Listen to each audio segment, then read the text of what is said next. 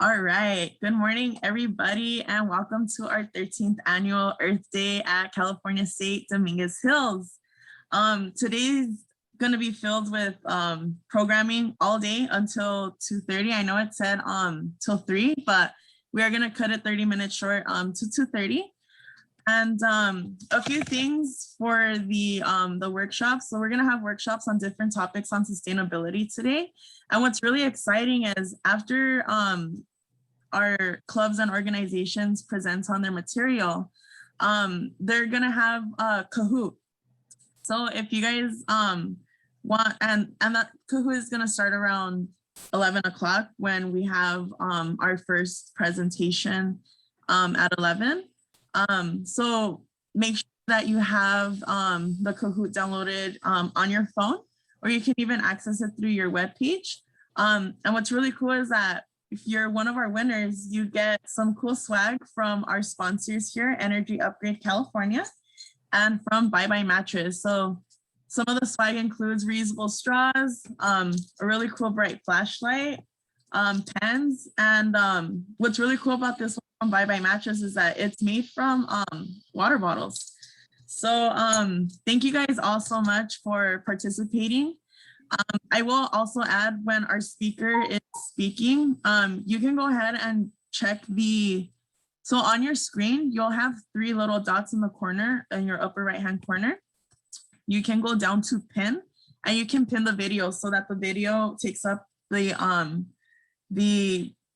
whole screen on your computer, so you can better see the material. So without further ado, I'm going to go ahead and pass that over to Cheryl, and she's going to introduce our first speaker for today. Go ahead, Cheryl.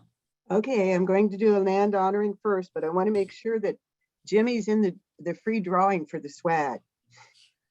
Yes, he is. Oh, very good. Of course. We acknowledge that the land on which we are gathered here today is the home and traditional land belonging to the Tongva Nation.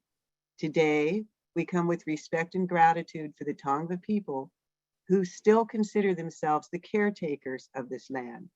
It is through their examples that we are reminded of our greater responsibility to take care of Mother Earth and to take care of each other. And I'd like to introduce my favorite Tongva, Jimmy Castillo. He's a Tongva pipe carrier. He's a sweat lodge leader. He's a sun dancer. And if I told you everything he did, I'd use up all the time. So I'm just going to say, here's Jimmy. Good morning, everybody. And I'd like to wish you all a very happy Earth Day. One of the best celebrations throughout the year, above anything else, in my opinion, because without our Earth, we are nothing. And,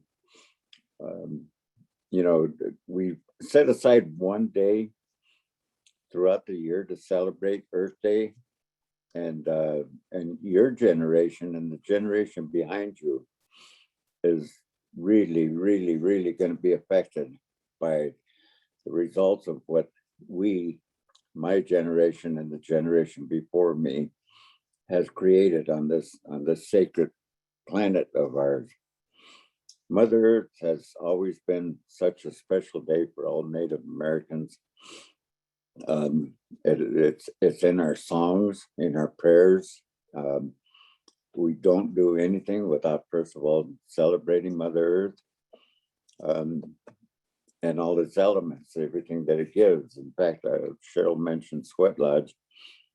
Sweat Lodge consists of the 4 elements of the world, and all of these elements are being affected right now, infected and affected.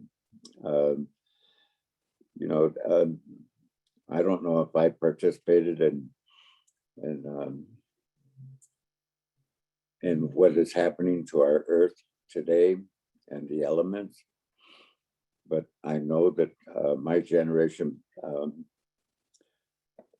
participated big time what is happening to our Earth today. So nonetheless, it is affected, and we can see what is the effects of it through our climate change. And one of the activists that I see as a hero is Greta Thunberg. I believe she's from Sweden. She came to the defense of our Mother Earth, and such a powerful young woman. I believe she was around 14 or 15 when she came forward with that. And something I just learned from about her is that she's actually autistic, you know, which doesn't make her a bad person, but it really surprised me to learn this about her, and still being very vocal about climate change. We're feeling the effects of climate change right now. And, you know, there's a lot of people that are in denial about that, and they can go on ahead and be in denial about that. But sadly enough, their grandchildren are going to be affected and infected by what we're doing to our earth today. You know, we have these plastic bottles, we have straws that whales are being affected by, and all our ocean creatures. When part of our ceremony also includes the swimmer nation, which is our ocean creatures. You know, so when we look out at the ocean, all we see is water, but underneath that water lives a whole nation full of creatures down there, and we're affecting them by what we do here on Mother Earth. Our waters are being infected by what we do on Mother Earth. You know, we're in the middle of a pandemic, and everybody is doing their part to stay positive so they could test negative by wearing rubber gloves, hand sanitizers, masks, and things like that. But now we're starting to see evidence of this pandemic in our ecosystem by discarding of our rubber gloves and our mask. You know, I really feel that it's important that we discard these things in the proper place so they could be recycled and repurposed whenever they get to that destination. Even our wars that are happening right now throughout the world. Vietnam, I'm a Vietnam veteran, and the depleted uranium from all the explosions and everything that happened out there, including from the bullets all the way up to napalm and cannons and tanks and 8-inch howitzers and all that. The depleted uranium is still there, and they don't have any idea whenever that is ever going to disappear. They feel that probably 100,000 years or even longer than that. They don't know. There's no way of trying to figure out how long that depleted uranium is going to be on that earth. And it's in Afghanistan and Iraq and all these other war-torn countries. And the people are going to be affected by that. Babies are going to be born with disabilities, you know, and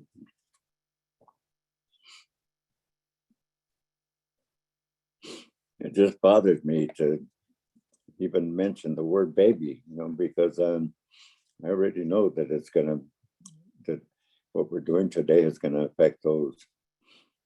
Your children, all you students, your children are going to be faced with these dilemmas that what we're doing today. That's why it is so important that you take on your responsibility and come to the defense of our air, of our water, of our earth, of our plants. You know, our water is such an important thing, and we're here in Southern California, that well, actually the whole state is in a water crisis, in a drought situation. And some people are in denial about that. There's, you know, they can go on ahead and deny it all they want, but they're going to feel the effects of it. we're probably gonna have to ration water again this year. And that's okay, you know, and the other thing that troubles me is the development. They keep on developing more freeways, more buildings, concrete. And I think that these Europeans came here with concrete and asphalt for brains. You know, it may sound funny by me saying something like that, but that's true. You know, if they're going to come here and create buildings and this sort of thing for their businesses and all that, when they're through with their business, then you know what, go on ahead and take down your building and give Mother Earth a chance to come back whenever you leave this area, whenever you close your business. Take down your building and take it with you. Let Mother Earth come back to life for a little bit. It's typical that whenever they close their business, that they leave their building right there. The more concrete and asphalt that is put on this earth, the more that we're suffocating her.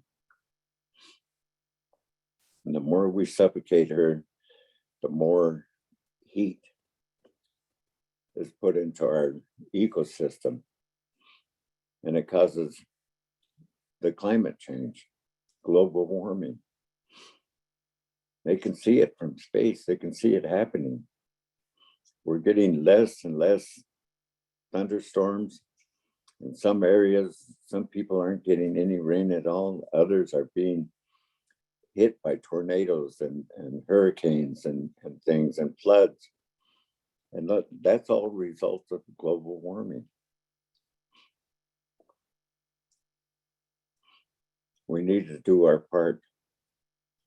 As the saying goes, that we need to think globally and act locally so that we can do our part.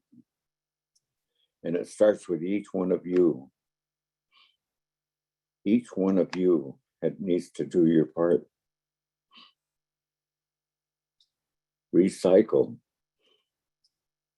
Do what you can. Hug your mother. And don't let Earth Day be just one day out of the year. Let it be every day of the year. Let it be the biggest celebration throughout the year. Bigger than Christmas, bigger than the 4th of July, bigger than New Year's. Celebrate it as being one of the most important holidays of your life. And do your part. You know, Native Americans have long been doing this from the beginning of time. We've always included our Mother Earth. You know, Mother Earth gives life. You look around, you see what she gives. She gives us all we need to sustain ourselves in life.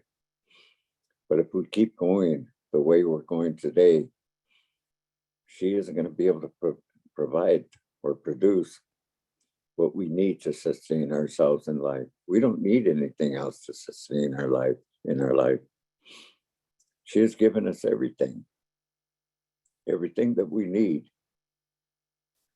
And I emphasize that word need as opposed to want. Want is something that could turn into something greedy, and greed is an evil spirit.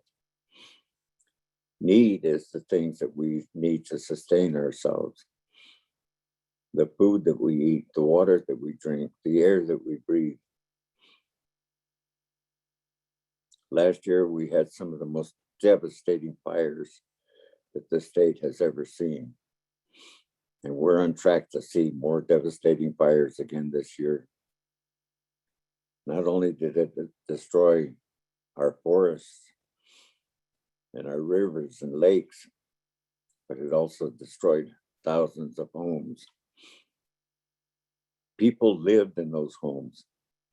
Children lived in those homes. Babies lived in those homes. And suddenly, they were without a place to live, without a place to set their food on their table and feed their families.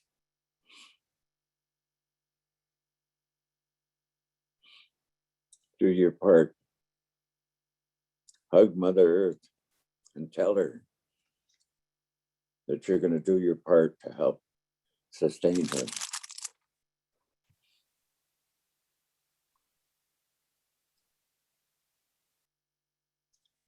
We learn from our ancestors. We learn from our elders.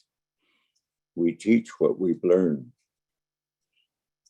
From the time our children are born, we start singing to them, singing the songs that our Creator gave us. Our songs are our prayers.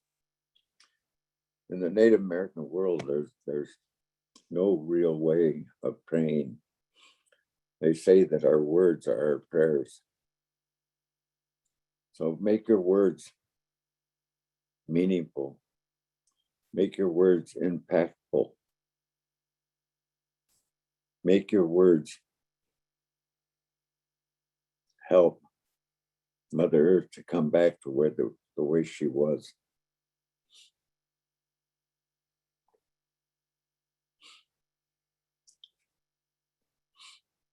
I'm about ready to plant my garden.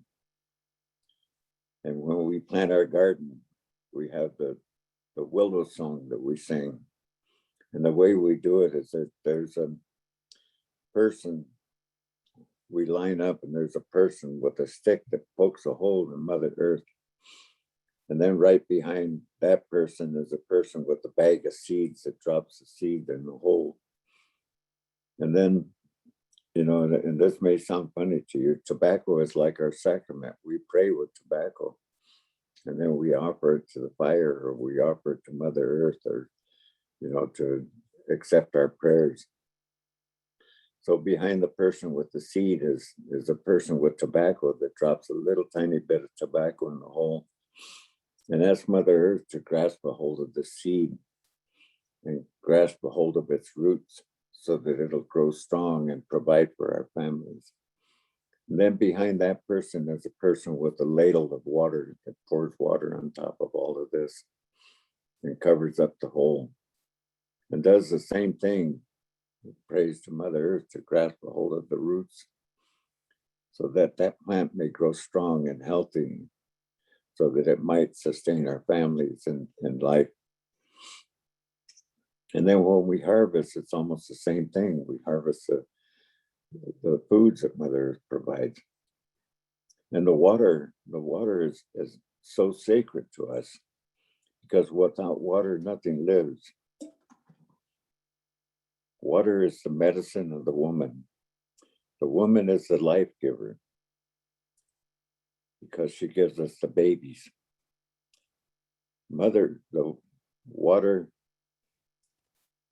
is also the life giver of Mother Earth.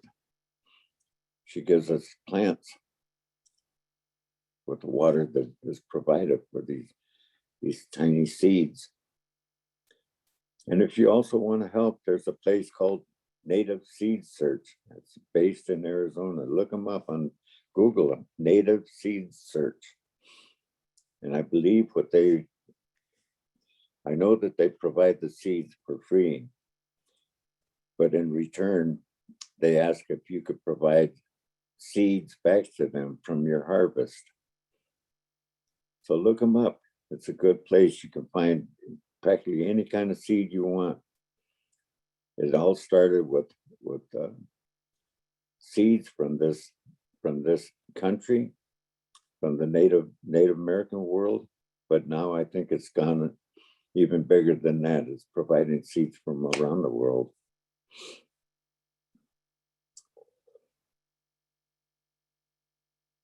You students are important with us in the Native American world. Like I was saying, we learned from our ancestors and our elders, and we were taught to teach what we've learned.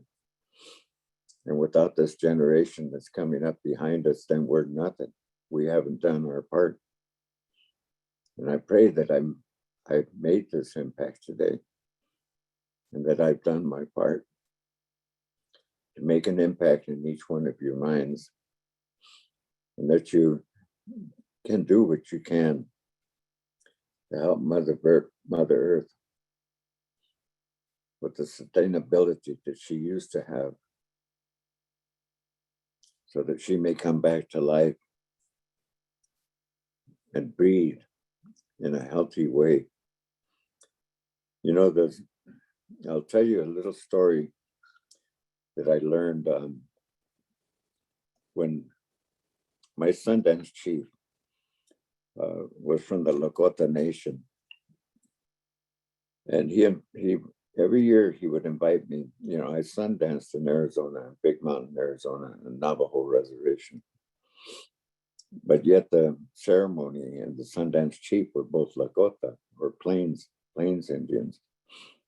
And he kept inviting me every year, you know. So one year I went to North Dakota, and while we were up there, he took us for a journey inside this huge cave in North Dakota. And while we were down there, I noticed that we were traveling in one direction, and I noticed that the breeze down there was hitting me in my face. And then by midday, we turned around and started traveling back. And I noticed that the breeze was still hitting me in my face, even though we were going in a different direction. And I brought it to his attention. I says, "Hey, Joe," I said, "you know, when we were traveling this way, the breeze was hitting me in my face." And I said, "Now we're traveling back in the opposite direction, and I still feel the breeze hitting me in my face." And he says, "Yeah." He says, "So what do you think that is?" And I thought for a moment as we were walking, you know, we kept walking. I thought, and I responded to him. I said, "You know what, Joe?" I said, "The thing that's coming to me is that's Mother Earth breathing." And he smiled at me and just kind of shook his head gently. He says, "Yeah, that's Mother Earth breathing, taking a breath and exhaling. But if we don't do our part, we're not going to feel that breeze in our face. Mother Earth will stop breathing." And you know, the thing about this, the other thing that we see as elders, is that if it continues this way, a lot of things will go extinct. You know, I've been watching the eagles up in Big Bear every year, every January. They most typically lay 2 eggs. And I read up on them, and they have like a 50% survival rate, the eggs do. And last year she produced 2 eggs, and one of them hatched, or both of them hatched actually. And one of them was kind of frail and wouldn't eat, and barely pick on the food and all that. Ultimately, that baby eagle died. And the other eagle ended up dying. This year, I brought it to the attention of Miami and also Jessica and Francisco. And they were all following that Big Bear bald eagle. And she laid 2 eggs, and one of them got eaten up by a crow. And the other one ultimately got taken away, probably by a squirrel or something. And then another egg was laid. And ultimately there was 5 eggs laid. One of them started to hatch, but I don't know what it's called, the sac that the egg holds the embryo in, it didn't break, so that eagle suffocated. And the other one never hatched out of 5 eggs. So we're going another season without baby eagles. But one of these days, a lot of these things are going to go extinct. And ultimately, we too are going to go extinct. But one of the greatest things about it is that Mother Earth is going to make a comeback without us. Out of all the living things on this planet, we're the only ones that is destroying our Mother Earth, destroying our air, and destroying our water. We are the ones responsible for it. Therefore, we are the ones that need to do our part and help her come back to life. And even though it was my generation that made it,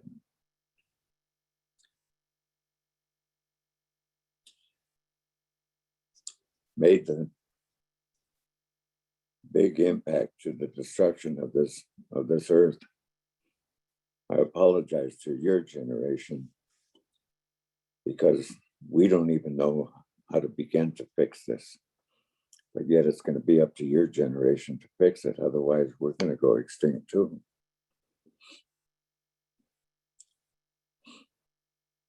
Look these things up.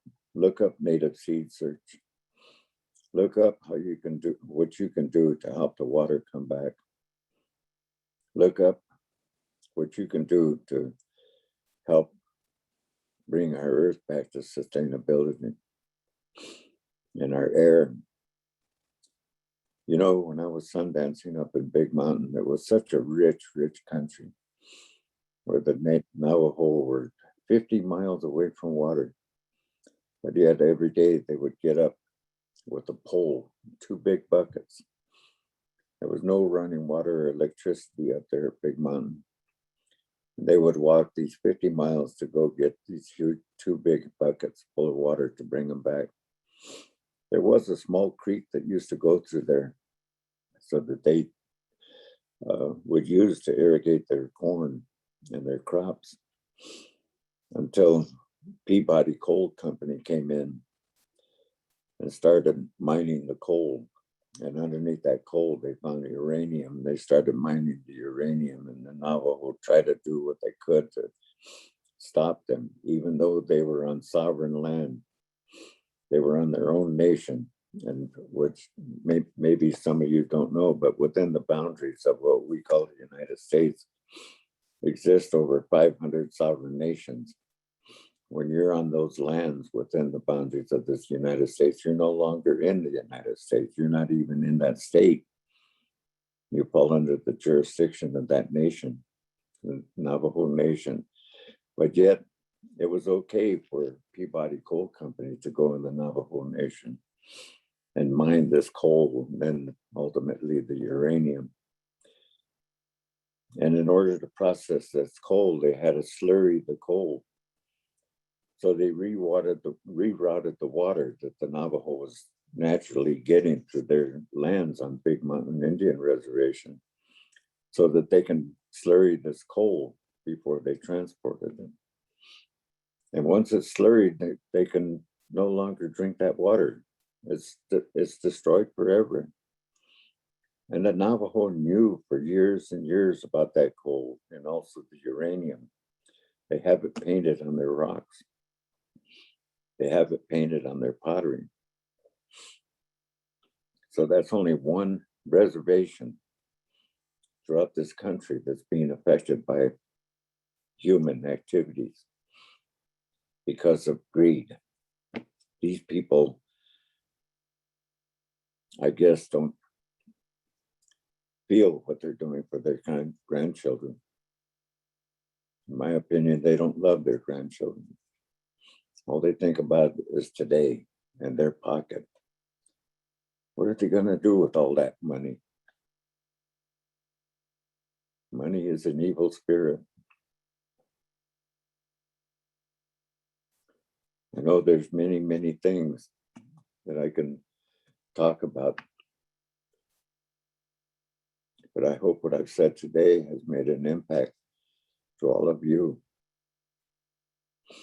You know, I don't even know if this coronavirus has anything to do with the climate change, the global warming. But in any case, we're in this pandemic, and we're in it together. And again, we need to do our part to make a difference. Get vaccinated, people, get vaccinated. I know that there's a lot of people that don't believe in the vaccination, or that vaccination causes autism. I don't believe it. I trust our scientists more than I trust our politicians. You know, and I'm sorry I'm getting political on such a sacred day, but it is important.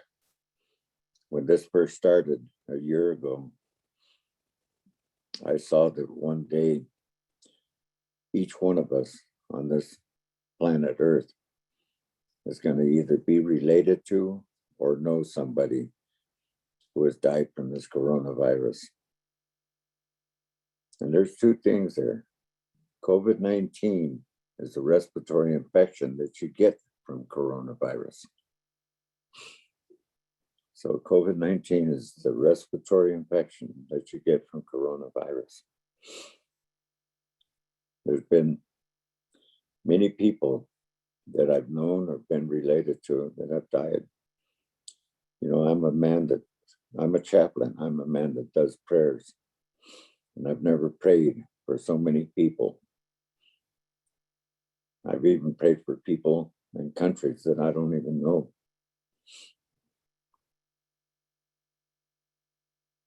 That this evil spirit goes someplace where it never affects anybody again. But I believe, like the flu, it's going to be here forever. So it's important that we do our part to take care of our loved ones and ourselves so that our generation behind us, our babies, won't be infected or affected by this evil spirit. My wife lost her brother a few months ago. And we've lost many friends. I'm a retired person, so I've been able to stay in my home since last March. Over a year now, I've been in my home. I haven't left, even though I've gotten vaccinated. So I'd just like to remind yourself as I conclude to remember to wash your hands and cover your beautiful face. Thank you for that smile, Victoria. That was a big smile. Each one of us are beautiful. We walk in beauty with Mother Earth. And I want to thank you all for letting me be a part of this Earth Day celebration.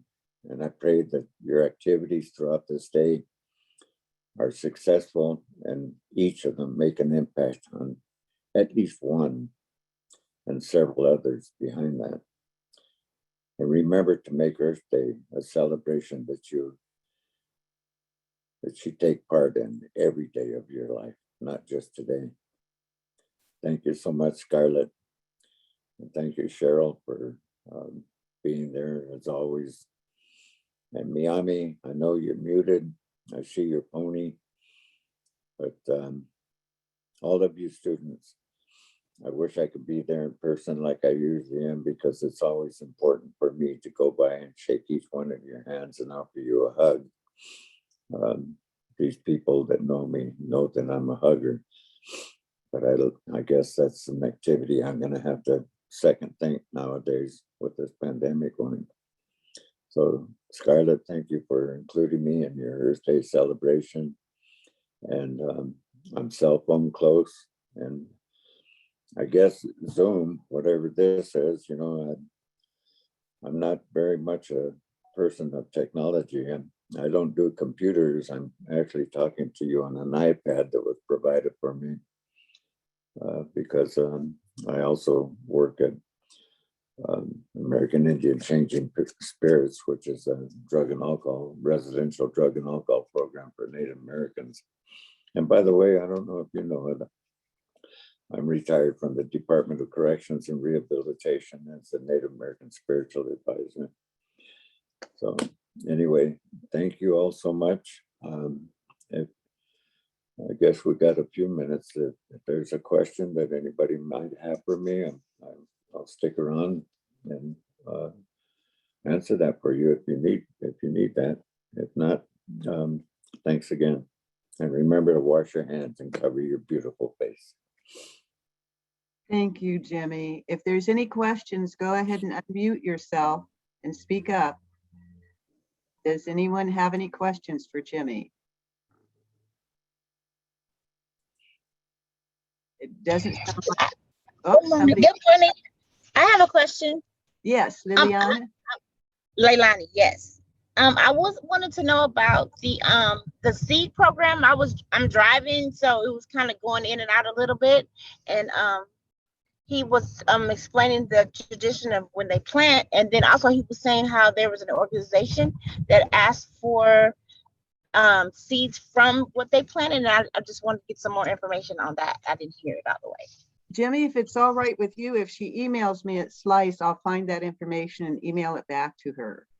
Yeah, it's called Native Seed Search. Okay, native seed search. Okay, And thank you so much. Good morning, Mr. Jimmy. Happy Earth Day to you. well, happy Earth Day to you too, Leilani, and make sure you hug your mother today, okay? I sure will, sir. Thank you. You're welcome. Is anyone else got a question here while we still have Jimmy captive? I'll also add, if you don't feel comfortable unmuting yourself, I understand. I am monitoring the chat. So if you want to direct your questions onto the chat, if any, go right ahead, and then I can direct those questions directly to Jimmy. Thank you.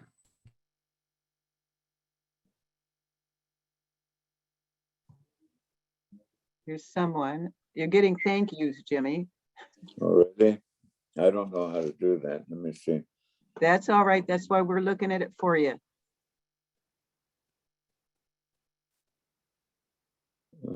Thank you so much. Thank you. Thank you. Thank you. Oh, you did Mr. it. Castillo. Yes. Yeah. I want first and foremost, I wanted to thank you for, this awesome presentation and explaining so many things that I had no idea about. But one thing that really caught my attention is that you said, within the United States, there's certain areas that aren't even a part of the United States, where it's like a sovereign area.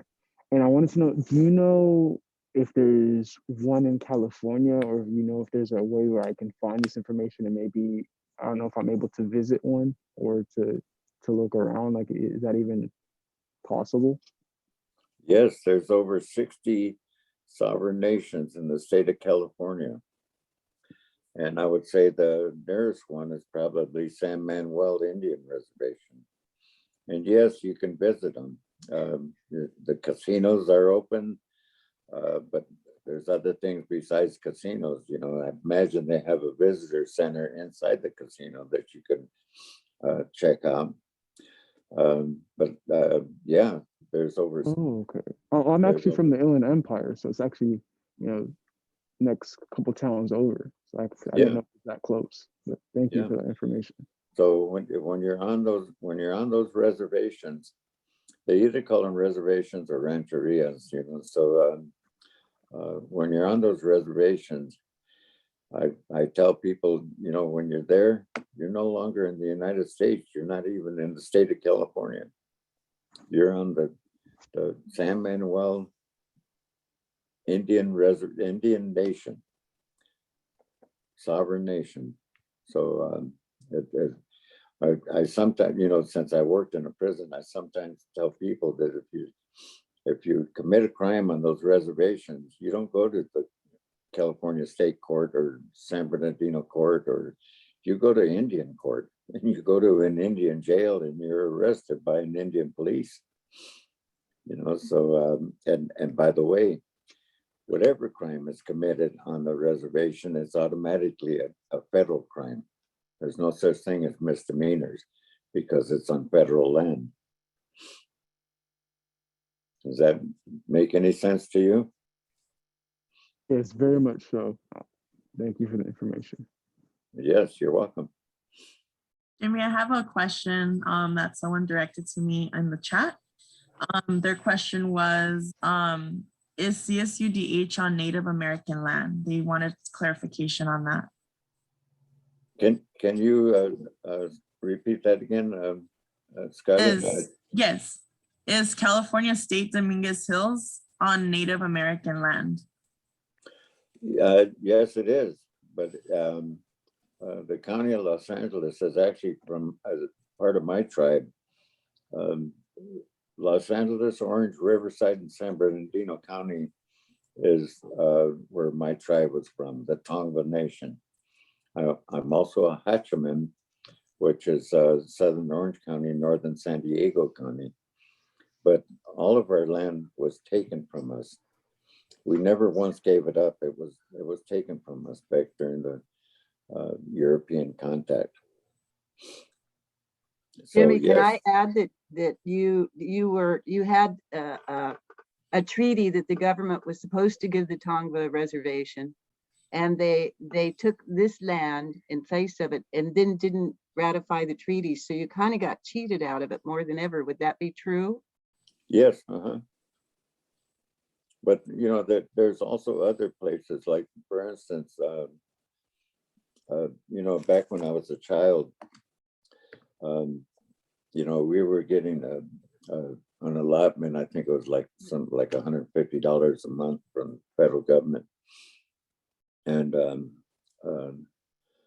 so I believe it was in the early 50s, 1950s, that the Irvine Company came forward and said that they had discovered that they had some land that that was forcefully taken from us, and they wanted to make it right with the Native Americans.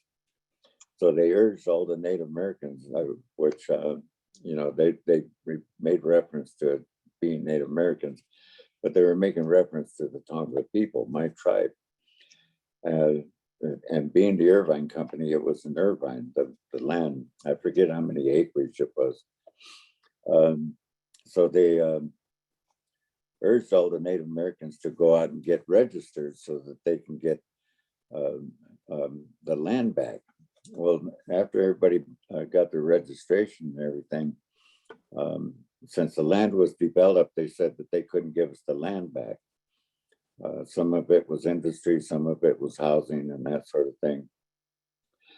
So they said, so what we'll do is we'll give you this. I don't know exactly how much. I was like 12 or 13 years old, but I'll give this number out. It was like $5.3 million.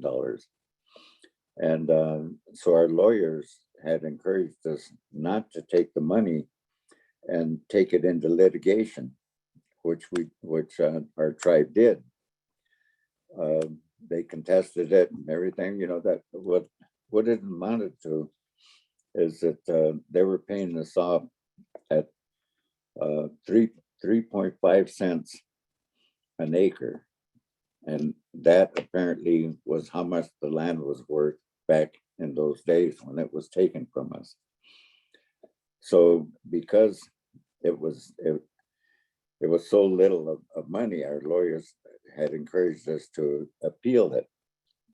And we had 10 years to appeal it. So we kept on appealing it and appealing it, appealing it.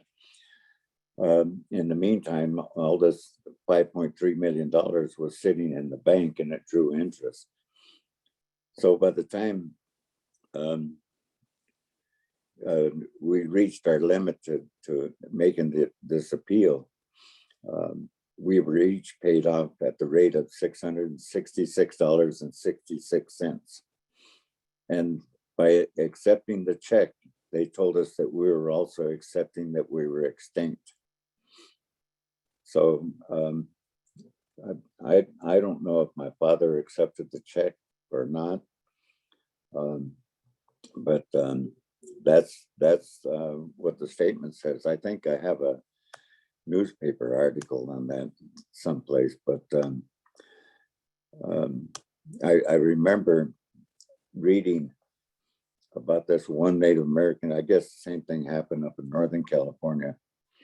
This one Native American sent in 7 pennies taped to a letter to the governor of California, and or no, it was a nickel and 2 pennies.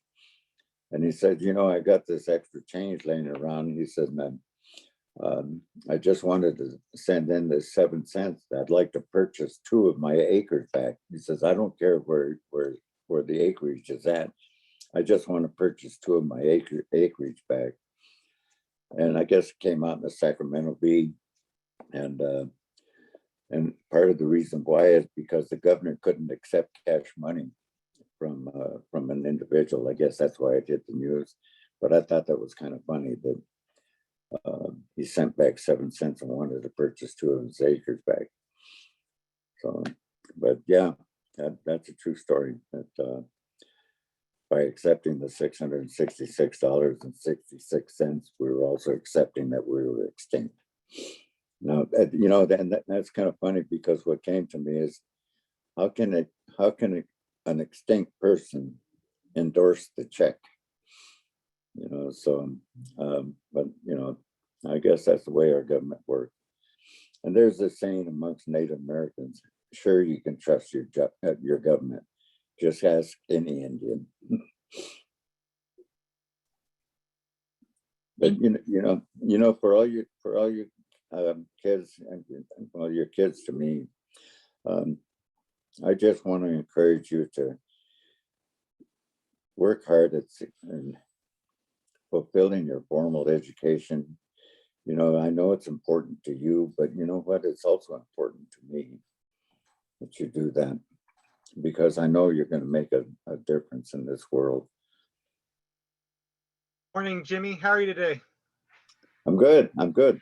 I want to thank you so much for coming out to our Earth Day yet again. I don't know how many years this makes that you've come out to perform our land honoring. And I've always had that question at the back of my mind. Why is it so important to honor the land? Why is it so important to respect where we come from? And I'm hearing you talk about your past and what's going on. And I wanted to know your perspective, or that of the indigenous population, as to why we should honor the land. Okay. Well, hi, Cheyenne. How you doing? Long Good. time. I know. A couple of years now. Yeah. Well, this pandemic, you know, I'm so scared of this pandemic. And that's, you know, it's very easy for me to stay home. You know, my wife asked me if I wanted to go someplace or whatever. Sometimes I want to go, and other times I just say, you know what? No, I choose to live. You know, I want to live as long as I can. You know, even though I'm in a lot of pain from, you know, growing old. But anyway, you know, Cheyenne, I think in order to know where we're going, we first of all have to know where we came from. And we have to know our culture and what our culture taught us. You know, and I practice every day what my elders have taught me. You know, to honor the land, to honor the water. You know, when you know, sometimes we get a bottle of water, you know, individual size, personal size. When, you know, many years ago, I remember someone was offered some water, and it was inside the sweat lodge, and we're fasting. You know, we're going without water and without food for 4 days. You know, while we're going through this ceremony, and we're inside the sweat lodge, and this guy gets a buffalo horn. You know, that's what he uses to pour the water on top of the rocks during sweat lodge ceremony. He'd get a scoop of water with the buffalo horn, and he'd always pour a portion of that water on the rocks, on the hot rocks. And I said, you know, before he would do anything, you know, or he would pour it on Mother Earth, excuse me, before he poured it on the rocks. And I said, well, why, you know, the question always was in my mind, why does he do that? And so one day I asked him, he said, we got to remember to give back. You know, Mother Earth has given us all we need to sustain ourselves in life. We got to give back to her. You know, and there's people around the world that is going without water. So providing Mother Earth with some of the water that we use, you know, we offer it as thanks, you know, to express our gratitude. In fact, when we eat, we take a portion of each of our foods and we leave it out by a tree or someplace out there, and to give back. You know, we have to give back. If we don't give back, we're going to die. You know, and maybe the pandemic has something to do with those ancient teachings. I hope this answers your question, Cyan. Thank you very much for your time. Yeah, you're welcome. We have just a couple minutes. Are there more questions?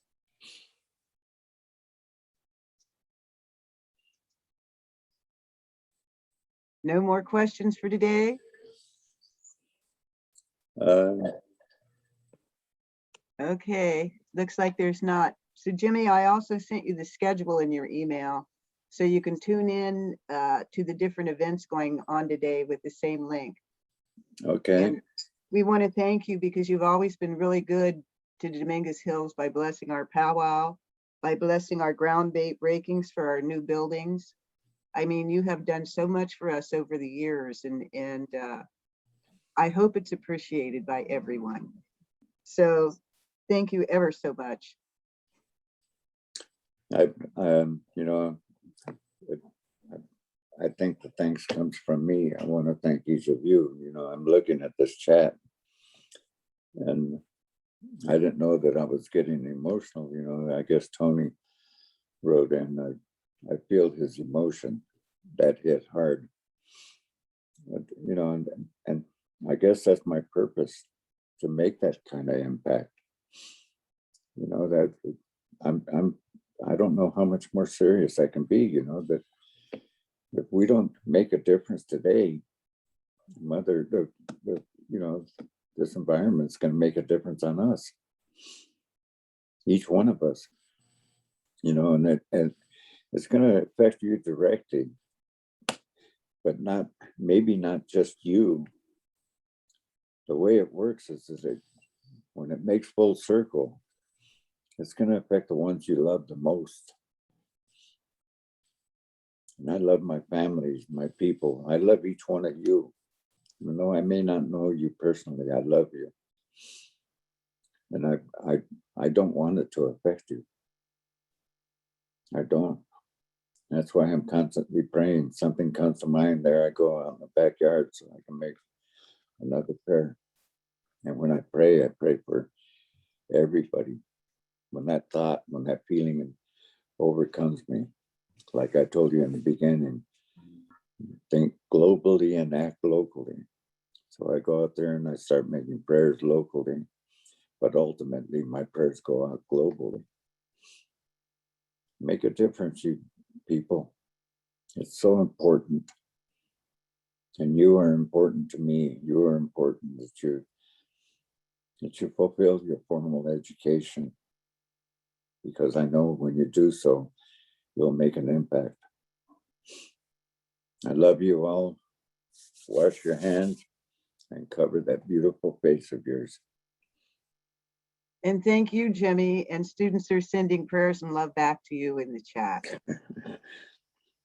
Well, thank you so much. And remember, you know, I'm not good on all this modern technology. Cheryl knows that. Sometimes she'll call me up or email me, and I'll probably end up calling her back, asking her, well, how do I respond? How do I do this? Or how do I do that? I have this iPhone 12 Max or whatever in the heck they call it. I don't have any idea what the hell the damn thing does. but I, you know, I will try. I'll try to do my best and all that. But I'll try to respond to you, you know, if I can.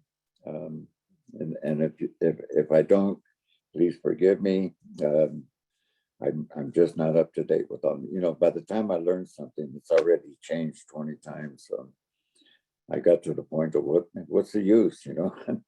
I just barely learned how to use Zoom not long ago. So anyway, take care, you guys. I love you. Hi, Jimmy. Make a difference. And so now we're going to turn it back over to Scarlett. Okay, Scarlett, thank you. So long, everyone. Thank you so much, Jimmy. I can't thank you enough for, you know, being on our participating in our Earth Day today. So with that being said, I'm gonna go ahead and share some content from one of our sponsors, Bye Bye Mattress, and then at 11 o'clock, we're gonna hear from our first workshop today. So give me 1 second while I share my screen. I'm gonna log off, everybody. You guys take care. Have a beautiful day. Thank you. You too. Bye. So long. All right. So.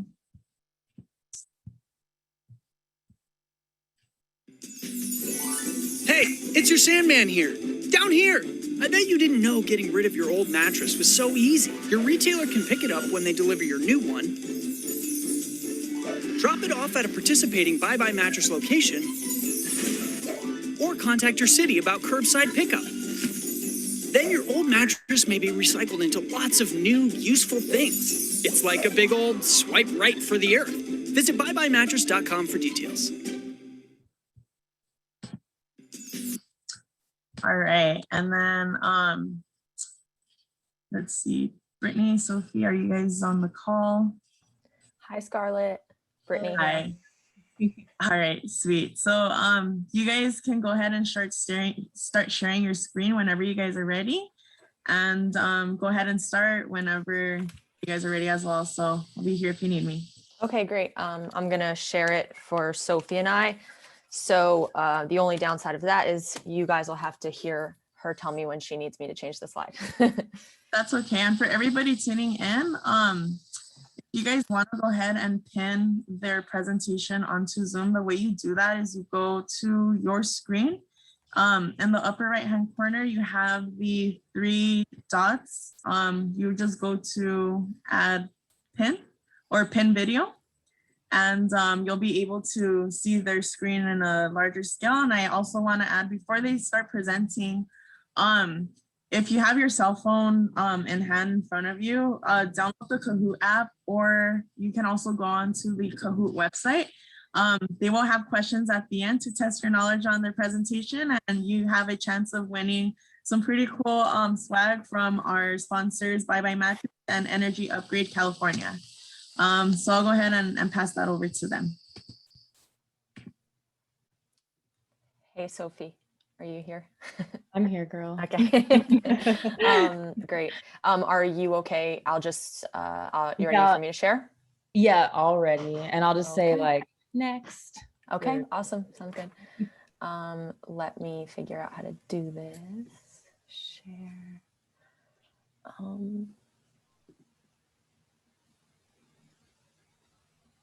Okay. Oh, okay. And then I have to just do present, right? Yep. And that works. Can everyone see all edges? I know sometimes they get cut off. Yes. Okay, cool. Thank you. All right. My name is Brittany Black. I'm a student at CSUDH, and I also am an intern for the Office of Sustainability. I work with Scarlett, and thank you for allowing me to be here at the Earth Day presentation. And I'm Sophie. I'm Sophie Wheeler. I'm also a grad student at CSUDH and an intern for the Office of Sustainability. Okay, great. Our presentation today is on environmental justice and the triple bottom line. Okay, I'm not sure how to switch to the next. Okay, cool. All right, let me move this. Okay, sorry about that. So the learning outcomes we'd like for you to take away from this presentation. I'll walk you through the bullets here, but I use this image here to kind of guide you through the definitions that you'll be learning. So at the end of this presentation, you'll be able to define environmental justice and the triple bottom line. And this image might not make the most sense to you right now. Great if it does, okay if it doesn't. This graph does hint at the definitions though. So take a moment by looking at the smaller font with the image there, and consider those the economic, environmental, and social variables associated with those 3 main terms in there. And you'll notice there's 3 and also the triple bottom line. So then we'll also with environmental justice, you're probably wondering how environmental racism factors into that, and we will get to that as well. We just are focusing on environmental justice, but very much closely related, and we'll get to that. And then you'll also become familiar with the environmental, social, and economic impacts in our way of life, production, and us as our habits as consumers. With this, we already consider the cost and quality of pretty much everything we get in our life, right? We want to save money, but we still want to have a reasonable quality, right? That's easy for us to grasp. So that's economic right there. And then we're all here at Earth Day, so we want to help the environment, right? Or we want to at least not make it worse. So in this presentation, we'll but we'll focus also on this social aspect, because we feel that the economic and the environmental tend to take the forefront, or have throughout a lot of the Earth Day movement in the past 50 or so years that it's been going on. Social is kind of something that, for whatever reason, falls to the wayside, and we'll get into that as well. And then we'll also consider what it means to meet the triple bottom line. Like, are we really meeting this by by making green purchases? Are we really meeting this? How can we factor in this third element of the social repercussions? And who are we hearing? That's an important one too. So I'll move on here. Okay, so what is sustainability? So we've probably all heard this definition of meeting the needs of the present without compromising the needs of future generations. But what generations are we talking about? Are we potentially considering our current reality as acceptable and just wanting to extend this to our own children? What does this say about the global reach of that? Are we considering in our daily choices and our decisions, and this is individual, this is at a business level, this is our institutions, are we considering the global reach? Because by future generations, that's really what we mean, and that's what would really be sustainable. So again, going back to, are we really meeting this triple bottom line? And so then the second and third bullets here, the triple bottom line and the 3 E's, those can be considered like the 3 pillars of sustainability. That's a way you can look at like the current situation and how it's benefiting or meeting the needs of the people, planet, profits, or environment, equity, and economics. So just 2 different ways of looking at it. I'm sure there are more out there. But these are the ones that we found most widely used, accepted, and the most helpful. So then I didn't mention the graphic here, but this is important. It's not just a filler for our slides. So here I would ask you to focus on these 3, not the 3 major people, planet, profit, but the bearable little triangle there, the equitable, and the viable.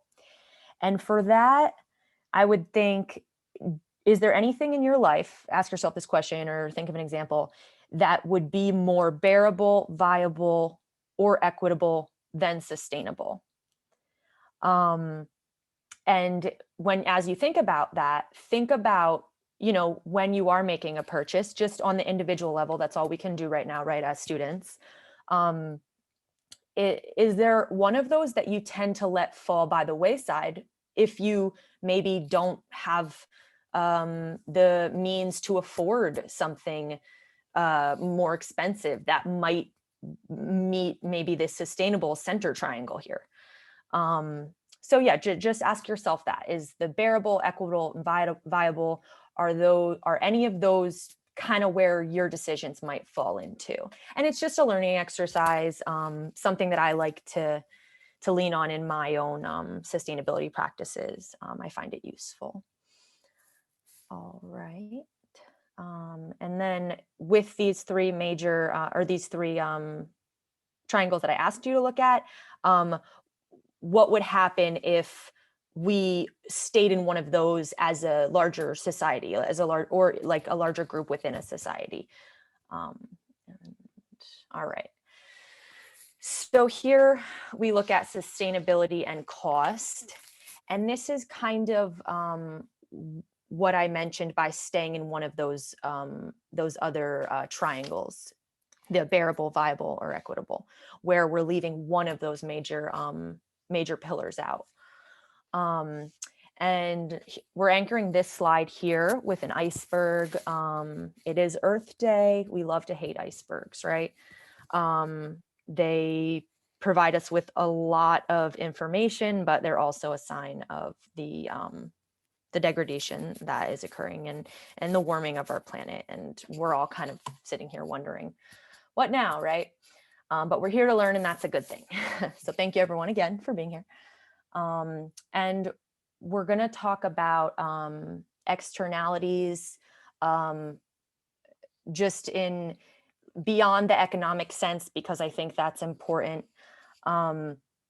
The economics here in our image, as that we'll use as our anchor, that would be, you know, that would be like our operations. That would be our profit. That's how much we pay, and those are things, again, like I mentioned, that we consider.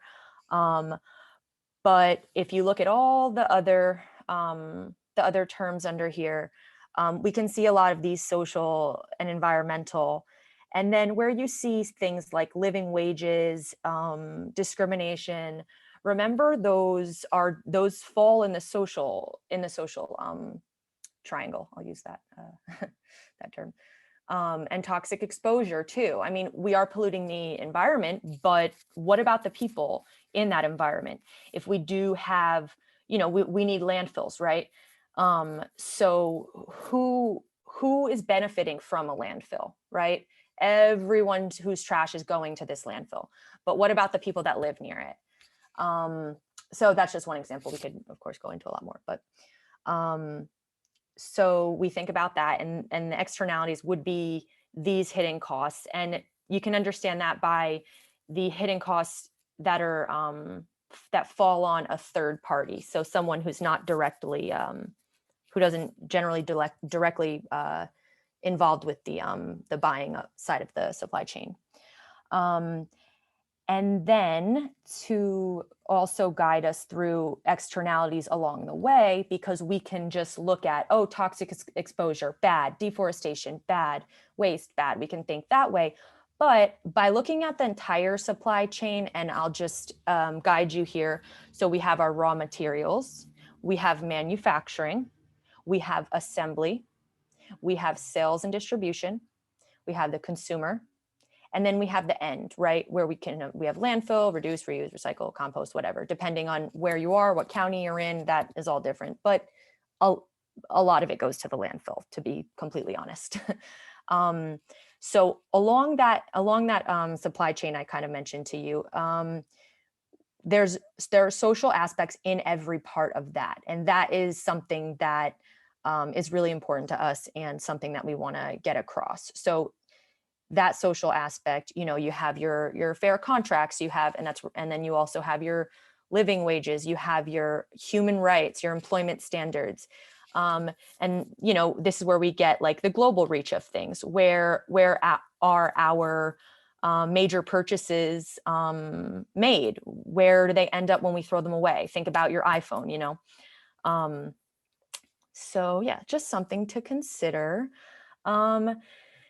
And then my last bullet here, the good, I guess, and bad news that this economics reality tells us is that it eventually leads to market failure, right? If you're not meeting the needs of society in their people, this cost is going to fall on this third party.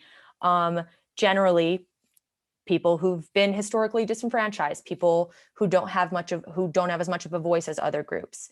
And I'm gonna hand it over to Sophie at this point, but we're gonna talk about the maybe third parties that generally bear the cost, and how those third parties might get their voices heard, or why we should hear their voices. And I'll hand it over to Sophie now. All right, next slide.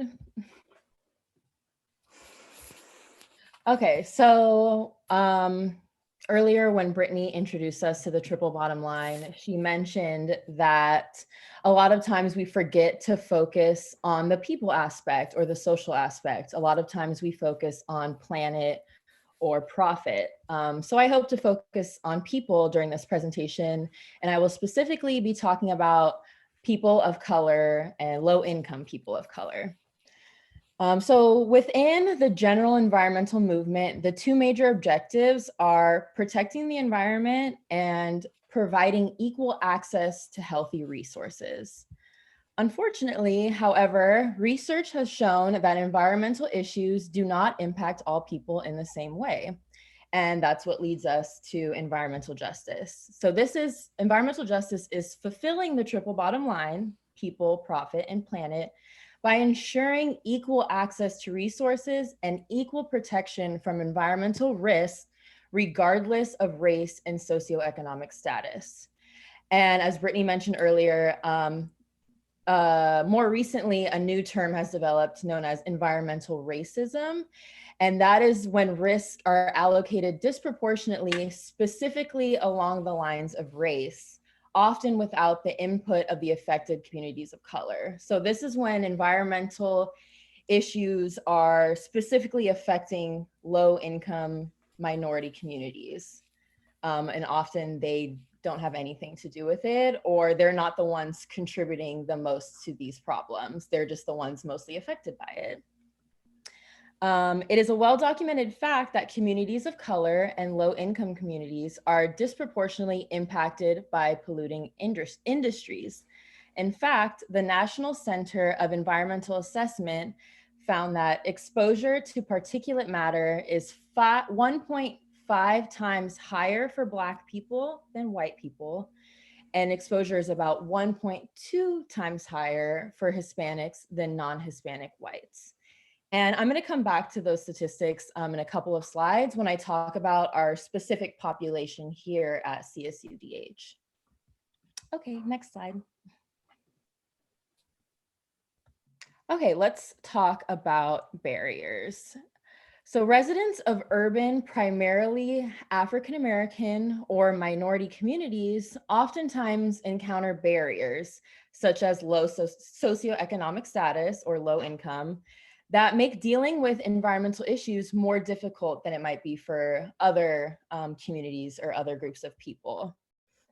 Because of their low socioeconomic status, many minorities cannot afford what can be seen as sustainable luxuries or things like solar panels, electric vehicles. Even many household products advertised as green or eco-friendly are typically more expensive than their more basic counterparts. A lot of times too, even though people of color and minority communities might want to do everything they can to participate in the environmental movement, a lot of times it's not a priority for them, and that's not by choice. Many minorities feel they do not have the means or even the energy to dedicate time to sustainable improvement because their priority is working and providing for their families. And a lot of time their energy is spent dealing with other injustices and racism. So they just don't have the capacity to deal with these issues. Oftentimes, these communities face physical barriers that make dealing with environmental issues more difficult. Neighborhoods with high environmental risk are often less walkable neighborhoods. They have poor transportation. They might suffer from a lack of poor zoning, which means that industrial and residential areas are too intermixed. Sometimes there might be freeways running through residential neighborhoods that make it harder for people to get around, or Oftentimes, landfills and toxic waste facilities are built in these poor minority communities, and I'll talk more about that on the next slide. And a lot of time, these communities also suffer from a lack of green space, or they have less space for parks, trees, gardens, anything like that. Also, in many ways, sustainability has been seen as exclusive of minorities, or it can be called whitewash. Just as people of color don't have the same access to clean water, clean air, and other aspects of the natural world that can determine health outcomes, the professional sphere of environmental studies and sciences often excludes people of color on numerous levels, including in research, job opportunities, and work in the university culture. So a lot of times these people aren't even, people of color and minorities aren't even able to hold the same job positions, or aren't even offered the same jobs, or don't have the same opportunities when it comes to working in the environmental field. And this leads to them not being a part of the decision-making and the solutions to these environmental issues, because they're not given the same opportunities. A history of racial discrimination in US housing policies has also combined with the racial wealth gap that has led many minorities to become poorer in many cases, and has also placed minority communities in areas without safe, healthful, or easily accessible green space or nature. This makes developing the ability to dedicate a professional career to the environment difficult, to say the least. There's also a term that has become more popular recently known as green gentrification. And that's when low-income communities are often unfairly impacted by the development of green infrastructure. So a lot of times communities will, and these are usually more affluent white communities, they'll do something called greening in their cities, where they'll build more parks or try to bring more green infrastructure in, without even considering how it affects the poor minority communities in that area. They'll just build stuff and they'll forget about everyone else. They're only worried about themselves. And a lot of times the greening that I was talking about happens in cities and neighborhoods that don't necessarily need it. They're already affluent. They usually already have more resources than the poor minority communities. And a lot of the greening still happens in those communities that don't need it as much as the poor minority communities. All right, next slide.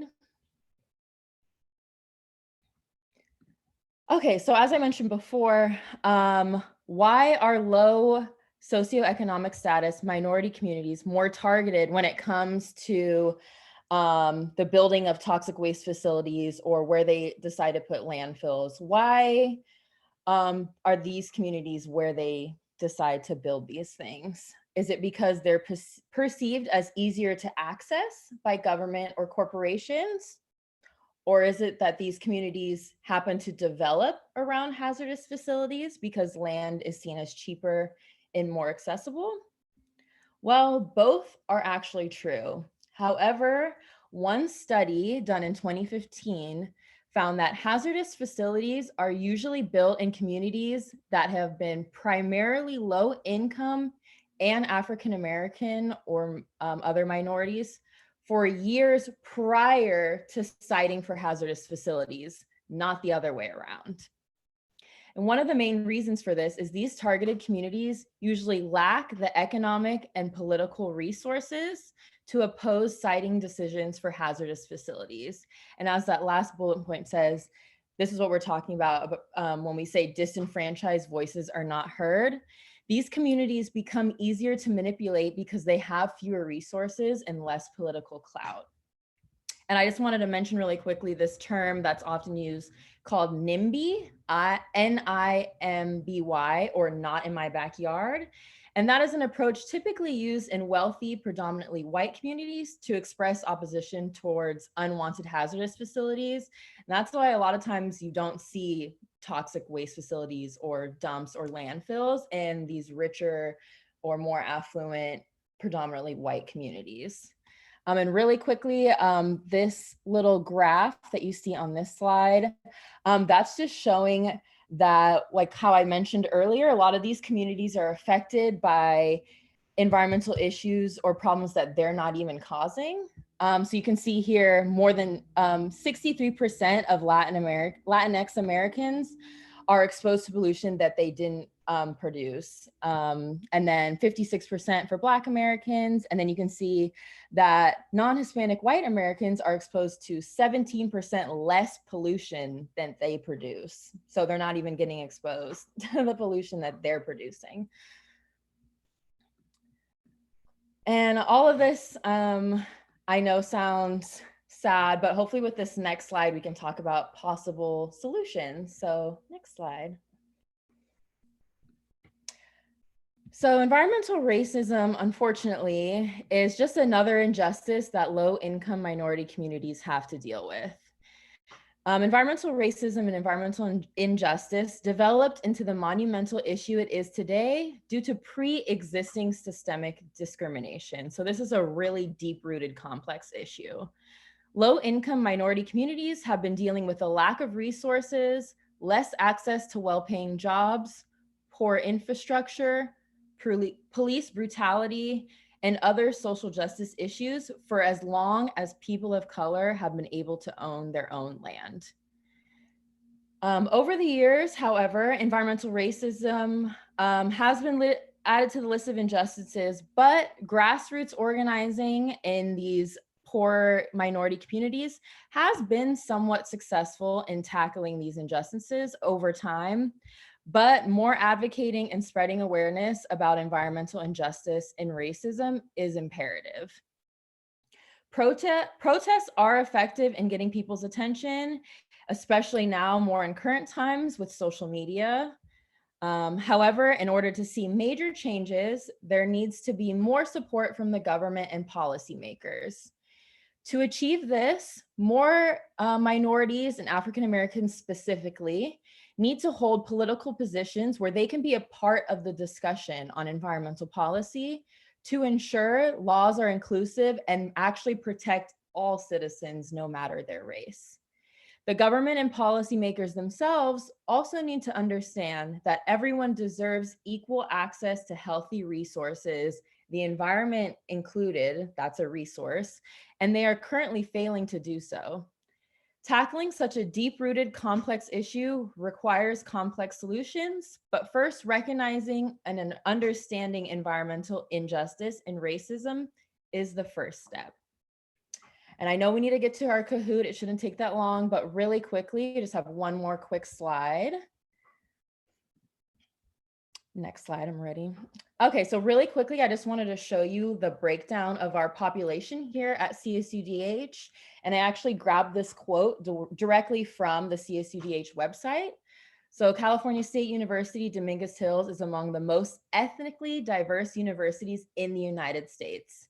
So you can see here, 64.6% is Hispanic and Latino, 13.5% is Black or African American, 10.2% Asian Pacific Islander, 8.5% for white, and so on.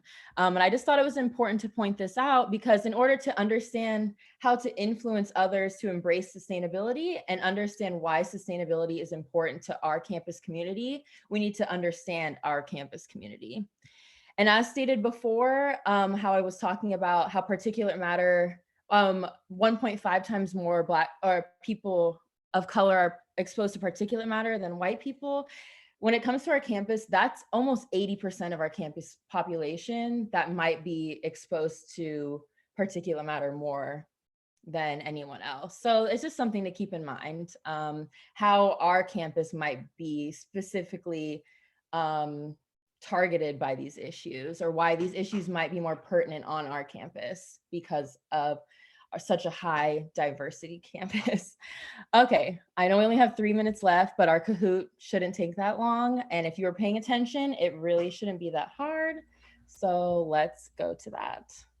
And thank you for watching and listening. All right, so I think bear with me here. I think I just click on this and it'll bring me to it. Yeah, it should open right. Can you see the Kahoot page, Soph?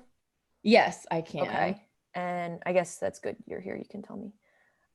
And I just host. Yep. And then it should give us a little code that everyone, I think Classic. Okay. I do have a code from, or a pin from last night, but I'm I not sure think if it will it's give the us same a new one. one. Oh, yeah, that's a new one. Okay. Okay, everyone. So get your Kahoot apps open, enter that game pin, and it's only 7 quick questions, and you get a chance to win a prize. So let's go. And if anyone has any questions, please drop them in the chat. We are monitoring. I know we don't have a ton of time for questions, but if you want to ask something really quick, you can go ahead and ask it in the chat. Okay. We will give you like 20 more seconds to join if you want to join.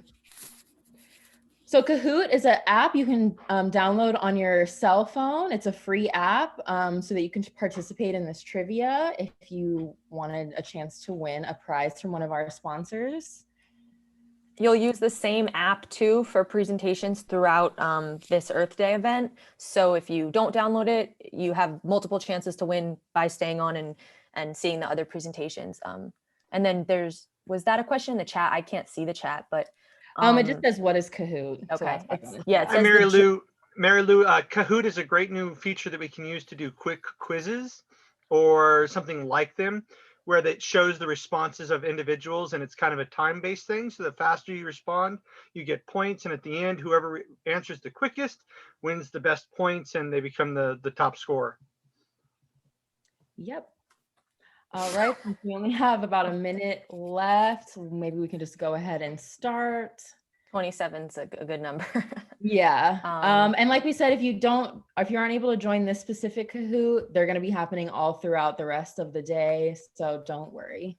Okay. We're still it's been stable at 27. So we're going to start. Let's go. All right. Environmental justice and the triple bottom line. So if you want to read them, you want me to read them? I'll read them. Okay. Okay, guys, the easy one to start off. What is sustainability? And we have 20 seconds to answer.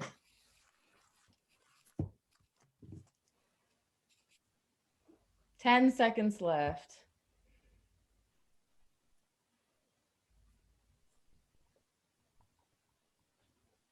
2, 1, here we go. So if you said blue or diamond or bee, yay. Meeting the needs of the present without compromising that of the future. If you take one thing away from our presentation, it should be that. Perfect. All right, next. Oh, here we go. Yay, Tony.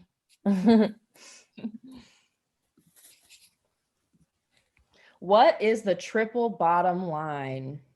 20 seconds.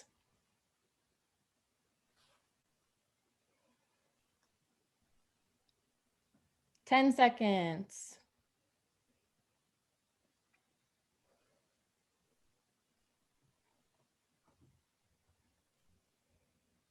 Yay, most people got it. If you said yellow or circle, people, planet, profit was the right answer. Oh, Tony. Okay, Tony, Vanessa coming in quick. Here we go. Question 3, what is environmental justice?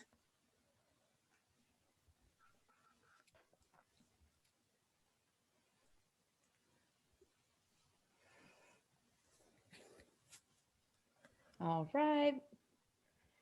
Everyone has answered, I believe. 3, 2, and 1.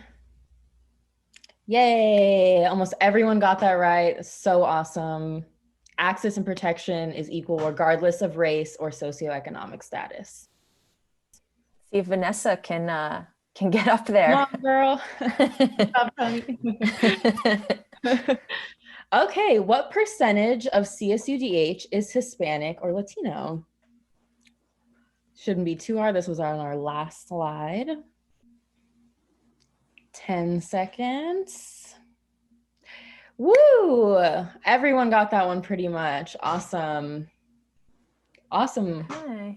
But yeah, it's good to remember over half of our student population is Hispanic or Latino. Sorry, Sophie, I didn't mean to cut you off. No, you're good. What is a barrier minorities face when dealing with environmental issues?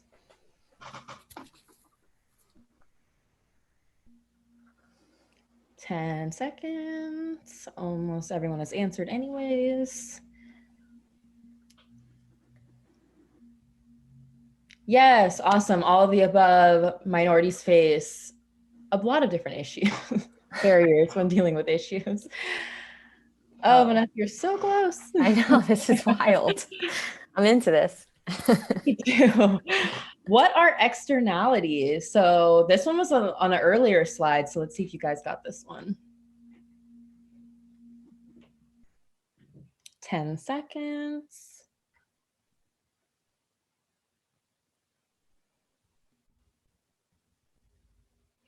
All right.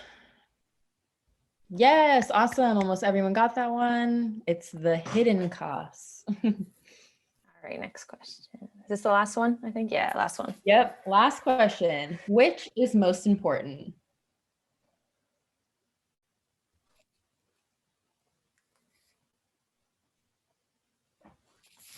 Ten seconds. Awesome. I'm so happy everyone got that one. Yes, all three are important. That's the triple bottom line. Yay. Oh, Josh, third place. Wonderful, wonderful. Vanessa, so close. Good job, girl. And then our star. I think we know who it is. Yeah. Tony. Woo. Go, Tony. Yay. And Awesome job, everyone, honestly. Thank you Great so work. much. Yes, and thank you for participating and watching. We hope you learned something. And yeah, thanks so much, guys. And then Tony just gives his information in the chat, right? And then Scarlett gets that. Yeah, I just reached out to them. So Thanks. Tony B, please send me your address to the email that I just sent you. And Sophie, Brittany, thank you guys so much. You made that really fun.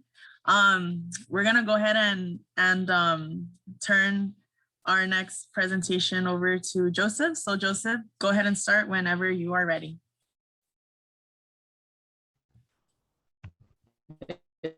How's it going, guys?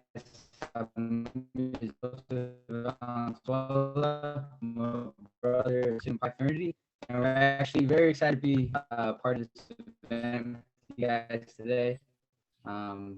Thank you for being here with us. Joseph, you're breaking up just a little bit. News program special for our presentation, but to Zoom logistics.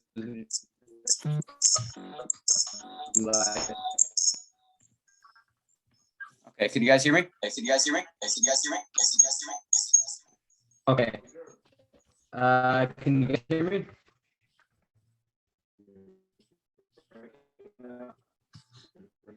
Hear me? Sounds choppy.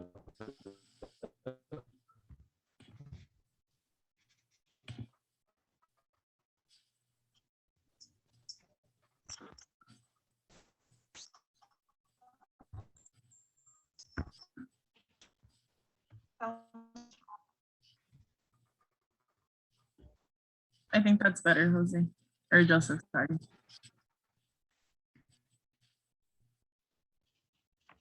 Come on, guys. Better.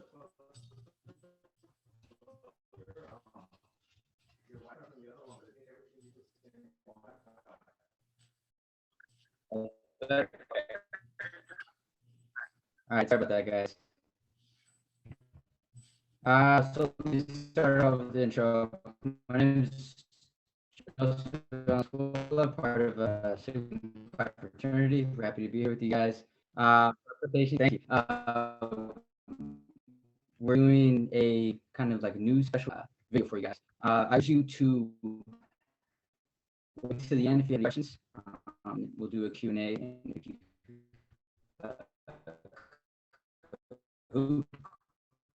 quiz at the end. So if you don't have a Kahoot, once again, go and you get a chance to win some small prizes. All right, what I do here is, one second, guys. Okay.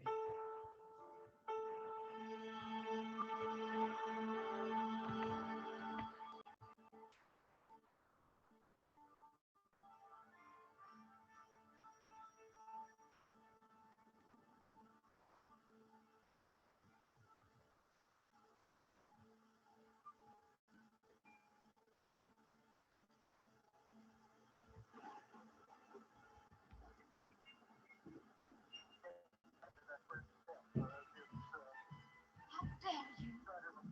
You've stolen my dreams, my childhood, with your empty words, and yet I'm one of the lucky ones.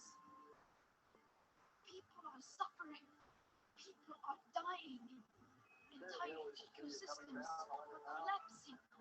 We are in the beginning of a mass extinction. All you can talk about is money and payments of eternal economic growth. How dare you?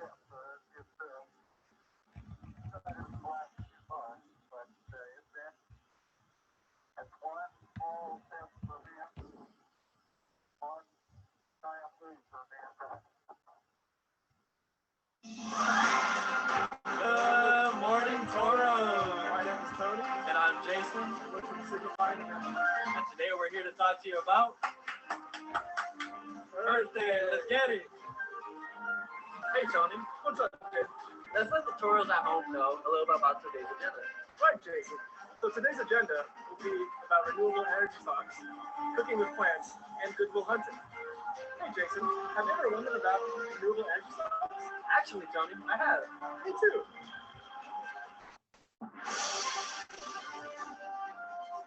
And welcome to Jose's Stock Shop. And today we'll be talking about green renewable energy, green energy stocks. Just for no disclaimer, we are not going to be giving you financial advice. We're not financial advisors. This is just generally for fun and for Earth Day. Yep. And just to reiterate that this is not financial advice. This is for educational and entertainment purposes only. And in honor of Earth Day, we're going to talk about a few eco-friendly stocks that Jose had the chance to look out for you guys. This week and for this whole month's program, we have been doing the show out of Jose's house just to protect ourselves and to be away from the studio for a little while. Telecommunicating to work has been pretty fun, I'm not going to lie. You know, who knows if we're wearing underwear and nothing else past this t-shirt or not. But that's a topic for another show or another day. Yeah, that's it. Thank you, Jose. So today we're going to be talking about three stocks. Two of them are just independent companies. The third one is an ETF. An ETF is just an index fund. And the first one I'll be talking about is Sunrun. Sunrun is ticker symbol RUN. And the second one is going to be Sun Nova Energy International, ticker symbol NOVA. Both of these companies are developers, and they sell solar panels. They do the cells, they do the installation, maintenance, and stuff like that. And both of these companies are amazing because they also do the financing for the people that want to take advantage of having solar panels. And over the past couple of months, they've been just taking over this fragmented market, and they've been starting to buy up other parties. So when you say fragmented market, what you're telling me is that they seem like they're buying up their competition. Exactly, that's kind of what they're doing. Like for example, Sunrun is one of the largest players right now, just because in the past year they actually expanded and bought Vinbit Solar, and in 2020 they posted a 57% customer growth. That's amazing. That is very good. That's amazing compared to like other companies and their growth, especially in the year of 2020. If I was to invest in this company or this industry, this seems like one of the two companies that I would want to invest in. If they're taking up all this customer base, like that's where I want to put my money. Especially if you mentioned earlier that these companies are also helping their customer base finance those solar powered panels that they put onto their houses, right? Yeah, that sounds great. Yeah, and they're both very similar with their operations. With SunNova, most of their operations also include just like the installation, the service, the maintenance, the upgrade, the the optimization of what their solar panels can do and how their power is just distributed throughout the house, or the building in general. So both of these companies, I would say that they're on my watch list, and I'll be on the lookout to possibly buying, especially right now. Currently, at this moment, they're kind of on a discount, I would say. Yeah, the market has been pretty volatile in this last year, and in particular within these last few months, I would say. And you know what? I know that we've all here in 2021 have been used to having an electricity company power our houses, and things like renewable energy such as solar power has been something more like an alternative to that, and solar power panels has been something that is more of an option than so much a necessity. But from what Jose has been telling me here, is that, hey man, solar panel, solar energy, renewable energy is not something that's just an alternative anymore. It's something that's becoming the forefront of not just technology, but electricity and utility companies now. Exactly. And not only that, but like solar energy is always going to be above us as long as the sun is there. We need to take advantage as consumers. And talking about renewable energy, there's also this ETF that I've been looking at. This ETF is your third choice. My third choice. Yeah. Okay. It's not only solar, but it also contains wind and other forms of renewable energy. And this was is a Global X ETF, ticker symbol RNRG, and it kind of just tracks the funds of the Nasdaq's Clean Edge Energy Index, and it's amazing. It runs through a worth of $3.2 billion. That's amazing. With holdings of 45 securities. Wow. So it has a great experience, and it has a great margin. It's very safe, to be honest, even though it's one of Zach's ETF ranked number 2 in its risk already. So it's a little bit riskier, so you'll probably get more return out of this ETF. Okay. So it's usually the individual stocks that are the most risky, and ETFs that are usually the most stable. But what you're telling me is, out of all the ETFs, this is more on the riskier side, but has the best return on profit. Exactly. Yeah. So it's a little bit more riskier. Just it's still an ETF, so it's on the safe side. Like 6 months since it was established, it's been profitable between 10 and 30%. That's great. That's great. I myself have been a little scared to get into some new investment options, but returns like that sound amazing. Why would I not want to get into it? And what you've been telling me before in the past is not time in the market, it's time in the market. Exactly. Not timing in the market, it's time in the market. Yeah, exactly. Yeah, you got it, Jose. Thanks, Jose. To change the subject a little bit, I've been hearing a lot about this thing called blockchain. I know that cryptocurrencies like Bitcoin and Ethereum use it, but can you explain exactly what blockchain is and how it has to relate to sustainability? Yeah, so blockchain is it consists of numbers of blocks, blocks of code, blocks of information. That this information ranges from like just cryptos to voting records to medical records, and it's all just kind of distributed into this chain, this blockchain. And once the chain is completed, no data could be changed or added. It is, and it's decentralized. So it doesn't belong to just one person. This information is kind of basically public, and it's shared throughout a whole bunch of computers, making it super valuable to have a coin because you have access to this information, this block. Gotcha. Okay, so it sounds like data encryption. That when you do transactions, let's say when you're buying things with Bitcoin or some type of cryptocurrency, those transactions are protected so that people can't hack it as that signal's going out. Exactly. They're super safe, super secure. It's just one wallet address to another wallet address, a public key and a private key. Okay. And then it's not hackable from your computer where you store your money yourself or wherever you're accessing your information from that. Exactly. Okay. My second question towards that blockchain thing, I also heard a lot of things that people on the more merchant side of that who do the blockchain are actually using a lot of electricity and energy in order to produce those things. Do you see blockchain being sustainable in the future and part of society later?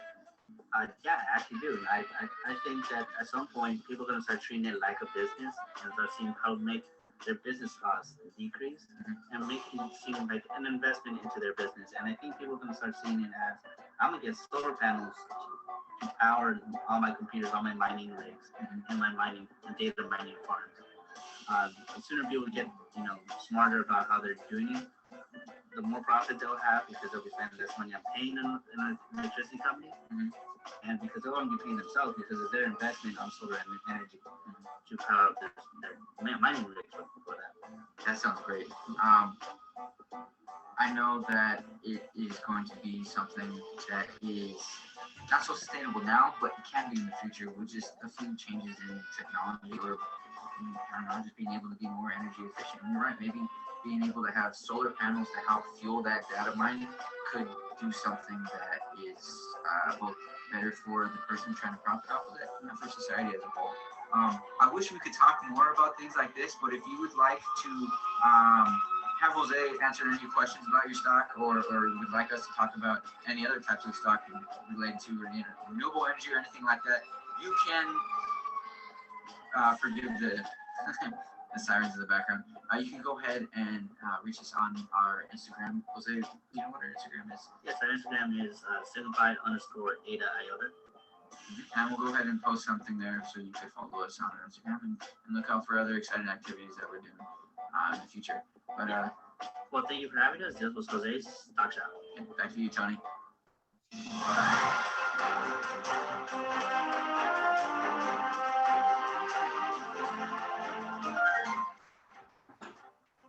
Yo, Tony, what's up, Jason?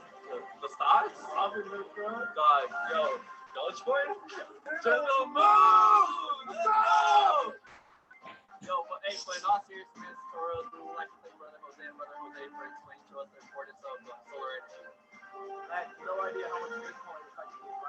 No, 100%, dude. And to be quite honest with you, I didn't either. All right, Tony, now that we're done talking about stocks, let's move on with our agenda. Right, Jason. So now we're going to be talking about plant-based diets. Here's Brother Eman and Brother Juan letting us know a little about the benefits of plant-based diets.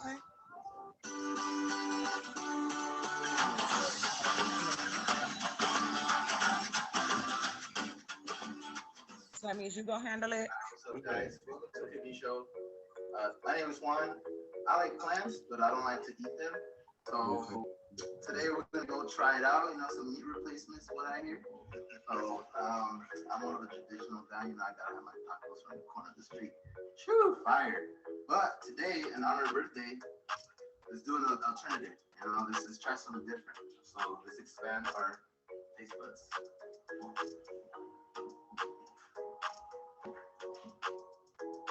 All right, so now we're in the kitchen, and we're gonna go and talk to one of my brothers from the same class. All right, here, my brother Eman. Eman, come on, say hello. Hey, thanks, Juan. What's going on? So today we're going to show you guys how to cook something a little more plant-based, something that you're not used to, but maybe a meat replacement that you're so used to having. So today we're making carnita tacos. Wait, you said carnitas? Isn't that with pork? Why would I want to replace pork, bro? Pork's fire. Well, honestly, being plant-based, we do like the taste of meat. Honestly, it's not anything bad. But according to a study from the Oxford University, the food industry makes about a quarter of the greenhouse gases. So if we can cut that by 3/4 by just one plant-based, literally makes a big difference. So we should show you exactly how you can do that and make little replacements in your life just to make it better. Wow, that's interesting. That's an interesting fact. I did not know that, and I'm pretty sure a lot of people watching did not know. But you know what? Let's dive into this food. Let's see what we're cooking. All right, so I'm gonna tell you how we actually replace that pork with plants. So we're gonna replace the meat with jackfruit. Now you can find this at Trader Joe's. You can find this in the Asian market. Honestly, it doesn't really matter. Just as long as it's with water instead of brine, because it takes away the flavor. Everything else you can find in your regular market. You got cilantro, onions, you got tomatoes, limes, and also you have your favorite avocados. And then to replace the flavor of meat is we're gonna use something called soy sauce and liquid smoke. Now, have you ever had meat without any seasoning? Yes, this is terrible meat. I would never try it again. Your mom would be upset, or your dad would be upset if you made chicken or carne asada. I would tell them. Yeah, you can't make it. So you're gonna use these to your meat, and then you have a little bit of other things. So you're gonna cut corners and take, what is it? Red pepper, onion powder, and garlic powder. Now I'm gonna save you guys some time and not really explain all the nitty gritty, but I went ahead and already did everything. So I went ahead and boiled jackfruit. I boiled it for a couple of hours. This is jackfruit. That's jackfruit. Yo, this looks like chicken, bro. Look at that. That looks like chicken. I don't think so. Yeah, it's gonna taste really good. I'll tell you this: you put at least 1 tablespoon of each. Let this sit for a couple hours in the fridge, and then once it's already full marinated, then we're gonna start cooking. So I'll show you guys how I cook everything, and then I'll show you how I dice everything so we can make ourselves some tacos. Let's go.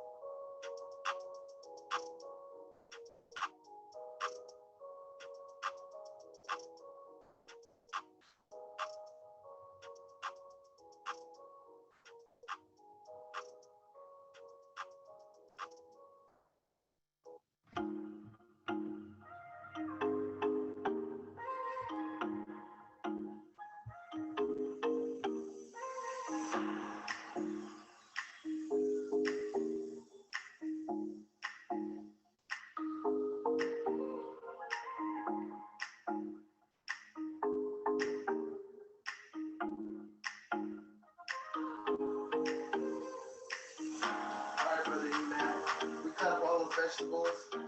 Now what's next? So we're going to let this marinate for a couple of hours, and now we're going to put it in this hot oil. Now just stop and put some coconut oil in there. So once it gets a little bit warm from here, we'll go ahead and just dump it in.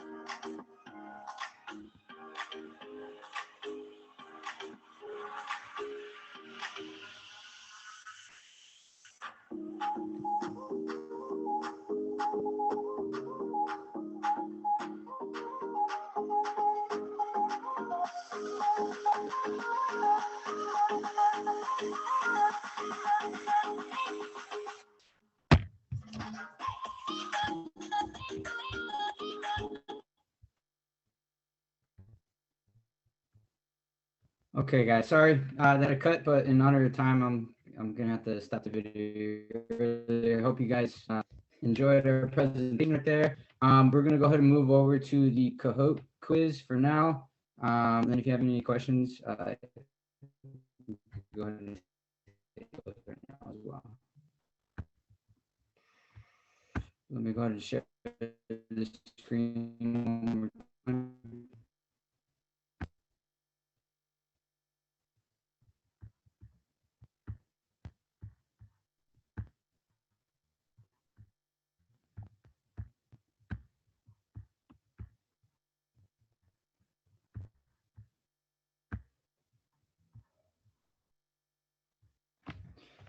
Okay, so Scarlett, were you going to post a link, or how are people gonna? No, this is your Kahoot. You should have access to presenting it. Gotcha.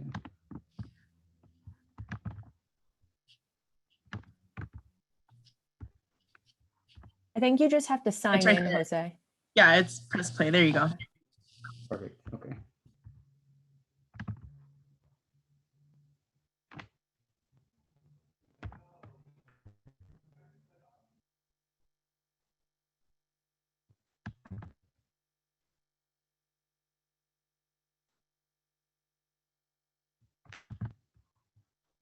Okay, thanks for being with us, guys.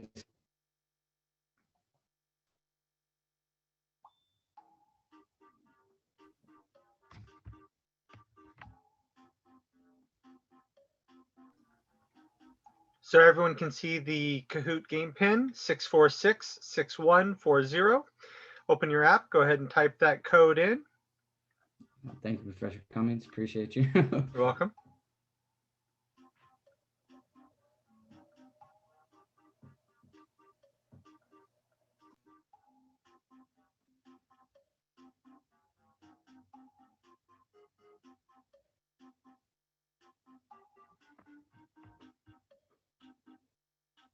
Okay, so I'm gonna go ahead and start this, guys.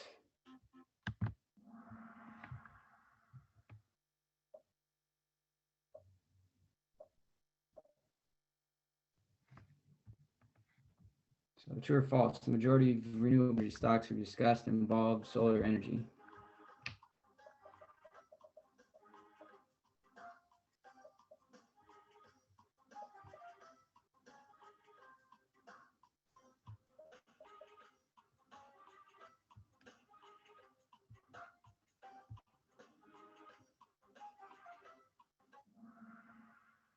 All right, thank you. I can tell you guys are paying attention.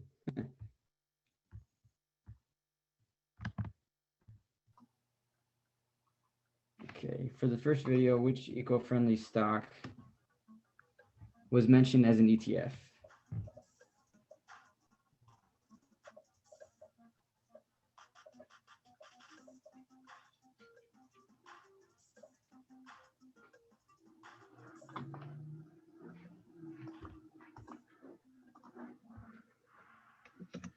Okay, the answer was Global X. Jose.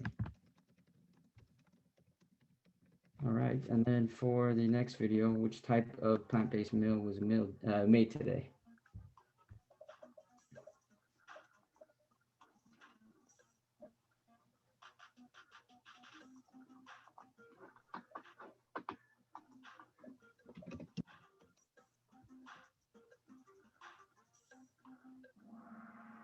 Granita tacos with jackfruit. That actually did look like chicken. It was pretty good.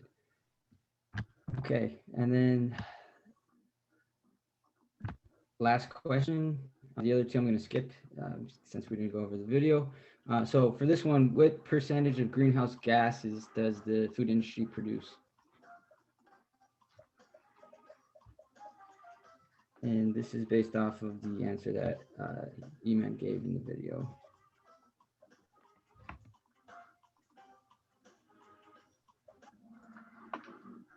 25%. But I'm sure it's over 60, so the wording is wrong on that. I apologize, guys.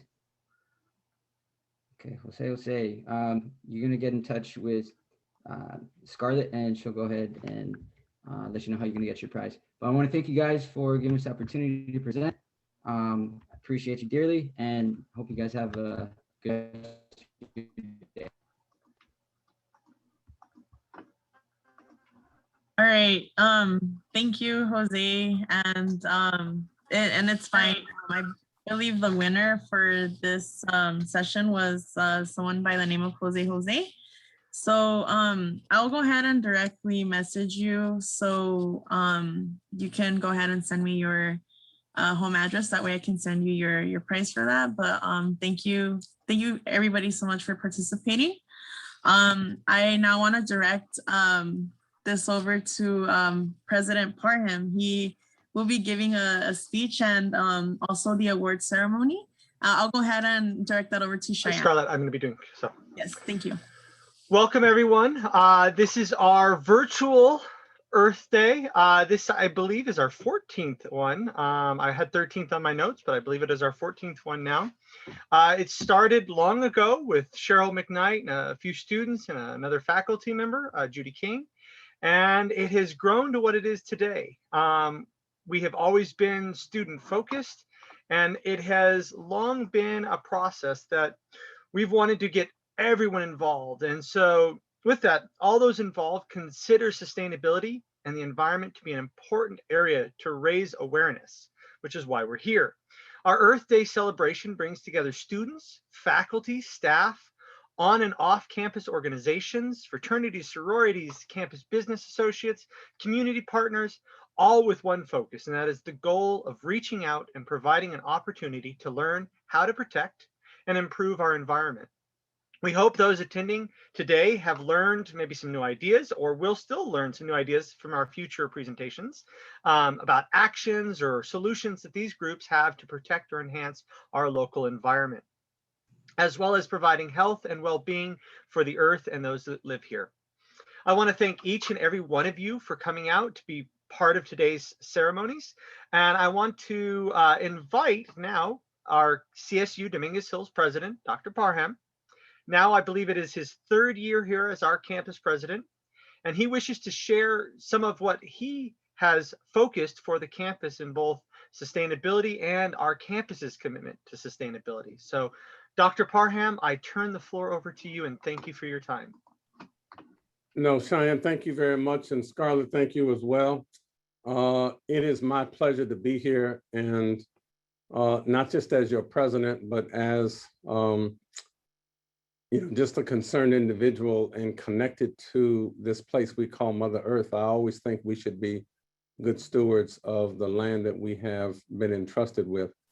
And so it's always my pleasure to add my voice to the chorus that both recognizes Earth Day, as well as acknowledges those individuals who I think have gone over and above at being able to contribute to both sustainability efforts as well as to reducing our carbon footprint, which I think is absolutely important. So what I remember is that in 2008, the first Earth Day was held on our campus for the first time, which is interesting because Earth Day in my memory goes back to 1970, which was the original nationwide Earth Day. Now in that 2008, so 38 years later, was a very small affair on our campus and was initiated by Slice with what was, I understand, a $200 budget. But the event pulled together departments, faculty, staff, students, all of which were showcasing Dominguez Hills and our amazing ability to work collaboratively to accomplish what we think is a memorable Earth Day and try to inspire a vision of sustainability across the campus. And so since that time, the event has grown to include a committee of organized individual faculty and staff, and most importantly, our students. And this year, we celebrate what is our 13th or maybe even 14th anniversary event with an opening blessing, I think, by Tongva pipe carrier and spiritual leader Jimmy Castillo, followed by presentations to bring awareness to our campus and community that we're all responsible for being sustainable. And we also want to remind people about just the meaning of sustainability. Sustainability is about being able to play in this space in time we call Earth really forever. And on March 3rd of this year, I want you to know that along with other presidents and chancellors, I signed a climate leadership carbon commitment to demonstrate the CSUDH commitment to help lead the way to a more sustainable future. And so our pledge as a campus and my pledge as your president to lead a more sustainable university is reflected in many accomplishments that include, so first of all, I think receiving a STARS Silver rating from the Association for the Advancement of Sustainability in Higher Education. And that is in recognition of its sustainability achievements. And so earning this rating shows that our campus is an emerging leader in sustainability. Also, our campus grounds, our physical grounds and buildings also serve as living laboratories, such as the university's urban farm, which provides hundreds of pounds of produce for in-need students. So if you've ever taken a look at not only our DH magazine, but some of the pictures that we proudly display where we showcase the campus, you will oftentimes see that urban farm reflected in it, including the videos that we're very proud of. Also in 2018, this Office of the President awarded a $10,000 grant towards the first Toro Green Initiative Fund, which allowed our students to suggest sustainability projects for the campus. And those efforts and their creativity resulted in new recycling bins, reusable food containers for campus dining, new bike racks, a new drought-tolerant garden, additional LED lighting, which is happening throughout the places. I know we've made some substantial changes in Welsh Hall, and a wind turbine demonstration project. So I want to pause for a moment and see if I can get some virtual applause from everybody about those things that we've been doing on campus to help, right, support our sustainability efforts. And it's for that reason that Earth Day 2021 Student Green Hero Award, I think, should go to our amazing student leaders in the Sustainability Club. And the Sustainability Club is run by interns from our university's Office of Sustainability. And that is overseen by Director Ellie Perry, who's one of our superstars in her own right. And their goal is to educate and empower fellow students on the subjects of recycling and water management, saving energy and water, sustainability in terms of landscaping, food recovery. And that kind of education is provided through tabling events, classroom discussion, hands-on projects that students engage in. And also students and members have an opportunity to work alongside interns on their sustainability projects that make a big difference on campus. And so together, my friends, we can go green. We will go green. We are going green. And so accepting for the club are Jessica Ledesma. Jessica, wave your hand. Where are you? Alex Gerardo, Angela Anguiano, Clarissa Raya, and Kelly Hindegard.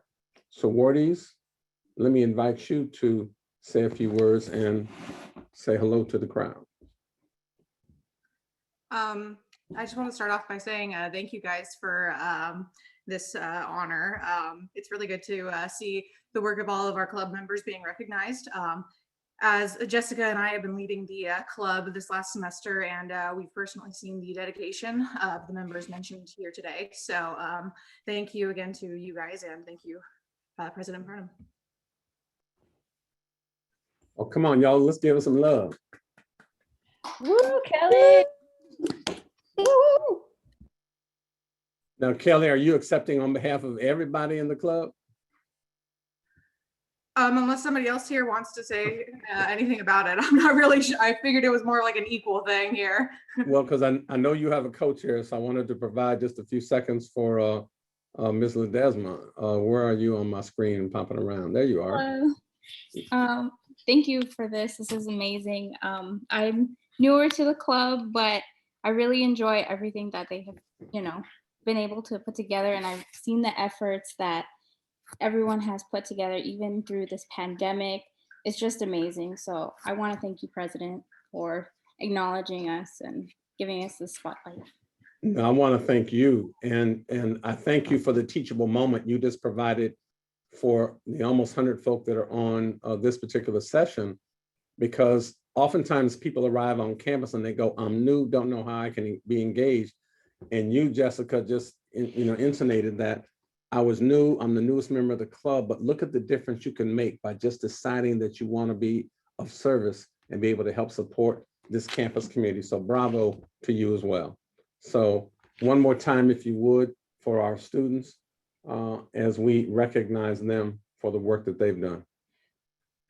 Now, our next category is the Earth Day 2021 Staff Green Hero Award.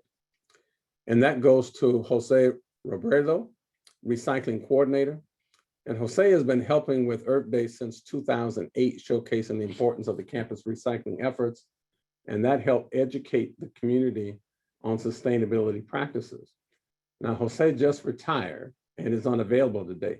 Like, how dare he not be available, and he's retired now. But accepting on Jose's behalf is Programming and Development Coordinator in the Office of Sustainability Facility Services, Scarlett Zamora. Scarlett, if you would. Hi there. So I am accepting Jose's award on his behalf. Again, he did retire and he's out traveling right now. So he couldn't be here, but he did want me to let everybody know that he really enjoyed his time, working for California State Dominguez Hills. He wished he could be here. And he's super excited to win this award. And he thanks, the committee and everybody for appointing him to get this award. So thank you. Yeah, it is our pleasure. So in absence, we're going to speak his name and say Jose, and then we're going to just give him some applause too. And thank you, Scarlett, for accepting on his behalf. Now, our third category of award goes back a year, because if you remember, something was going on. I'm trying to think of what it was last year. Could anybody say pandemic? And in the midst of that pandemic, we couldn't really do much celebrating last year. So we want to go back and have an Earth Day 2020 Faculty Green Award, Hero Award. And so Bryn Bryant. Bryn has been a strong advocate for sustainability throughout his tenure at the Dominguez Hills campus, helping organize Earth Day, developing service learning classes for environmental sustainability, leading the ecology club, and encouraging students to volunteer in caring for our native species gardens. And Bryn's dedication and hard work has helped lay a strong foundation for our sustainability programs across the campus. And we all owe, right, her a debt of gratitude. Now, I also want to say this, that, and this particularly for students, right, that for Bryn, much of what students will learn in their 4 years of education on a campus, they will learn outside of the four walls of the classroom in co-curricular ways. And so I thank her for all of her support and work in not only providing instruction in classes, but co-curricular learning outside of classes where a lot of learning takes place. And so we are just happy and thrilled to go back and do the right thing in this case, which is to award her the Earth Day 2020 Faculty Green Hero Award. So Bryn, congratulations to you. Let me turn the mic over to you and say a few words. All right. I don't know if you can see this or not, but I'm in Texas right now. And we received the award in California, at my address in California. But I want to let you guys know how grateful I am for having had this opportunity to serve the students. I really miss the students. I miss being on campus. I know everybody misses being on campus right now. But I'm really happy to see the direction that everything has gone as far as preserving the earth, doing the right things, doing green things on campus and so forth. So I'm really happy and really proud to be a part of this. And thank you very much. Bryn, we so appreciate you. And even from Texas, one of the things that's nice, they used to say in my day that long distance is the next best thing to being there is getting on the phone. Now Zoom allows us to do that with technology. So that's right. We're delighted that we can see you and we can hear you. And we simply want to add a whole host of voices that celebrate you and really thank you for your dedication and commitment to the work. So we are grateful. So one more time, if you would, right, give it up for Bryn Bryant. Thank you very much.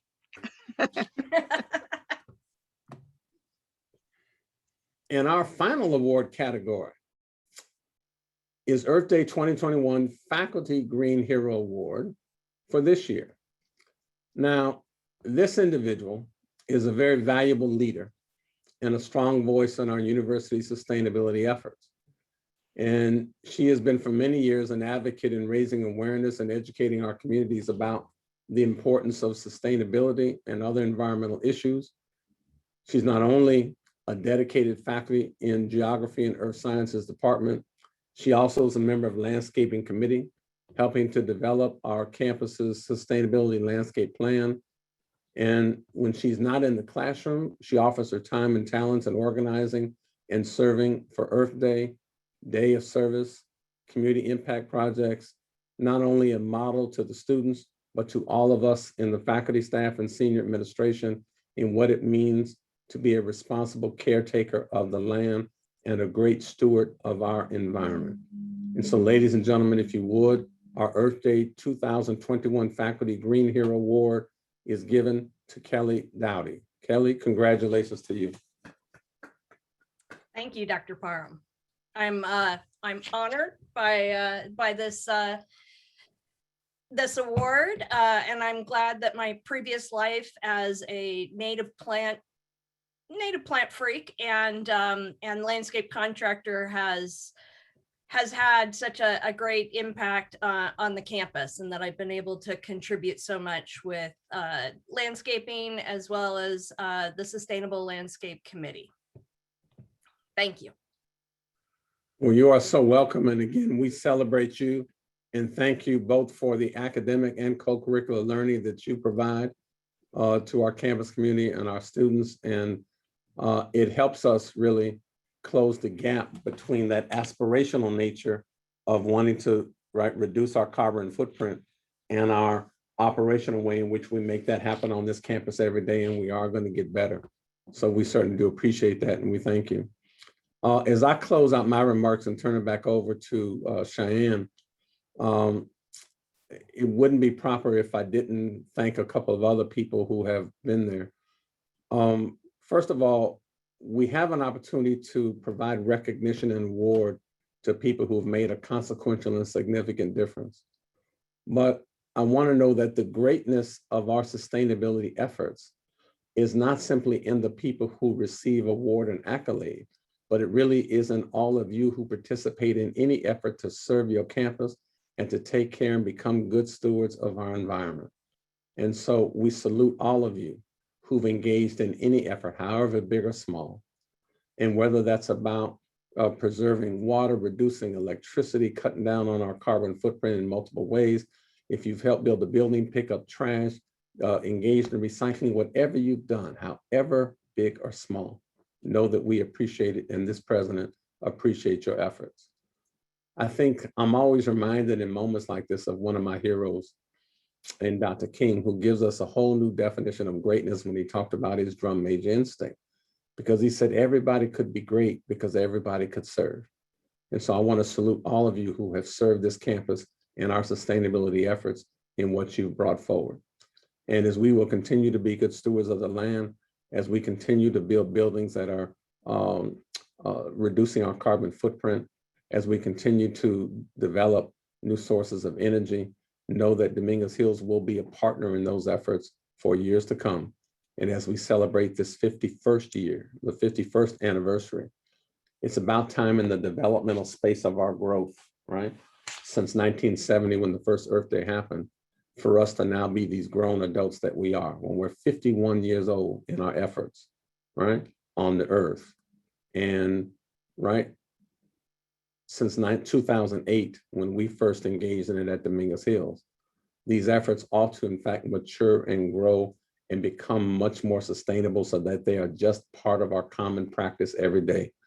So the goal is not simply to pull out our sustainability efforts on Earth Days when we have a chance to celebrate them officially, but rather to engage in more consistency the other 364 days a year that require our diligence and intentionality in terms of helping to create a more sustainable environment.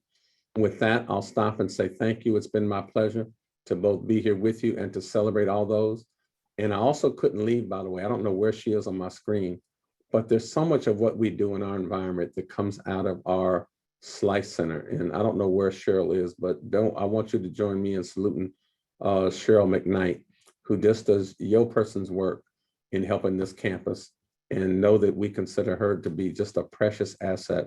So Cheryl, wherever you are on my screen of people, know that we appreciate you and celebrate you today as well. So bravo.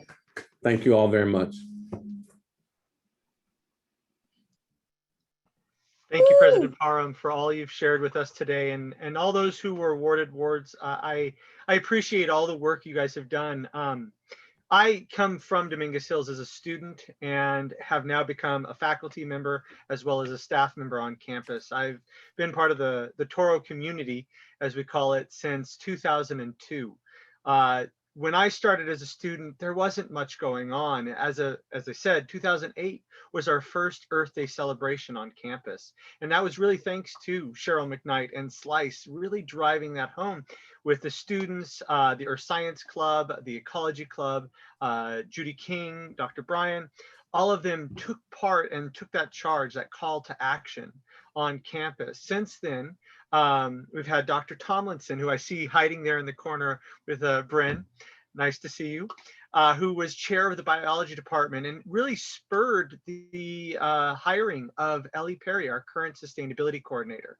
It was thanks to his efforts, along with Rod Hay, who is retired, who's no longer here, in sustainability on campus. And then especially to those staff members that drive it, like Ellie Perry or Kenny Seaton, our central plant manager, who's really driven changing of electricity and power on campus, gaining a $20 million grant, if I remember correctly, to reinstall electrical, gas, and water for heating, cooling, and electrical use on campus, basically creating Dominguez Hills as the #1 winner of last year's basically competition in reducing carbon footprint, which also got the campus about $1.2 million in grants. So our campus in less than a decade has been making strides forward, and we hope to only improve. And so I want to thank the president of our campus for pushing that sustainability, and the faculty who educate students, and those of you students that are here wishing to learn more. And I call to action all of us to drive it further, to increase our sustainability efforts here on campus. So with that, I turn it over to Scarlett, who is a past graduate and now intern/employee with the Office of Sustainability. And thank you, Scarlett, for all you're doing today. No problem. And Scarlett, if I can interrupt you just 1 second. Go for it. Because I now see technology is amazing. Like your best strength is your worst nightmare. But as I'm now seeing images flip across like 3 different screens here with all the people, so wonderful we got that many people on, but trying to keep up with everybody's there. One name I mentioned, but I now see on my screen is our elder, Jimmy Castillo. And so I wanted to just invite him to wave to folk and say hello. We always want to respect and honor our elders who really taught us to be in the ways that people come to know what they know because of their living and sacrifice. And so, Jimmy Castillo, I want to honor you, my friend. And I thank you and celebrate you for being with us today. Thank you. There you are. Oh, Jim, you're muted. We take 2 seconds and unmute Elder Castillo's mic. There we go. There he is. Yeah, I want to say thank you, Dr. Parham, and and all your faculty and everything for doing what they can. I first started seeing Cal State University Dominguez Hills going sustainable many years ago, and I believe it may have started with the lunchroom or the restaurant over there with all the sustainable products they had. But I watched it grow and grow and grow to what it is today. And the gratitude goes to each one of you, and Dr. Parham, if I may, on a personal note, I continue to pray for your healing, with the substance that have been able to affect your body. And it's, we may be in a pandemic, but there's also other ailments that people are suffering from. And I do remember you in my prayers. You're really a great man. And Scarlett, thank you for hooking us up. And thank you to all the award winners. You certainly deserve it more than ever. And once again, I'd just like to remind you all to hug your Mother Earth. And remember, it's the only one we have. So we've got to do our part to keep her sacred, healed, as well as our air and our water and all the other elements that we have, you know, that are really in a critical position.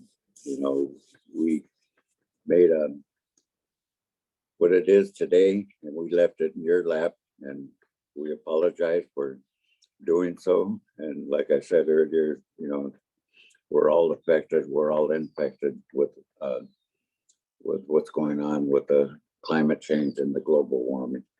Thank you so much, Dr. Parham, for all you do and for the impact you're making on your staff and faculty. Thank you. Great to see you, my friend. And thank you. I'm doing great. And I get by with a little love from my friends and the prayers and healing thoughts and sentiments from this entire campus community. And the Creator and the ancestors watch out for your president. And I'm grateful. And I thank you for doing that. Scarlett, let me turn it back over to you. Thank you for allowing me to interrupt, but I just couldn't let the moment pass without just some words of wisdom from our elder there. And so I'm grateful. Scarlett, back to you. Thank you, Dr. Parham. Scarlett, may I say Yes. something else? Absolutely, you may. You know, the other pandemic that's being hit with our country, and it's not only our country, it's globally, is hate that's going on amongst the people in our society. You know, that, you know, brown people were affected by it, black people were affected on it. You know, there's a trial going on with a police officer and, you know, killing of people. You know, the badge of honor isn't to go out and use it to murder people. And now it's the Asian people. You know, that really troubles me. You know, when many years ago in our creation stories, they gave us the colors of the four directions, which were red, white, black, and yellow, which were indicative of the four major races of the world.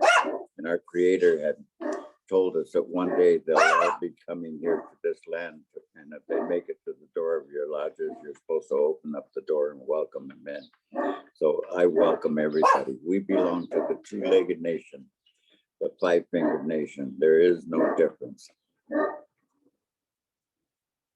Thank you, Scarlett. Thank you, Jimmy. Appreciate your kind words. Very powerful words. All right, now I'm gonna go ahead and turn it over to the Earth Science Club, and they will go ahead and take over. So if you guys wanna go ahead and start sharing your screen.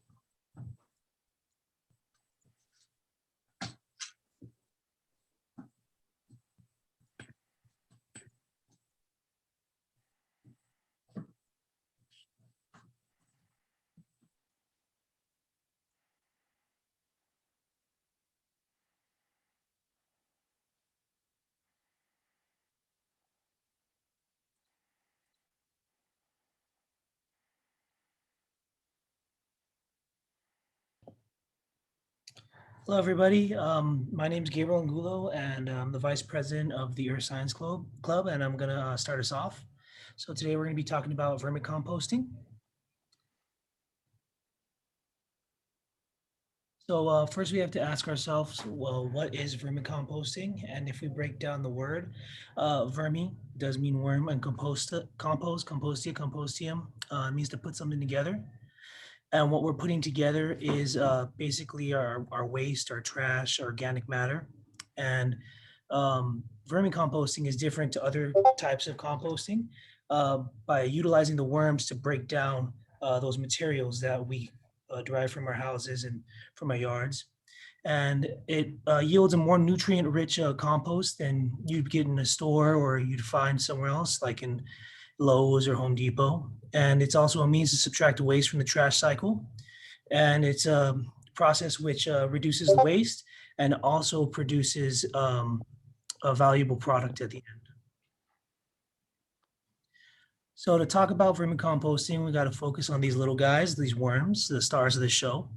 So if we look at them in depth, we see that they have an entry point and they don't have teeth. So what they do is they pull the food in through their mouths into their throat structure in the pharynx. And then a strong muscle pushes the food down into a digestive system for storage processing. And then that processing happens in the gizzard, much like a bird.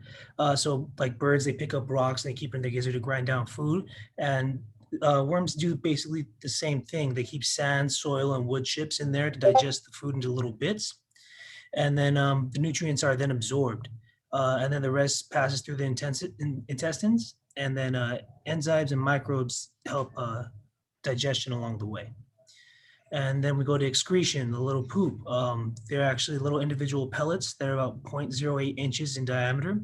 They're often soft and hydrophobic.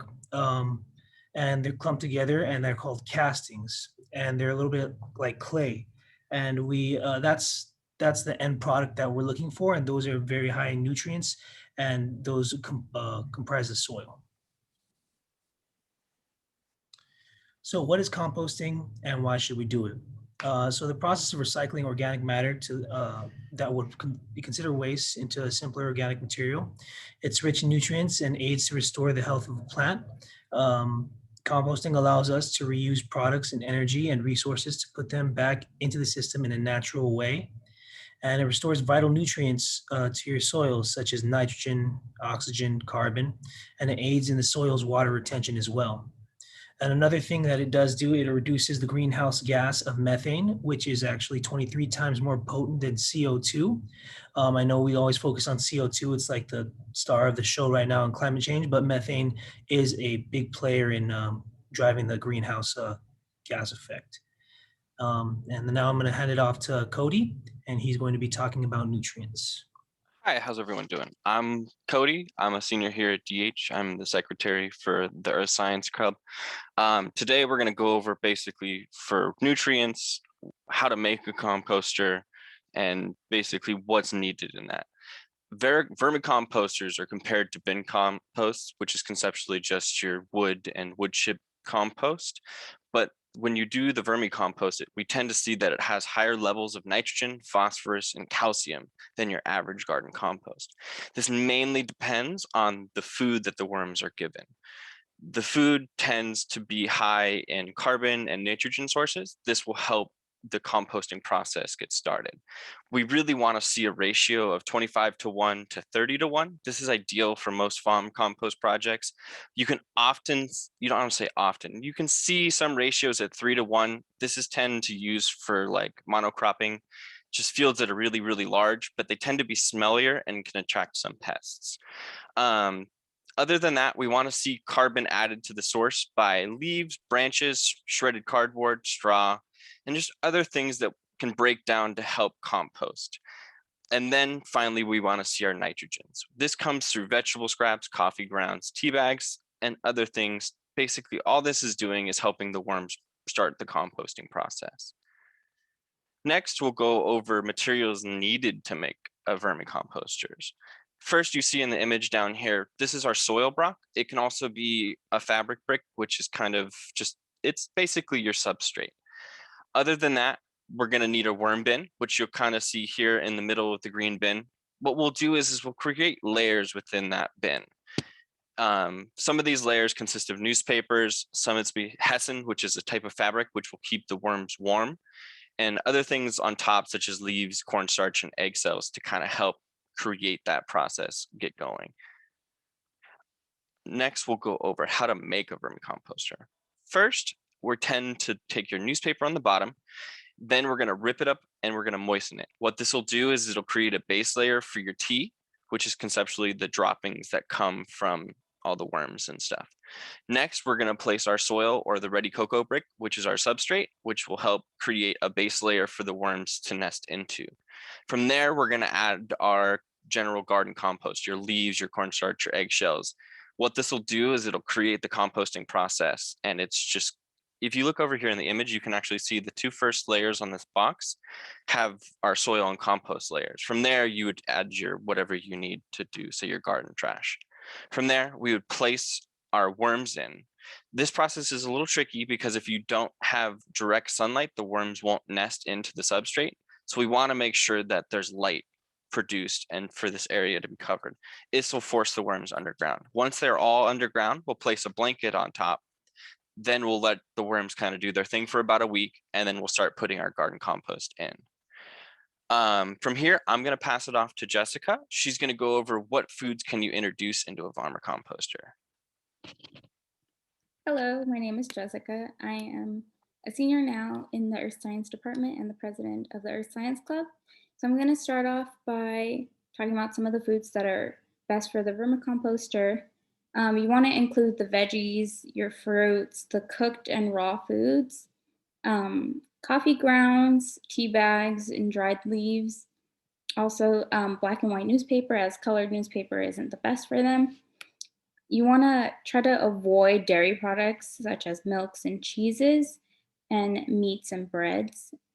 Things that I would say you cannot put in are garlic, potato skins, onions, and citrus peels. It's just harder for the worms to digest and decompose them. So if you can avoid those, that's probably best. So important things to remember is you want to make sure to keep the worms hydrated and not too wet. The ground in the vermicomposter should not be dust and it should not be flooded as well. You want to keep it at approximately 75% water, and it is best to cut or separate the food into the smaller pieces so it'll be easier for the worms to consume and break down the compost and turn it into the compost. Don't feed the worms too much food at once. Rule of thumb is that they should be fed an amount that is half of their body weight per day. I'm gonna introduce you to some of the maintenance of the vermicomposter. So you wanna keep the vermicomposter closed at all times, unless you're doing maintenance on it. But you should put the hessian fabric on top to keep the worms warm. And keep in mind that if your worms are being fed enough and in very good conditions, their population tends to double every 90 days. So you want to keep an eye on their home and see if they have enough space, because you also want to make sure that your worms are getting enough oxygen. If the ground is too wet, you want to hydrate the ground, but you do not want to pour water in. Instead, you should use a plant mister to spray the water in. And now I am going to pass it on to Armando. He'll continue the maintenance on this section. Hi everyone, my name is Armando. I am the treasurer of the Earth Science Club, and I'll just be going over some quick questions that might come up when making the vermicomposter, some usual problems. So the first one is, what if the farm has extra water? You can simply just take an extra sponge to suck up the extra water. And after that, the next meal that you give the worms should be a cooked dry meat like chicken or turkey breast. That way, since the breast is dry, it would also suck up any extra water that was left behind. And also, rule of thumb, to keep with the theme of being sustainable, the extra water that is sucked up from the sponge can also be used to spray the worms in order to keep them hydrated. Another question is, what if the farm smells rotten? That usually is because too much food was put in at once, and that doesn't allow the worms to eat and digest the food. And so the food just probably went bad. So next time, just try to reduce the amount of food that is given to the worms so they can finish everything before the food goes bad. Another question is, what if the worms are dying out? It might just be because they don't get fed regularly or the bedding is not suitable for them. So you could start by using a different type of soil that would suit the worms a lot better. Also make sure that they're not staying directly under the sun and are in a dry place so that the worms can prosper and breathe properly. And finally, what if the flies come in? Just keep it simple and make sure that the farm is closed tightly and no flies can enter. Flies do like rotten things, so make sure that nothing is rotted inside the farm. And also make sure to don't put anything smelling like garlic, milk, and meat, for two reasons, mainly because of the flies, but also the worms won't be able to digest it properly, so it'll just sit there and rot. And also make sure that you cover the worms with hessian fabric just to make sure that it's suitable for them to reproduce. And finally, what do you do with the soil that the worms make? You can add the vermicompost to your garden. The compost needs to be aerated, so you can remove the bottom layer of the farm and mix it to the soil periodically just to add oxygen. Once you have enough compost, you must cure the compost for 3 weeks before applying it to your plants. And the most bottom layer will be a liquid. That liquid is also nutrient rich, but it should be diluted before adding it to your garden. And that is the end of our presentation. Again, happy Earth Day. Thank you all for listening and joining in. And if you have any questions, we'll answer that before getting into the cahoots.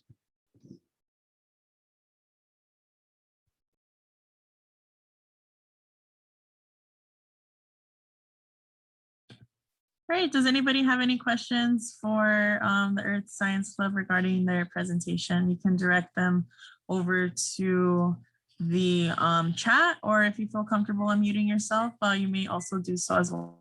I was gonna say there was one question in the chat. It was in terms of if rice was okay. It is okay in small amounts, but avoid if there is sauce or butter present on the rice.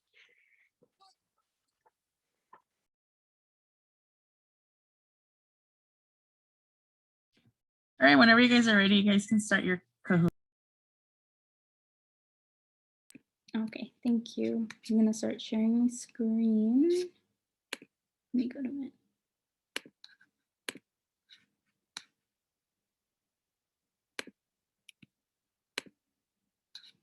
Okay.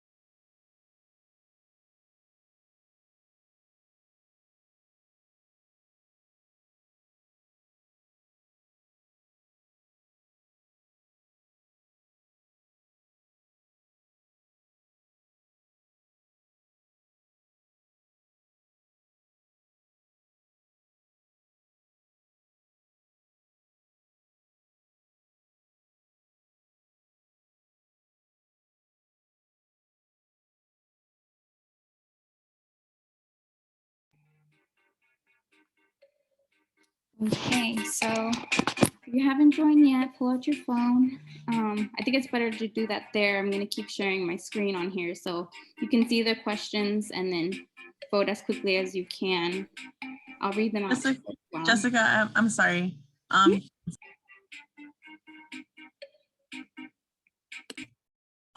Go ahead on the upper right hand corner. There's a little music. I believe it's the music circle there. That way you can mute the music. It's a little distracting in the background. Yeah.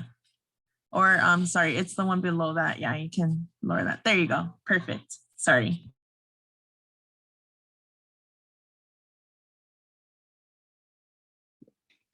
Alrighty. Okay, well, I think I'm gonna start the game now. Go ahead. Okay.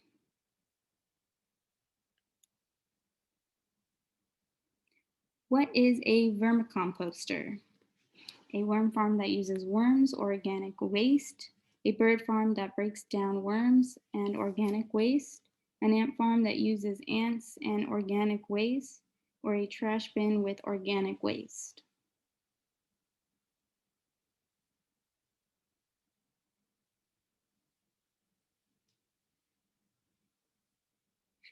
All right.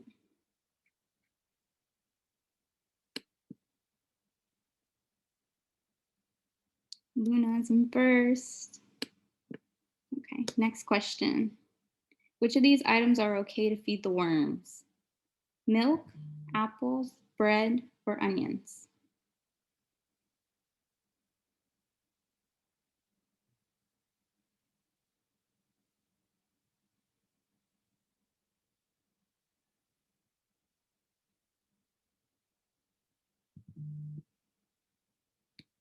Awesome. Yes, the right answer is apples.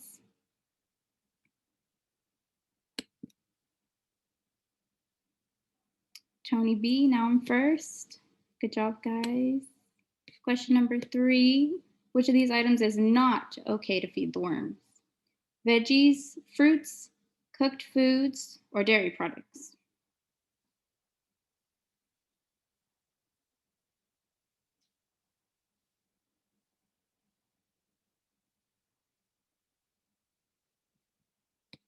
Yes, it is not okay to feed dairy products to the worms.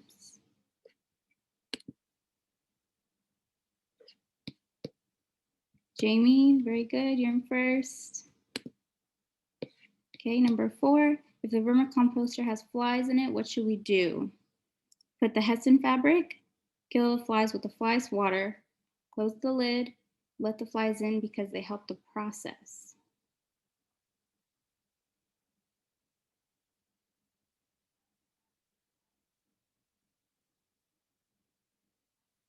Awesome, yes, close the lid.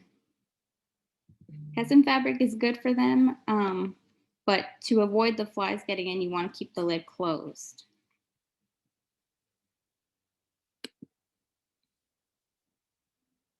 Professor Dottie, you're in first.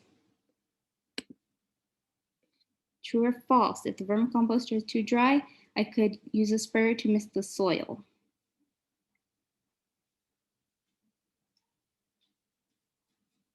Oh, you guys are quick on that one. Yes, true. Professor Dottie is still in first.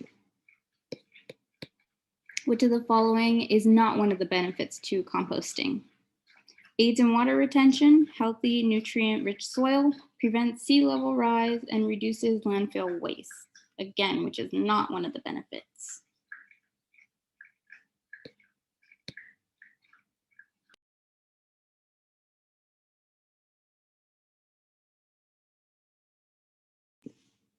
Yes, although that would be great, but no, it does not help.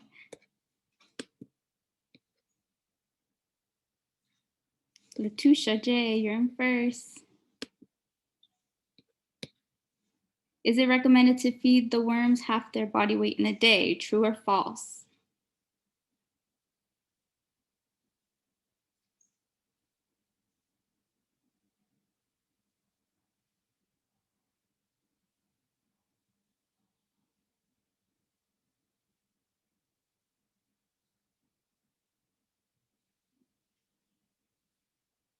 It is true. Okay. Tony B, you are our winner. Oh, no, you're third place. Kennedy second. In first place, Natasha J. Congratulations. Thank you all for coming. I appreciate it. And I hope you guys are having a wonderful Earth Day today.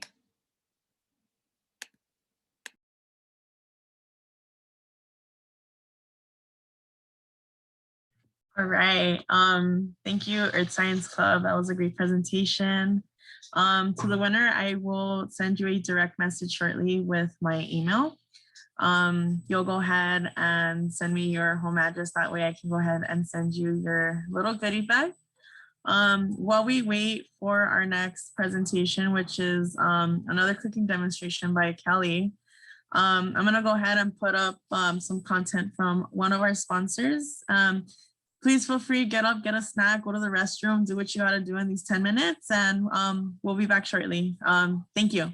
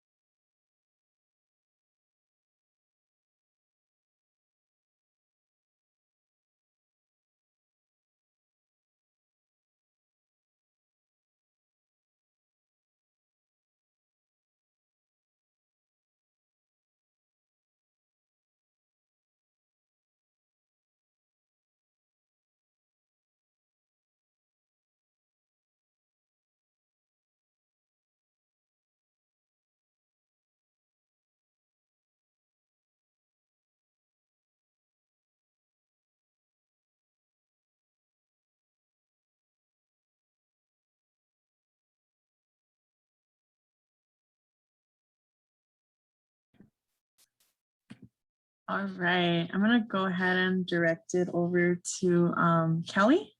So Kelly, you can go ahead and start sharing your screen whenever you're ready.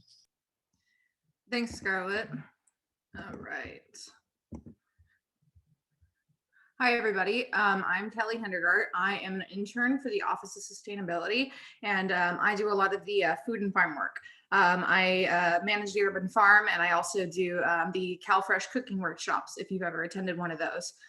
So today I'm going to kind of combine my two niche areas and do an overall food and farm sustainability presentation for you all.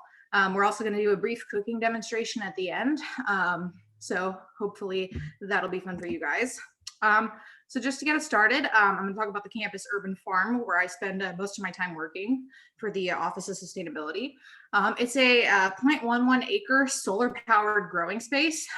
Its dedicated function is to be as a living laboratory. Of course, COVID has kind of limited our capabilities there, but we have done some virtual community gardening workshops and things like that. And of course, we do still have some of a volunteer presence on the farm, although it is a little bit limited currently.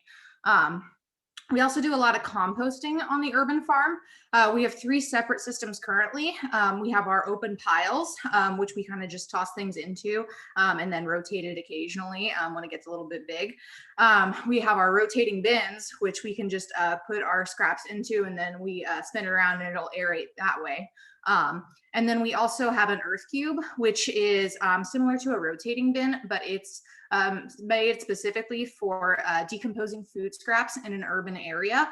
We usually get a lot of pests. We have to do a lot of integrated pest management, and it's a real struggle with our compost specifically. It's a lot easier to decompose yard waste because that's not as attractive to like mice and rats and things like that as food waste would be, where, you know, we have those fresh fruit and vegetable scraps and they're going to be going for that. So the earth cube is specially designed with a really tight seal to keep those out of there. We also, of course, donate all of the crops that are grown on the urban farm. We have monthly CalFresh basic needs food distribution events. The next one coming up is on May 7th. So we're going to be dropping some things off there. So those are the 3 main purposes of the urban farm as it stands now. So now I'm going to talk about sustainable farming as a whole. We try to follow as many sustainable farming guidelines at the farm as we can. The main principles here is that we want to combine the economic, environmental, and societal benefits. Those 3 parts is what is going to make something sustainable.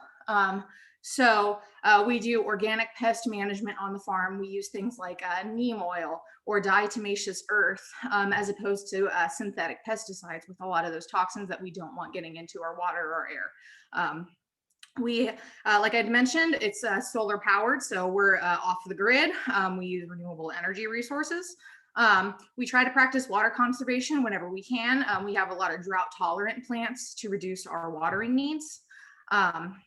We also do things like, water really early in the morning. So we're not watering during like the peak sunlight point of the day where a lot of that water is just going to be evaporated as opposed to absorbing into the soil.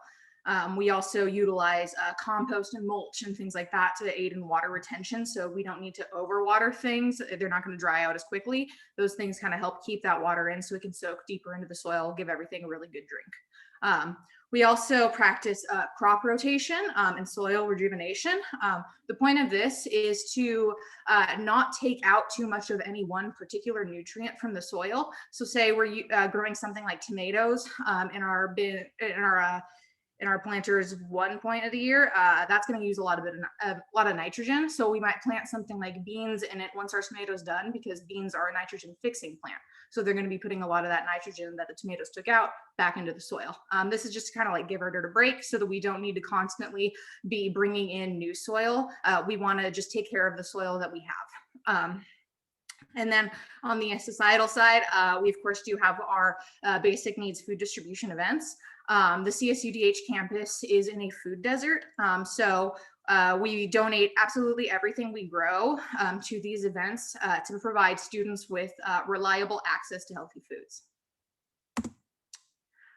So to get a little further into composting on campus, it's not just the urban farm that's involved in composting. We have compost bins located throughout the campus. We actually just recently got some new ones put in.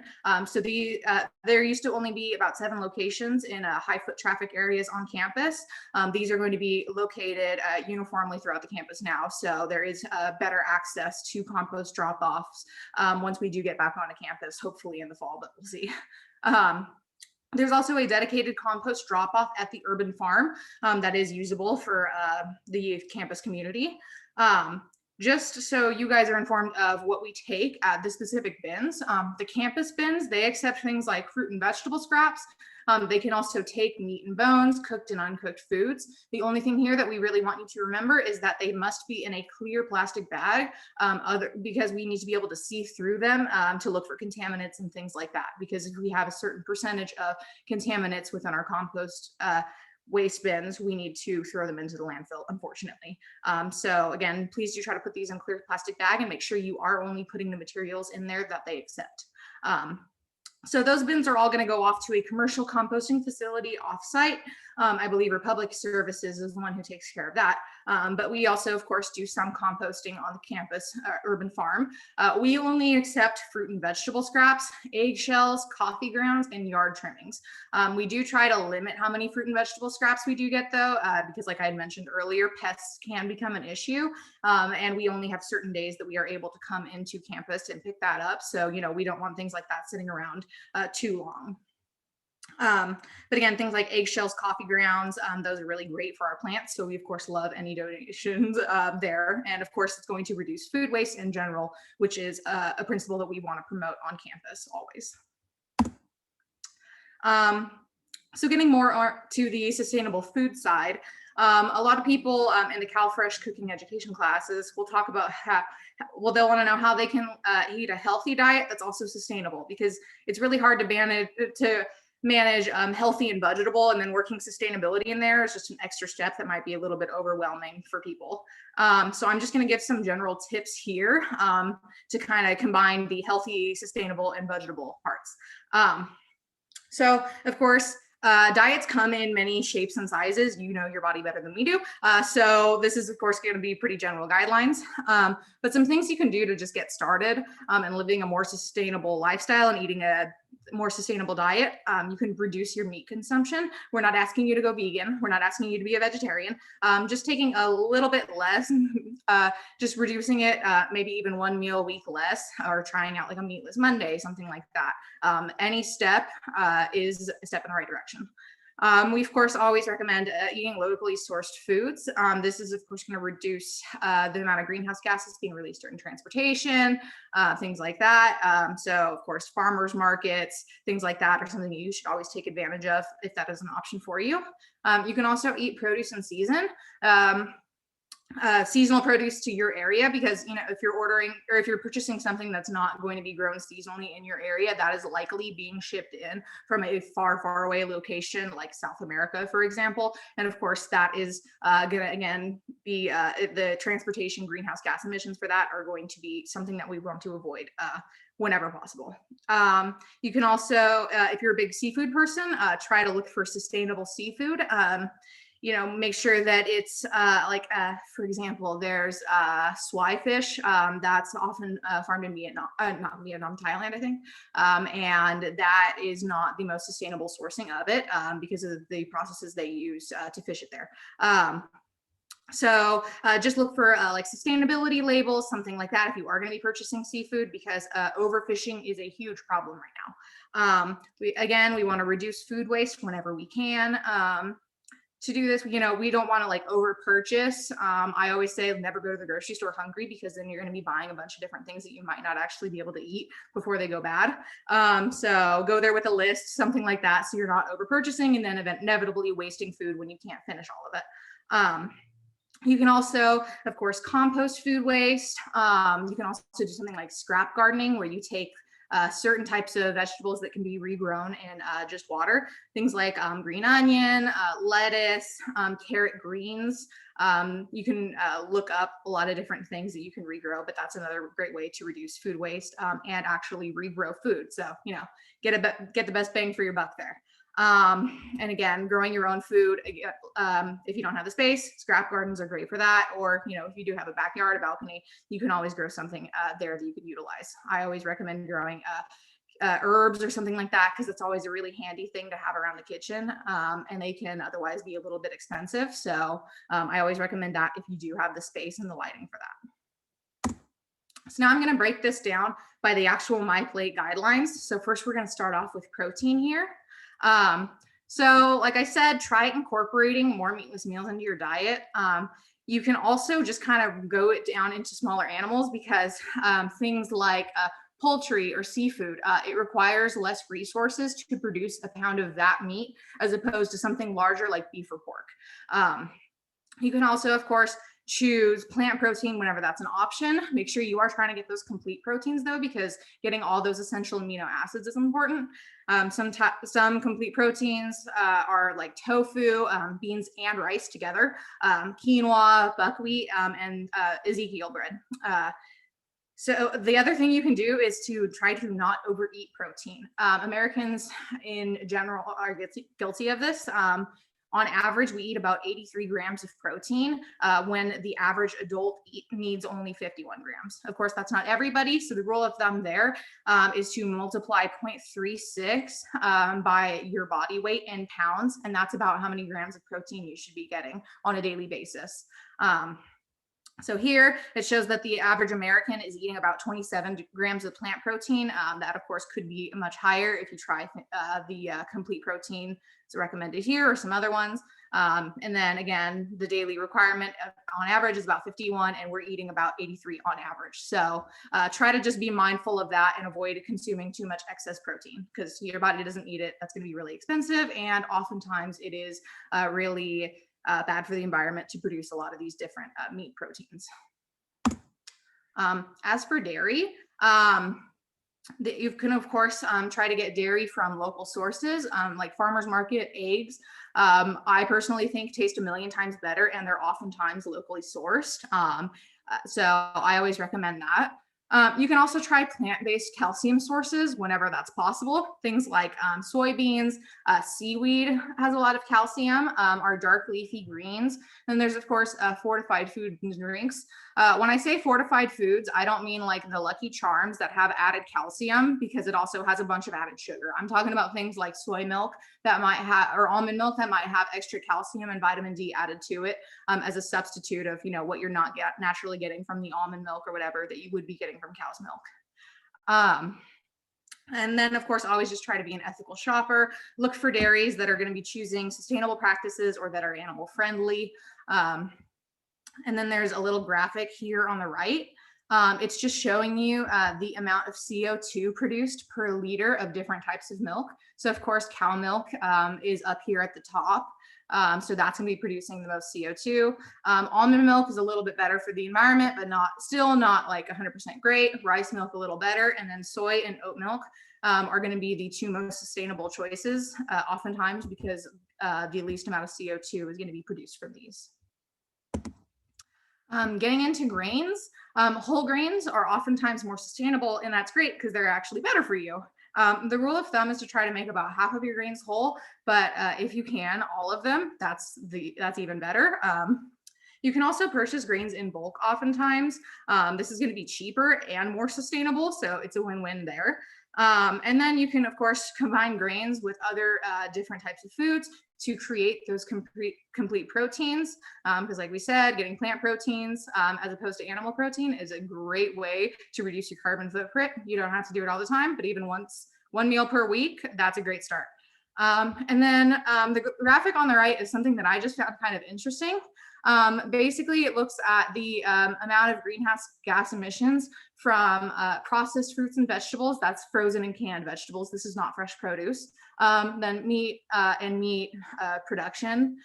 So that's, you're going to be your actual meat or processed things like bacon or sausage or things like that. Then you have milk and dairy products, grains and other foods, and then your sweets.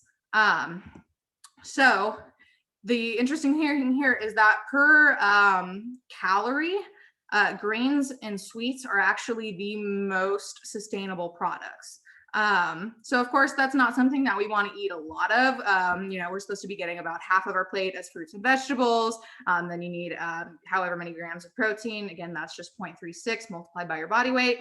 And then we want to reserve smaller amounts of carbs or sweets, things like that. But they are actually more sustainable, which I actually thought was interesting. Again, this is by calorie. This is not by pound. When you look at it by pound, it's a little different. But I just thought this was a neat little figure for you guys. And moving on to fruits and vegetables.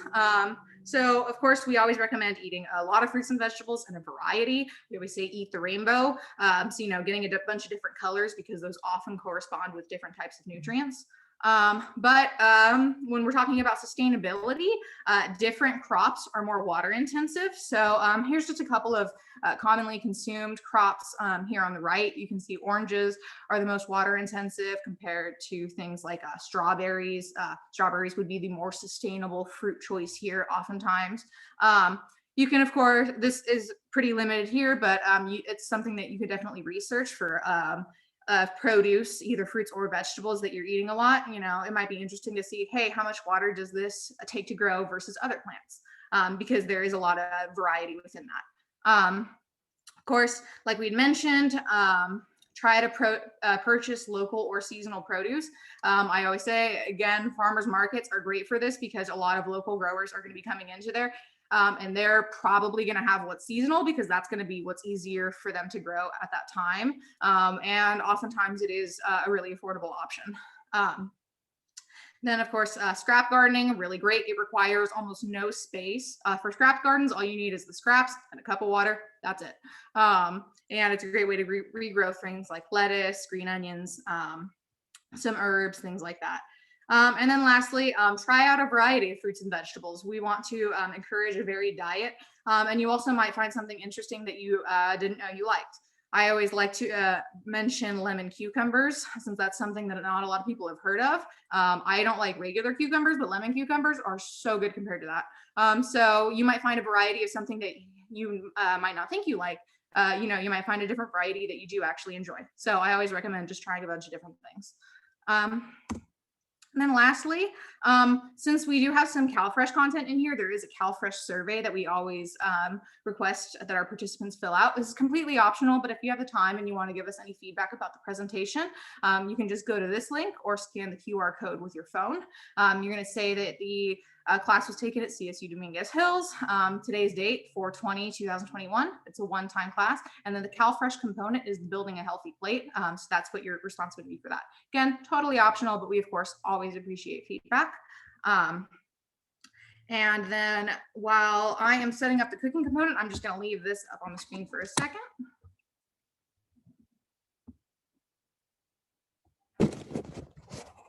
Sorry, gotta relocate to the kitchen.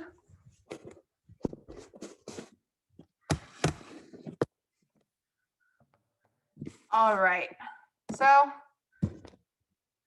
this is what we're going to be cooking today. I'm actually going to be using spinach instead of green beans here just for the sake of time.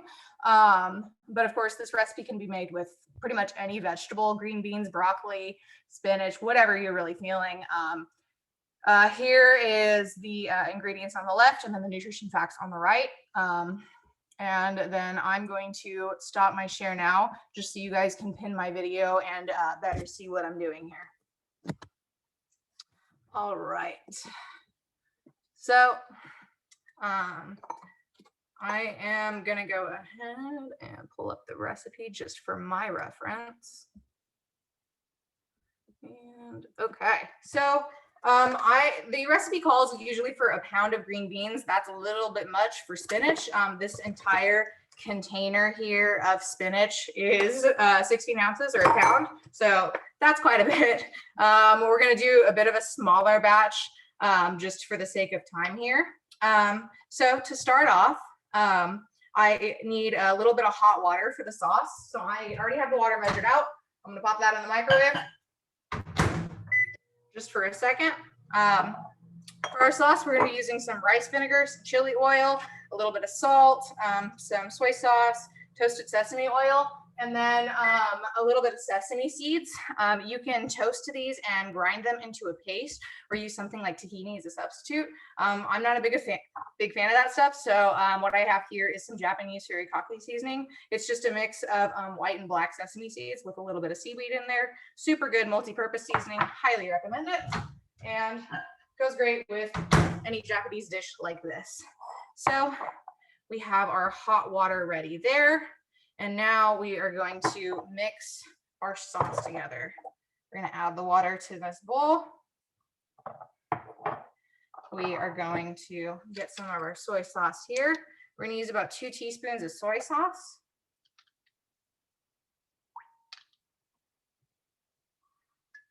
All right, then we're going to get some rice vinegar.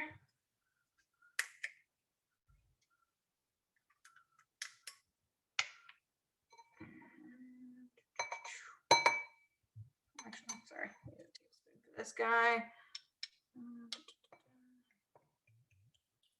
A tablespoon of that. All right, get that in there because we're going to use that. Then we're going to use some toasted sesame oil.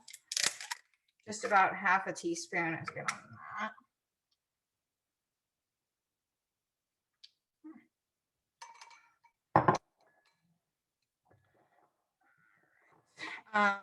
The furikake seasoning, since it's replacing another ingredient, I'm only going to use about a teaspoon of this, although I do like to eyeball it. I'm a firm believer in that. Cooking should be easy, so we try to make it as simple as possible. And then I'm also going to add a little bit of chili oil here, just because I think that adds a nice kick to it. All right. We're going to let that sit for a second, and we're going to light the stove. Now, I'm going to use a little bit of extra sesame oil here to cook the spinach in. We're going to give that just about 30 seconds to heat up on medium heat. We don't want to scorch the oil. This can, of course, be done with like regular olive oil, canola oil, whatever you have on hand. I'm just using the sesame oil because it kind of fits the flavor that we're going for here.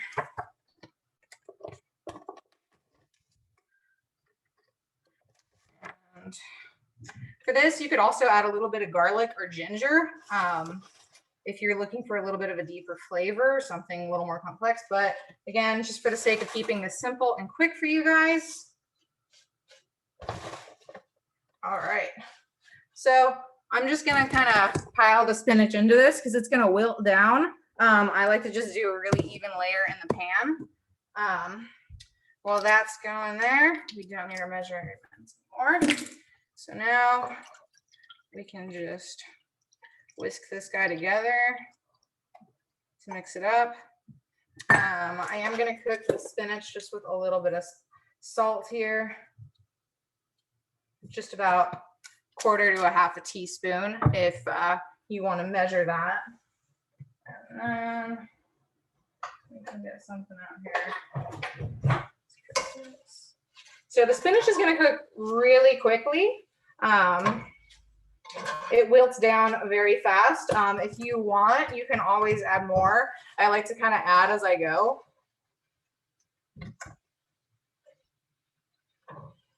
You're going to want to keep mixing it up here, just so everything is getting evenly wilted. And we also want to make sure everything's getting a nice even coat of that oil and then a little sprinkle of the salt.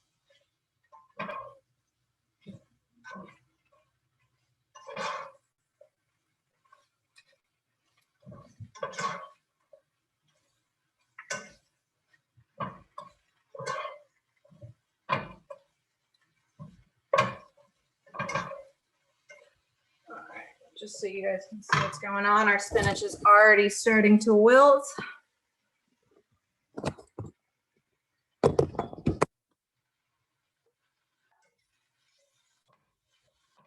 I like this recipe because it's a quick, like 5-minute max vegetable side.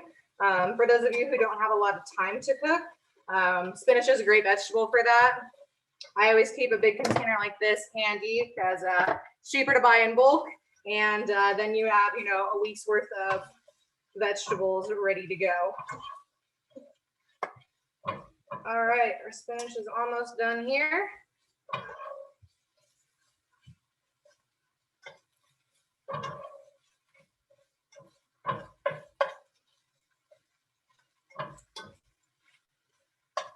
Turn the heat off.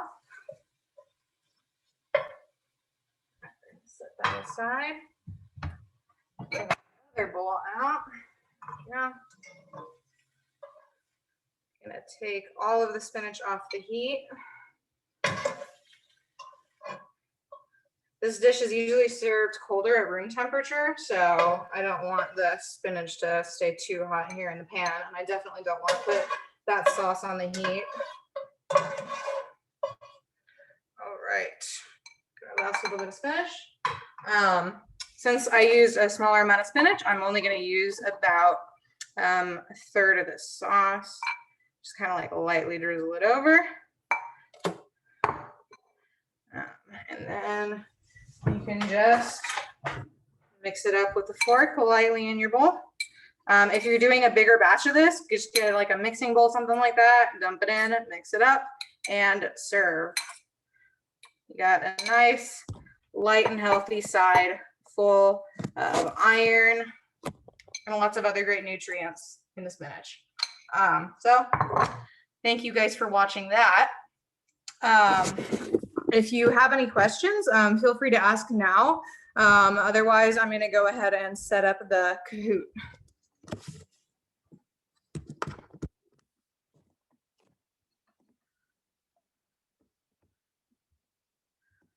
All right. So let's go ahead and get the Kahoot going. All right. Get a game pin for you guys here. All right. Oh, let me mute the sound too. All right. The pin is up on the screen, so go ahead and join for anybody who wants to play the Kahoot.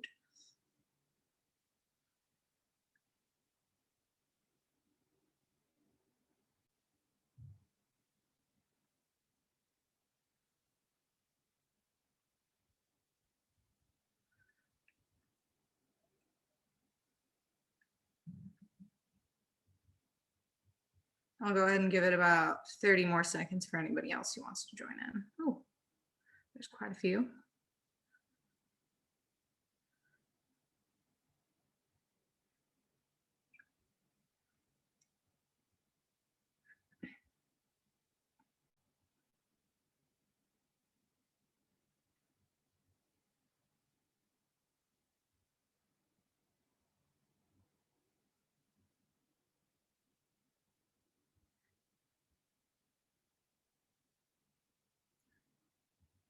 Okay, now I'll give it like 30 more seconds to see if everybody else is in.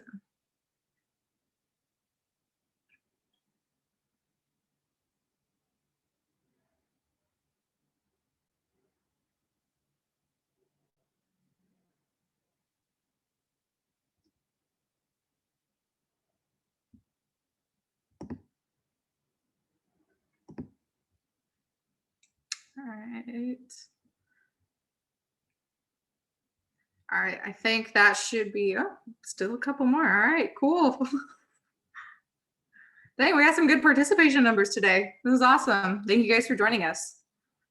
We really appreciate everybody participating. All right, any more last calls? Oh, we got one more.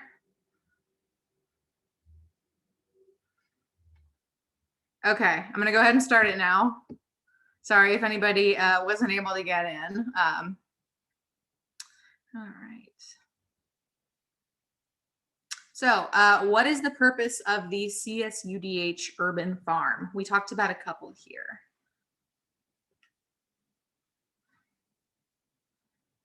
10 more seconds. 5.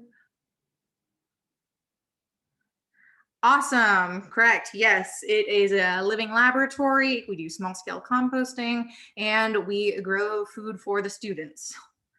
Good job, everybody. Nice job, Dr. John. All right, number 2. What is the ideal? Oh, sorry, guys. That is not from the right one. Okay, we did not talk about this one. I'm so sorry. I'll go ahead and give you guys this one. The ideal C to N ratio for compost is 25:1.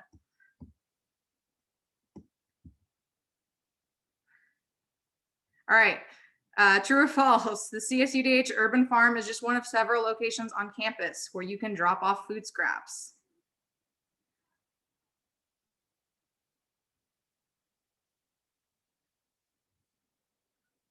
Awesome, great job, guys. Yes, you can drop off food scraps at the Urban Farm or any of the on-campus drop-off bins. Great job, Garfield. All right, oh my God, I'm so sorry. I must have gotten 2 of my cahoots mixed up here. This, just to give you guys the answer, it's NPK. Those are the 3 nutrients for plants. Gonna skip that one, I'm so sorry.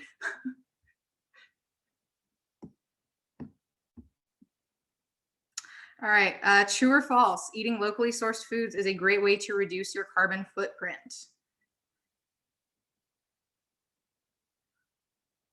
True, great job, everybody.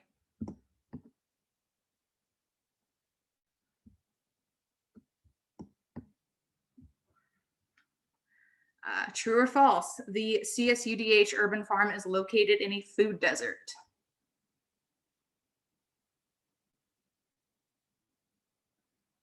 True. Yes, it is located within a food desert. We did only mention that, though, it wasn't in the slides. So no worries to anybody who missed that one. Ooh, Dr. John takes the lead. Great job, everybody. What are some sustainable food practices that you can incorporate into your life?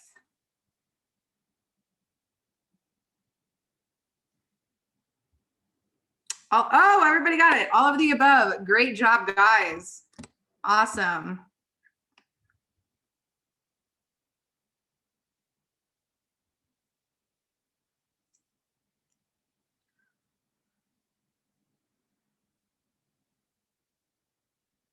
All right, congratulations, Dr. John.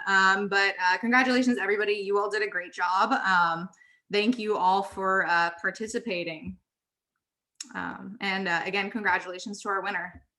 That's all I've got for you guys. Thank you so much for sitting through this presentation with me. I really appreciate it.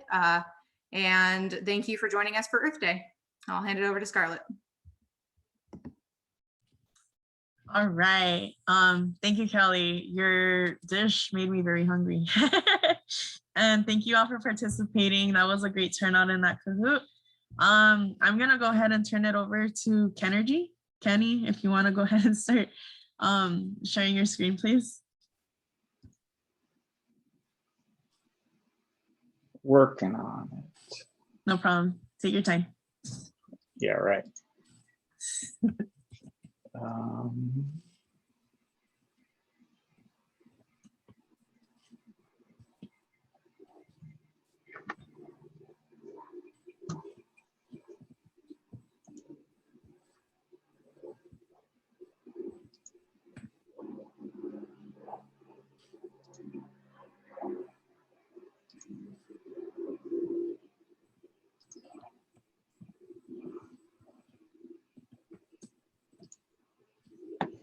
All right, did I do that correctly? Scarlett says yes. Okay. All right, hi, my name is Kenny Seaton. For those that haven't met me, I missed you because I've been here and you guys can't come. I run the central plant and I'm also the energy manager at the campus. So you may have met me through the intern programs. I hang out with the sustainability people a lot. We give a tour every Halloween now, thanks to Ellie. We show off the central plant and try and teach about all this stuff. And we've been strong supporters of Earth Day since I got here. So table of contents, we're going to talk about some fun facts, just how much electricity does it take to run a campus, some of the goals that we have, how did we get here, where we're going, some research. We're going to do a little brainstorming session. I'll tell you a little story. We're going to do a live data so that you guys, if you're curious, you can always log into a dashboard and see some stuff. So fun facts. For those of you that have been on the tour, we have these things, big cooling towers that are in the back. And the purpose of the cooling tower is to take the heat away from the classrooms and office buildings, actually. So we pump cold air in, but we actually take the heat and take it back to the central plant. It then gets expelled out through the cooling towers, which takes all the heat away. Well, what's interesting is, and I never knew that until a few years ago, is that just how much water it takes to take all that heat away. So in the wintertime, we actually get rid of about 10,000 gallons of water every day. Not a month, not a year, every single day. And in the summertime, it's more than twice that, so 25,000 gallons per day. And we're better now because of the efficient equipment we have. We used to be almost double that number. So some of you that thought you might have this answer, we used to be a lot higher. Electricity for the campus. And also the campus was 1.1 million square feet. So it's a little more than that now with the 3 new buildings. But you can see that in 2017, 2018, 2019, we were doing 1.39 megawatts of, that should be actually 1.39 MWH compared to the kWh that you use at your house. And the average spend per month was $84,000, $79,000, $84,000. And then with COVID, we've gone down drastically. So big reduction in the amount of energy we use because there's not that many people here and we're working at reducing just how much we use. And I'll talk about that a little bit. And then on the gas, the gas is really exciting because gas is the worst for the greenhouse gas, right? So burning natural gas creates a lot more pollutants than using solar powered equipment or the electricity. Our gas usage used to be $23,000 a month, 20,000. And then 2019, we started changing out some of the equipment that we use to make the chilled water. And when we did that, our gas usage dropped in half. Actually, it's about 65% less gas than we used to use on the old equipment that we used to have. And then with COVID, now we're down to like $7,000 a month in gas. This is in the way. So the total utility spend before COVID was about $2.5 million a year is what the campus spends. So after paying all the salaries and everything, just keeping the classes cool and warm and the lights on and everything, we spend about $2.5 million. With COVID, we've reduced that by almost half. We're down now to about $1.5 million. And we've been working really hard. I'll show you some of the things so that even when everybody comes back, we hopefully don't go back up to that bigger number, even with the new buildings through energy efficiency. So goals. My personal goal is to become greenhouse gas net zero at the meter. So that doesn't account for what it takes for transportation, right? So every time we drive to campus in a gas burning car, we're causing pollutants until someday when it's affordable so all of us can drive electric. But then we still have to worry about how do we get that electricity to charge our cars up. But for the immediate future, I'm looking at, how can I stop using electricity that wasn't made by the sun, or how can I stop burning gas because that's really bad. We were chosen from Southern California Edison to be a part of a clean energy optimization pilot, kind of the first of its kind. There's rebates for doing all kinds of energy efficiency stuff. And it used to be based off of just electricity. So if you saved gas, you got a little bit, but not as much. Edison is created a program for 4 years, and we were one of 8 universities that were invited into this program. There was 5 UCs and 2 CSUs, us and Cal Poly Pomona. And so the challenge is to reduce greenhouse gas. So instead of just looking at it from electricity, we're looking at it for everything, gas and electric combined. We actually did better than everybody else in the first year of the program. So it's pretty exciting to beat the UCs. We're a member of the US Green Building Council, right? So go to the meetings and talk to the entrepreneurs and look at the new stuff that they're doing and see what will work here. I go to a lot of energy conferences. We share ideas on LinkedIn, and by creating that collaboration with people all over the world, we find out about these new projects, these new ideas. And so there's a lot of new stuff that we're looking at here to test and prove to save. We spend a lot of time. We built a relationship with Southern California Edison. They have a whole division that's just about emerging technology. And so we're able to get grants from them and do that kind of stuff. And we like to communicate, right? So we have our annual Halloween Central Plant open house. Hopefully I'm hoping that next year we'll be able to do that again in person. And, we invite everybody, we take you down through the tunnels, we show you just how much energy and how much work it takes to get the classrooms at the right temperature and the office spaces. And we pass out candy, so we bribe you to come listen to us. And we hope that you learn something from that so that you understand a little bit better. Some of the things that we've done that set us apart and have helped us so that we are, $1 million less a year in utility bills with this is, we have 3 years ago, we put in one of the largest behind the meter batteries. So we have a 1 megawatt hour battery that will reduce our energy by 1 megawatt for 4 hours. So if we're using right now 1.5 megawatts of power in the middle of the day, if the battery turns on and runs for 4 hours, we're only using 500 kW of battery.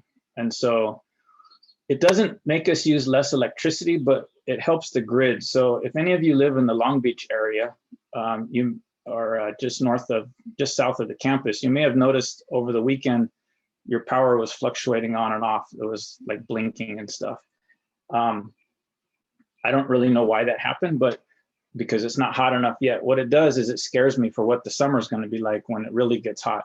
But the area that our campus is in Carson here, there's not really, we're right at the borderline of power available to the entire neighborhood. And so with the battery, we're able to, instead of using more energy from Edison, we can charge up the battery when there's plenty of excess energy, like at nighttime.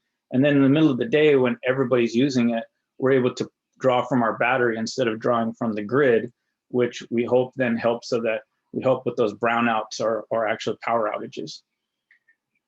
We've done some really cool smart lighting controls. Actually, the very first one was done in partnership with Judy King and her Earth Science class.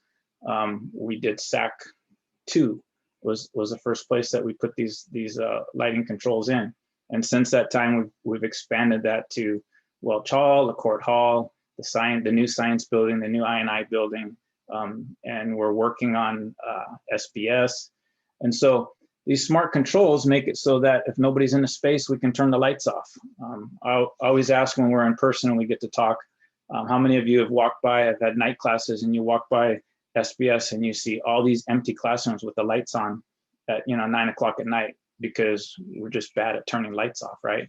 And so now we're putting controls in that can turn the lights off when people leave. But more than that, they can also turn off the heating and air conditioning. So if I have, like right now, we have all these spaces that are empty because we have to run the building because there's some people in there, but maybe there's only 20 people instead of 300 people. And so now we can tie that to the heating and cooling, and we can not supply as much air conditioning or heating to the spaces that don't have anybody in them for weeks at a time. There's new technology all the time. We supply chilled water and hot water throughout the entire campus. That's what we use to cool off most of the spaces. We run the chilled water, hot water through kind of like a giant radiator, blow air across it, and that's how we get cold air into the classrooms or the office spaces. Back in the day, it was just this really inefficient valve that you just kind of slam it open, slam it closed, and you're always either pumping too much or not enough water. technology has changed to where things have gotten electronic, and we're able to control those with computers much smarter. And so now we don't have to pump as much water throughout the campus. We only have to pump what we need because we have the controls in place. And we've converted almost every building, the air handlers that supply the cool air, to this technology. And the huge one is we stopped burning gas to make chilled water. So if you've been on the tours back in the day, we used to have giant chillers that burnt gas through a method called absorption chilling. We made chilled water. Super inefficient. We've recently, in the last year and a half, converted those to really efficient electric chillers. And by doing that, we're, like I said, 65% less gas campus wide. And the electricity really only went up about maybe 11%. We expected it to go up drastically, but we didn't really account for just how efficient these electric chillers are. And so we're not using as much energy to do that.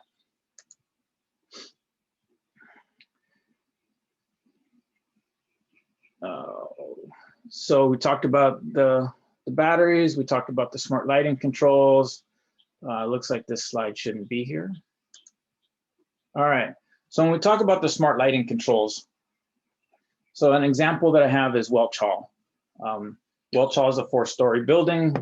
Everybody knows that's where the president is, it's where the police station is. IT is there. So we have a lot of stuff there that has to run all the time. So we can't just shut the building off. So last year in January, we started changing out all the lights from fluorescent lights to LED lights.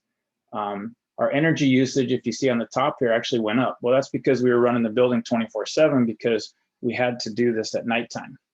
But then you see, once we got the lights in and we started commissioning them and turning them down to where the individual people wanted, we see that the energy use went way down compared to what we were. Even if you compare it to what we were in early January when we were on holiday, we were still down below that line.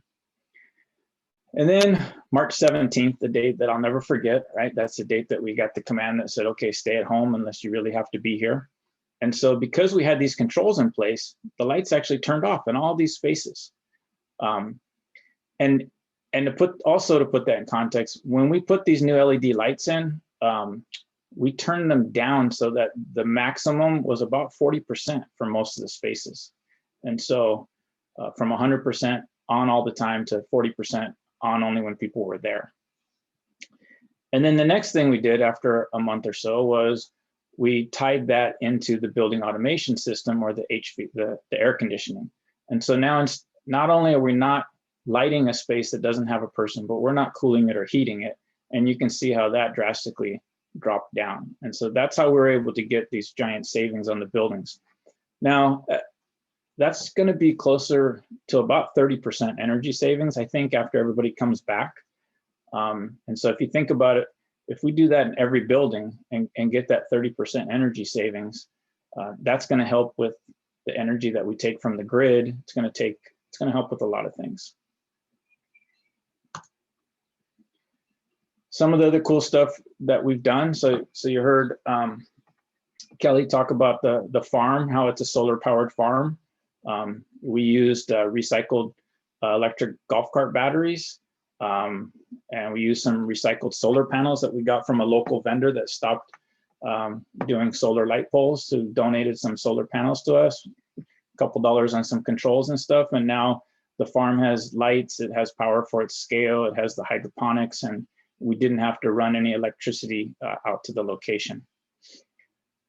Hopefully you've seen some of the solar powered golf carts that we have on campus. We're actually kind of ramping that up a little bit more with some newer technology and solar panels. But this cart that we're looking at here has been probably running for over 5 years without having to be plugged in. And so it also creates these little mobile generators, right? So if we did have a power outage or something like that, we could take this golf cart, take it over to the location, and you could plug the laptops and stuff into it with the same kind of inverter that you could get for the plug-in cigarette lighter on your car, just a little bit bigger. And we actually use that, the Earth Sustainability Club uses that for the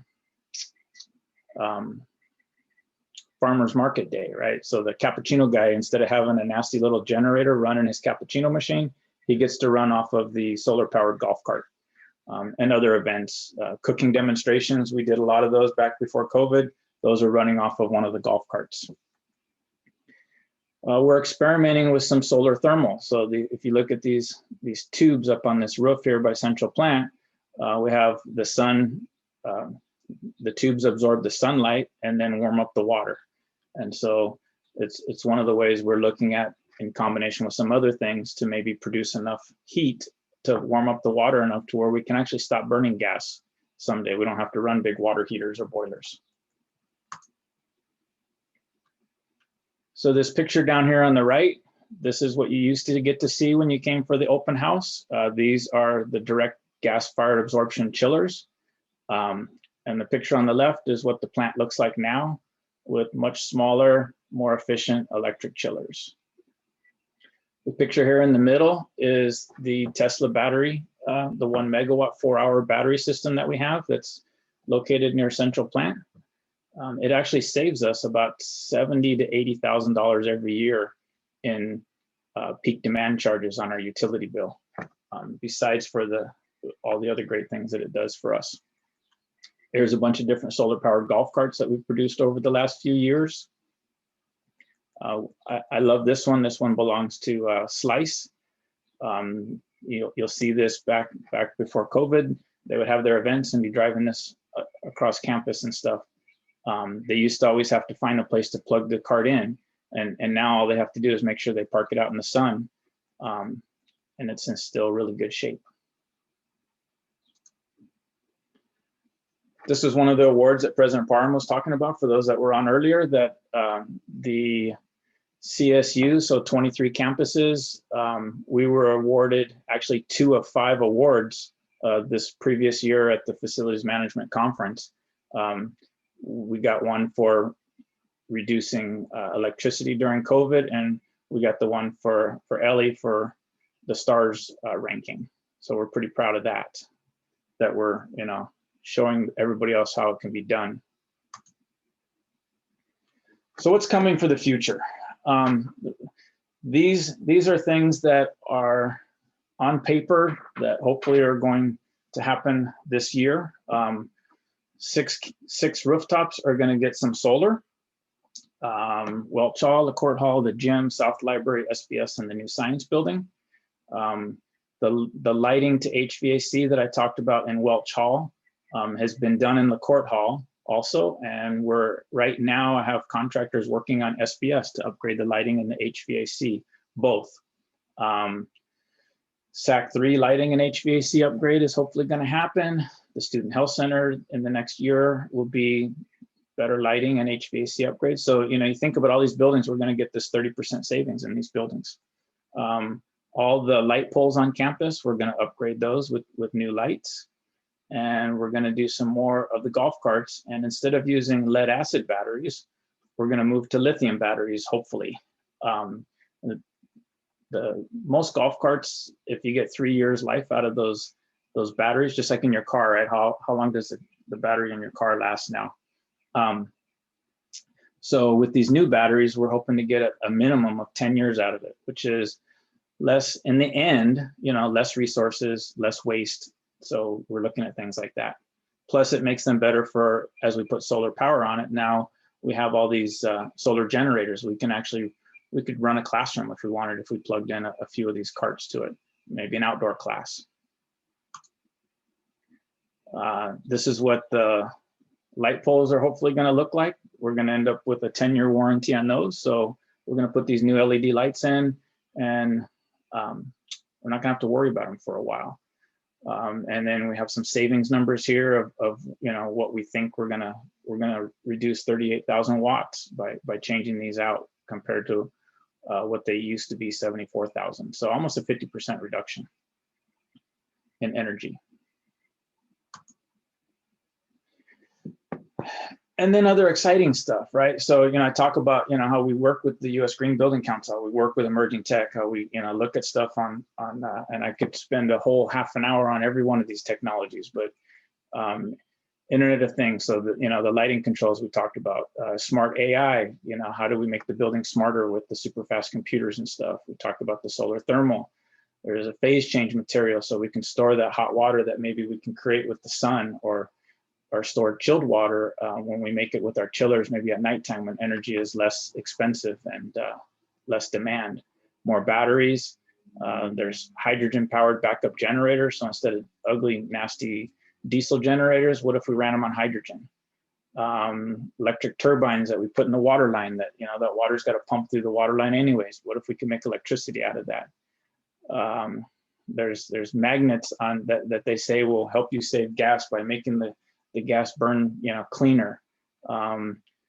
Bidirectional charge controllers. So you think about how many golf carts have you seen on campus? If everyone had a 300-watt solar panel on it, and everyone was still plugged in like it is now, and the batteries were full, then why wouldn't I take advantage of that 300-watt solar? So instead of having to put out in the dirt or up on top of all the roofs, I could get more energy that way.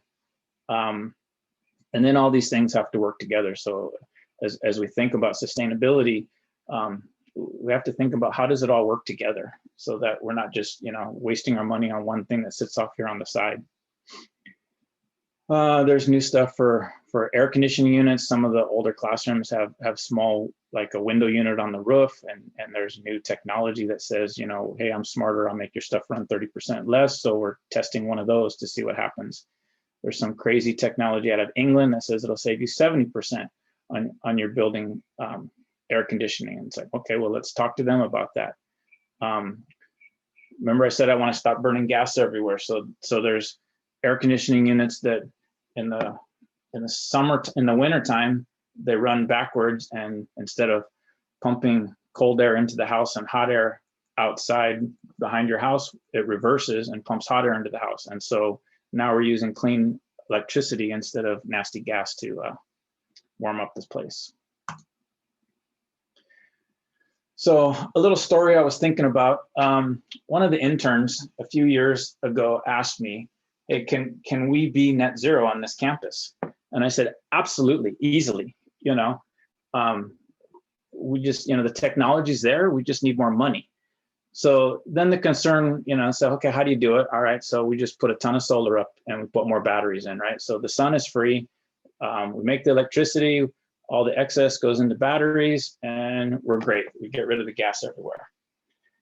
And then they surprised me. They said, okay, well, solar and batteries, the byproducts of that, is poison, right? It's those resources that we're mining out of the ground. And so aren't we hurting, Mother Nature by doing these things? What happens? How do we dispose of it? And, my answer was the good outweighs the bad, right? I mean, we have to do something. We see the cliff that we're headed for. We see the climate change, how it's changing and stuff.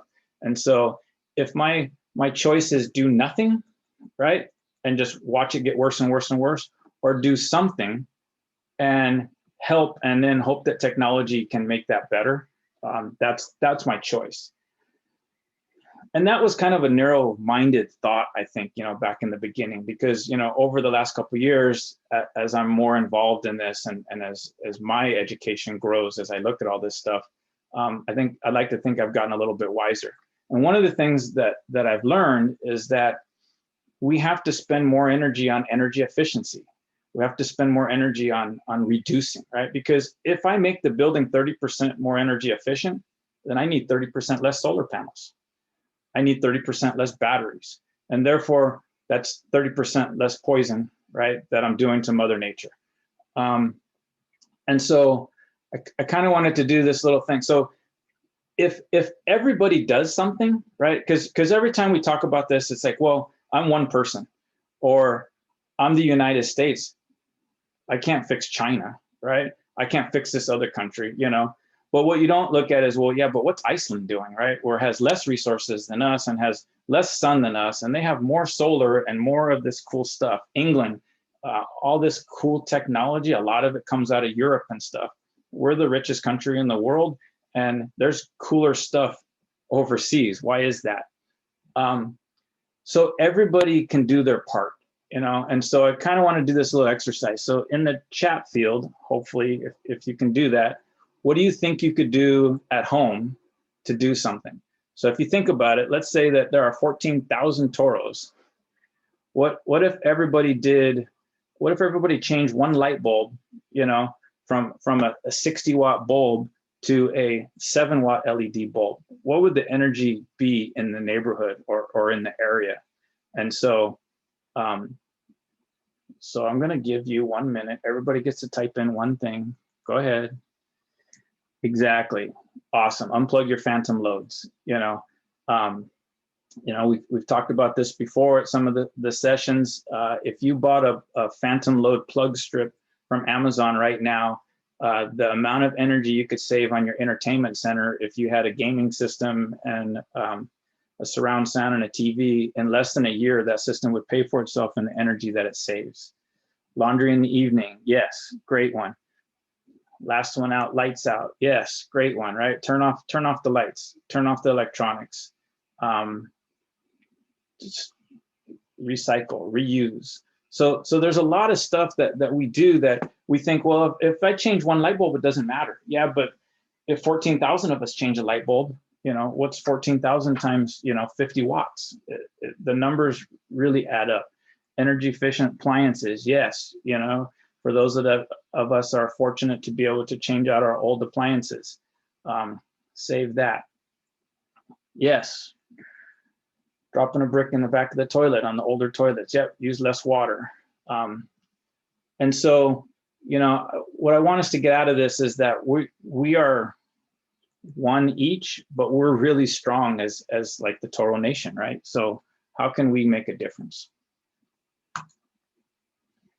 We're probably going to run out of Scarlett's going to tell me we're out of time, but I'm going to show you this really quick because you all have access to this web page, right? It's a sustainability web page that Ellie's put together. If you go to the energy use, and there's a link here for monitoring and measurement. And if you click on the link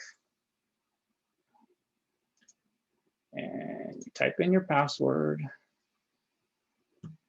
and this is live, so hopefully it doesn't embarrass me. And you go to portfolio view. For those of you that are curious,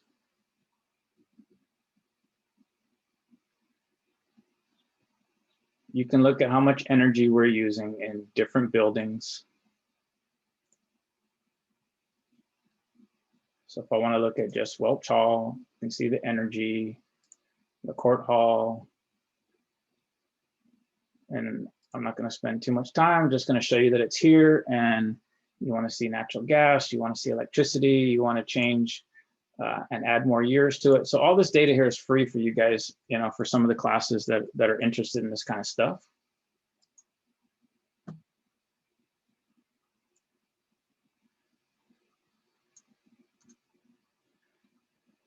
And thanks a lot for everybody coming to come to this session. So like I said, in fiscal year 1920, we spent $2,437,000. So imagine if we saved 30% or more, what the money could be used for, right? Also, more than that is, what would that 30% less poison be to the earth?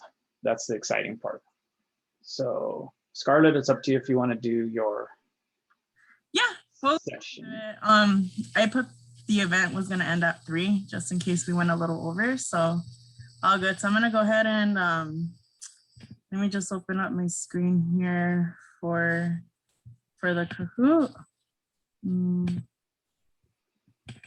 All right. All right, so if everyone wants to get their phones ready, and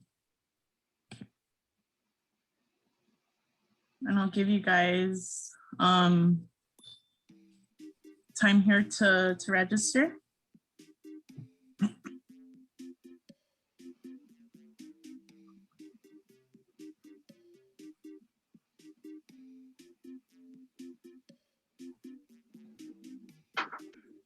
Did we lose everyone?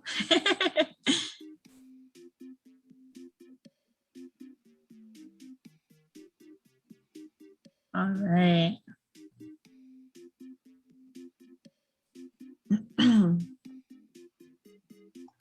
Thanks, Kenny, for the presentation. I was just noticing, I tried to get to that webpage and it says having trouble finding the site on the link when I click it. Is it a on-campus only access? Ooh, it might be. You know what? I think it is. You might have to be on campus when you plug into that. Because that's a fun tool. Yeah. Yeah. So if it doesn't work, sorry, probably not the best time to show it off during COVID. But if you're on campus, come back and try.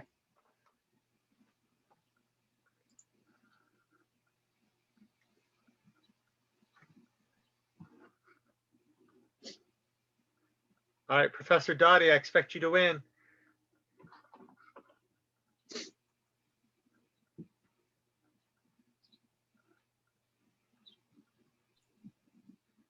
Well, if Tony's here, he's been winning or coming pretty close.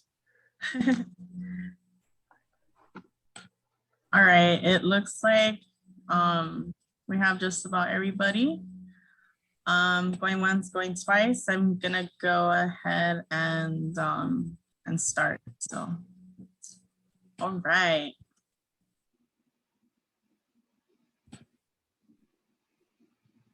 So, what is the average daily water usage for the cooling towers in the summer?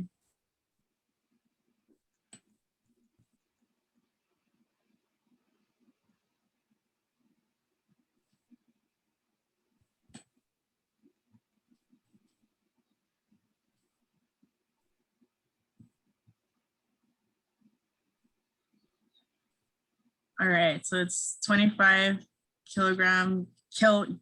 thousand. Oh yeah, per day. Sorry. Mason is in the lead.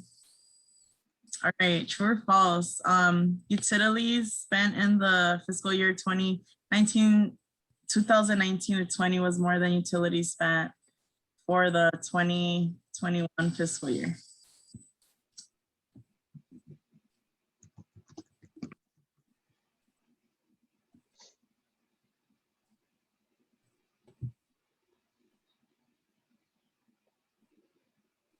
And that is true. All right, Professor Dottie, you're in the lead. What are ways that we have improved our energy consumption at Dominguez Hills?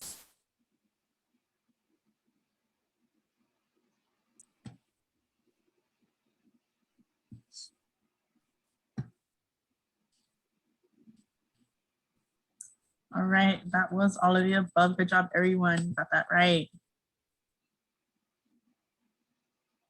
It's going back and forth on the lead. Ooh, they knocked Kelly. Professor Dottie's not in the lead. Central Plant has solar-powered golf carts that work as mobile generators to power events. True or false?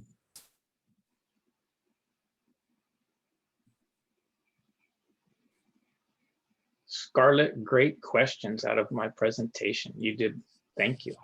You're welcome. All right. Woohoo! That was true. Lily's in the lead now. All right. The CSU awarded Dominguez Hills with what award for energy usage reduction due to COVID?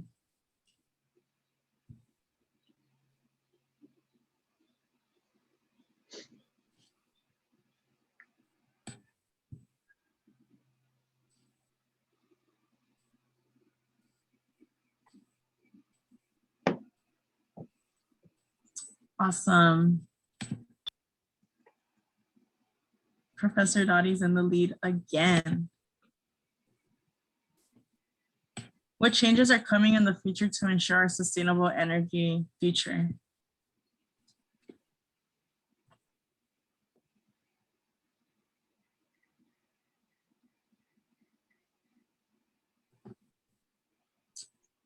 Good job, everybody.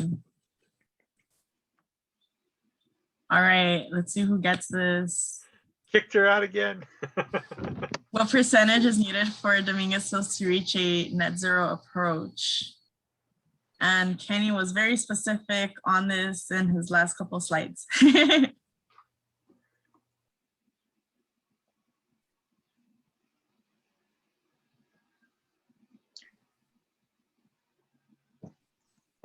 All right, so I have to say that that's probably not accurate. We need to do way more than that. That's just going to be a big improvement, right? So yes, thanks for clarifying that. yeah. Okay, let's see who won.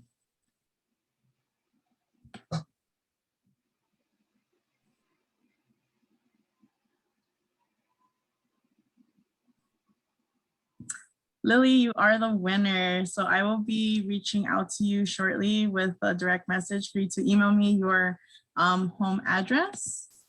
And without further ado, I'll go ahead and pass this over to the biochem majors. They're gonna be giving us a recycling 101 workshop. So whenever you guys are ready, you guys may start sharing your screen. Thank you. Thank you, Kenny. Are you guys able to see it? Yes. All right, give me a second. Let me make it full screen.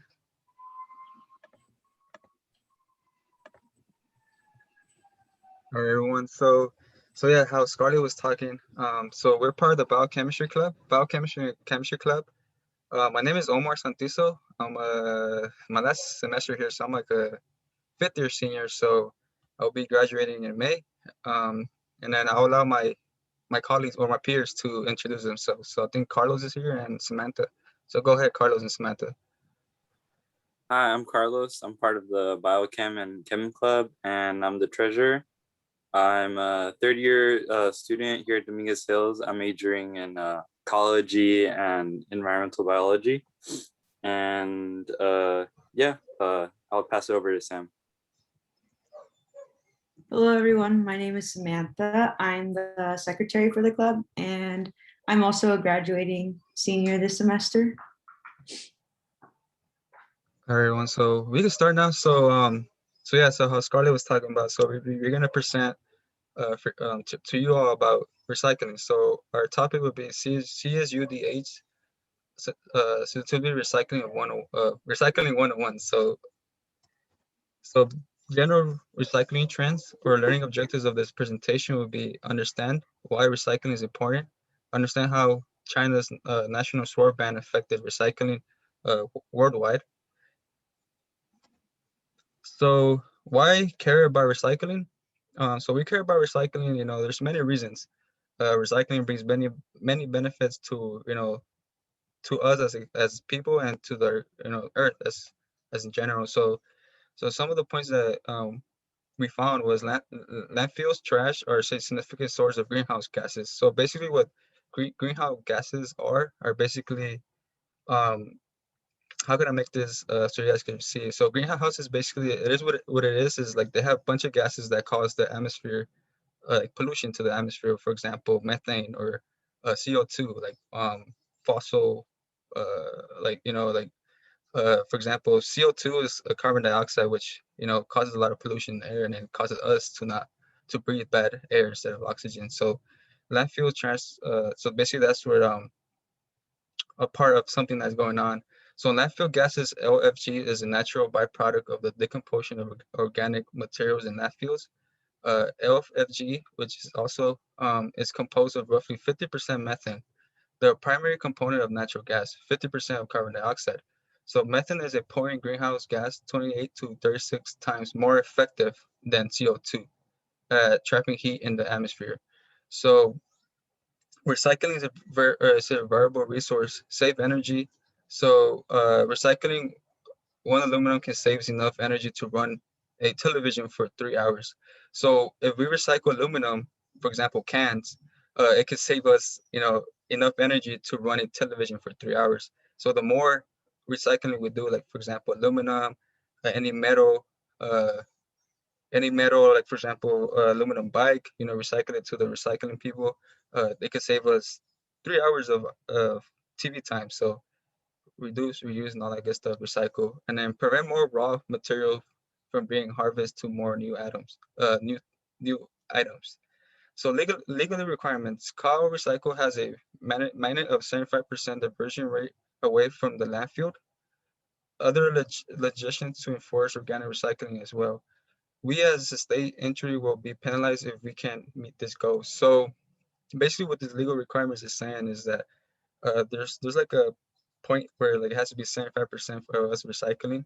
For example, it could be aluminum cans, it could be plastic cans, it could be, putting our plastic cans or plastic water bottles into the recycling bin instead of the actual trash, which is mostly decomposing trash, which is food, uh, it's apples, so on, So the cost. So a lot of people think that recycling is more expensive than actually throwing away trash. However, making more trash is more expensive than recycling. So that's something for you guys to you know for you guys to put it back in the heads that it's more expensive to actually trash, which is like food and so on, and actually recycle and make it's actually cheaper.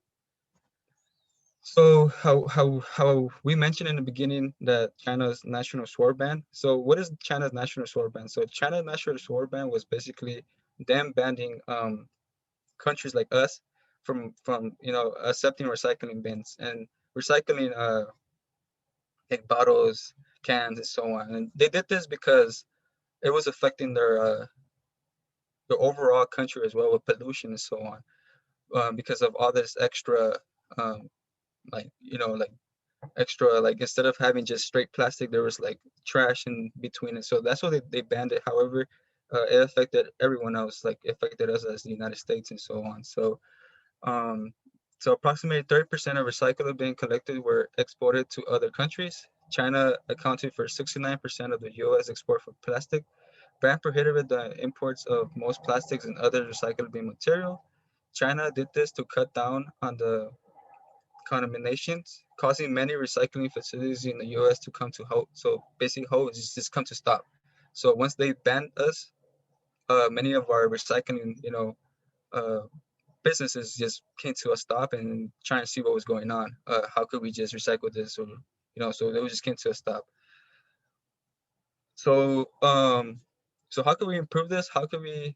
Some suggestions that us as a group thought was like help China maintain their environment healthy with healthy air, like provide new machines and so on, so they could accept our recycling bins.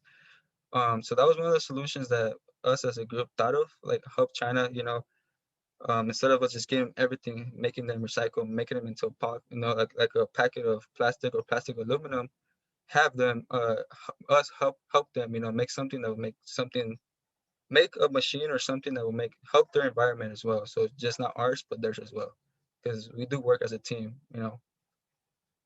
So that was something, a solution. So learning objectives of that was to understand campus. So before we go into a project that our students at CUSD made a couple years ago, was so the learning objective of it was to understand campus waste trends, understand campus recycling, understand how to be a better recycler, understand CSUDH recycling system, and understand what hazardous waste is.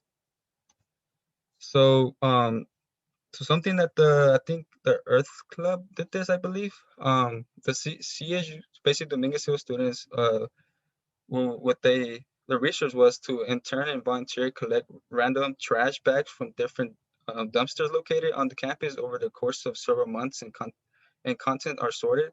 So basically what this means is that they went, like, for several months, these students, they went to each like trash can around school, and then they saw so they took they got the trash and they brought it together as a whole, and they saw um which one they compared the recycling bin to the trash, and then they will see how much trash or recycling is on the actual trash. So that's what they're comparing. So the purpose of this added is to see how much waste could have been diverted out of the trash landfill through proper recycling habits. So how I was saying, so they were trying to see how much like recycling stuff, for example, plastic, aluminum, was in the actual trash instead of the right place to put it in, which was the recycling bin.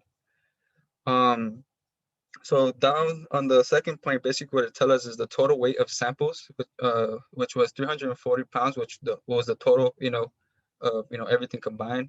And then the potential recycling weight was 76 pounds. And then 76 pounds of that 340 was something that could be recyclable.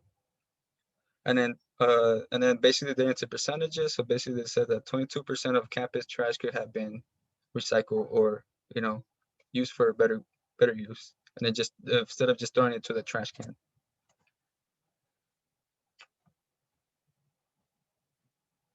Carlos, is that? Yeah. All right. So it's my turn to present. So the recycling infrastructure on campus goals were they wanted to set up recycling bins conveniently located and easily accessible to all students on campus, and create picture-based signage, as you can see, and it will show like recycling to increase incentive and just kind of show people more obviously where the recycling is, so they don't just throw it away in the trash. And offer more training and education, such as trash talk tabling, which is a game they have where they have students play a waste sorting game, and they can go and learn to recycle properly. There's also an online version on CSUDH.edu's /sustainability website. And then another thing is reduce and reuse resources. So something that the school recently started doing, I believe this past year, has been a Toro token at Toro Fresh, which is like when students can now purchase a token at Toro Fresh so they can get their food in a reusable container and give it back to Toro Fresh to wash and reuse. And then there's Path Waters instead of plastic water bottles. Path Water is a company that sells reusable aluminum water bottles that come pre-filled as a way to reduce water bottle waste for visitors and events. And establishing hydration stations around campus. They want to do campus-wide rollout on all water fountains on campus by May 2020. Reusable, which already passed. I'm not sure, I haven't been on campus, so I can't say for sure. And just offer more reusable straws and hydro flasks in the bookstore to increase like people's like chances of kind of using something that can be reused rather than a single-use plastic. All right. You change it to the next slide, Omar. All right. So the basic rules to be a better recycler are the 3 R's, and that's reduce, reuse, and recycle. So what's better, drinking water from a fountain or buying a plastic water bottle? Obviously drinking from a fountain, because it helps reduce like just like all the waste that's created, not only on campus, but in total when you think about everyone using a water bottle.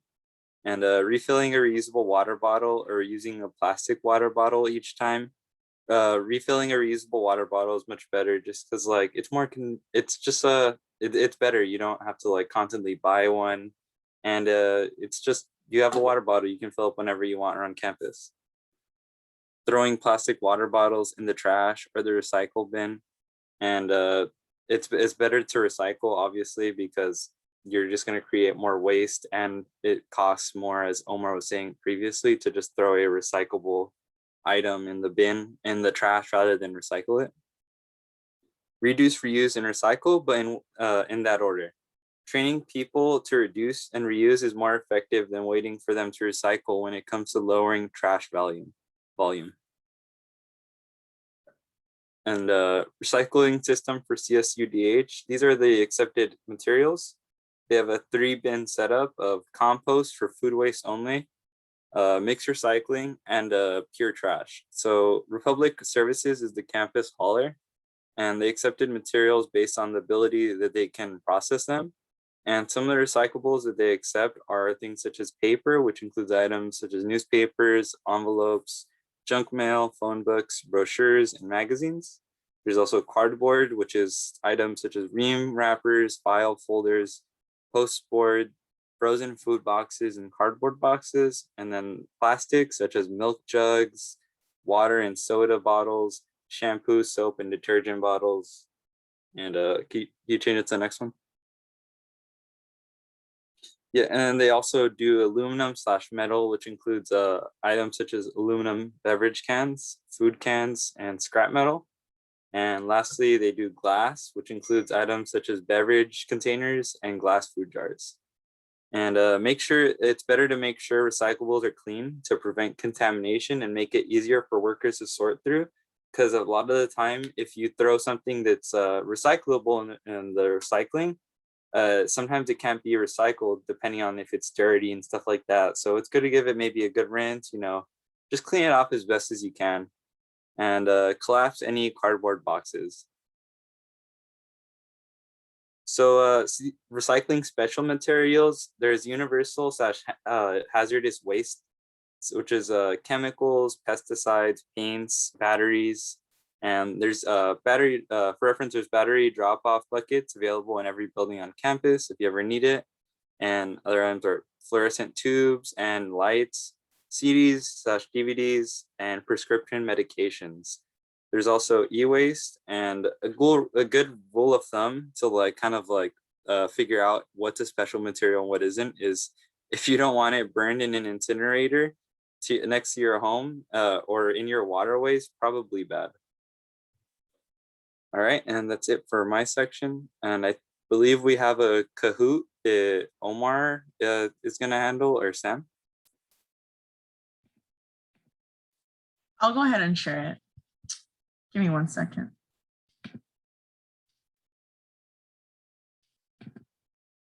Okay.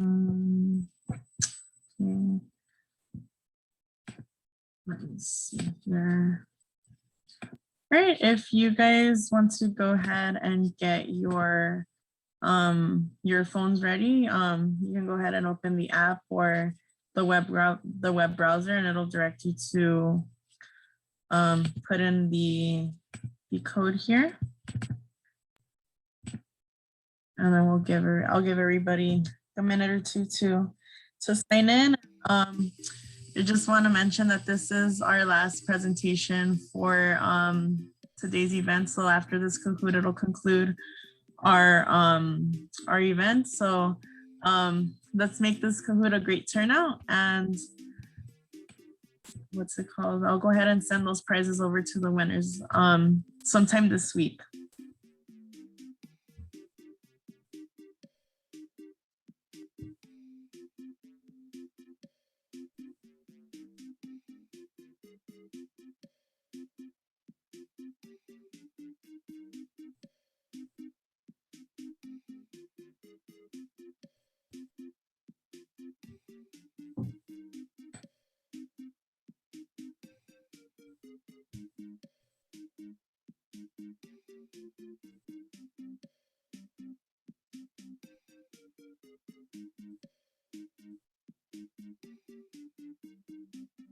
I'll give everyone 1 more minute.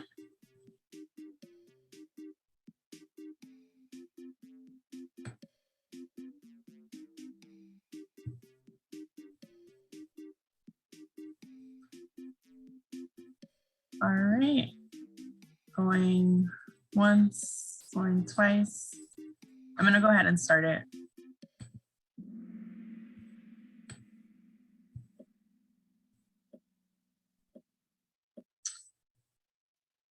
So how much more effective is methane and CO2 trapping heat in the atmosphere?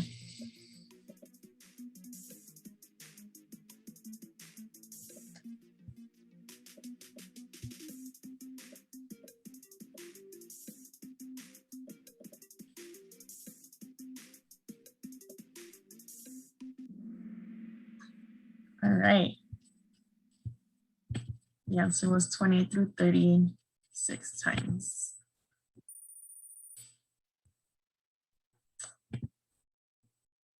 Professor Dottie's in the lead again. What diversion rate has recycle mandated for state entities?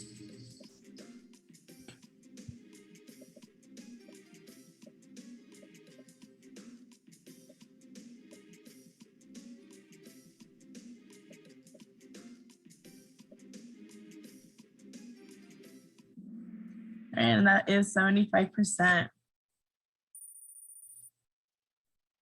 Professor Dottie's still in the lead. And what percentage of US exported plastics did China account for before the national source?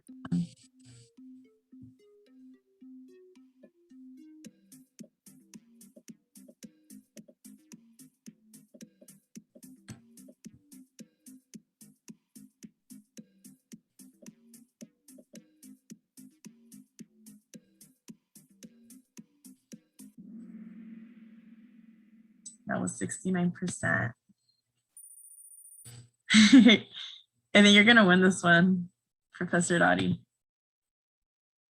And true or false, campus waste audits are done to see how much waste could have been diverted from the landfill.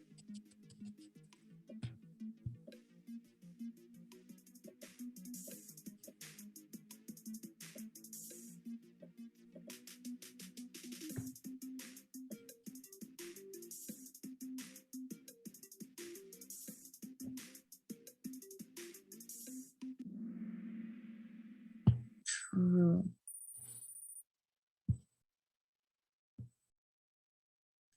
All right, based on the CSUDH waste audits, what percentage of materials could have been diverted to recycling?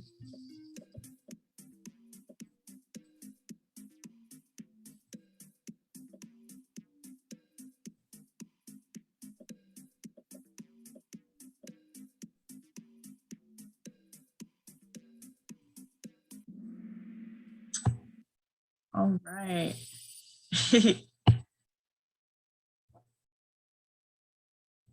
And training people to reduce and reuse first is more effective in lowering trash volumes. True or false?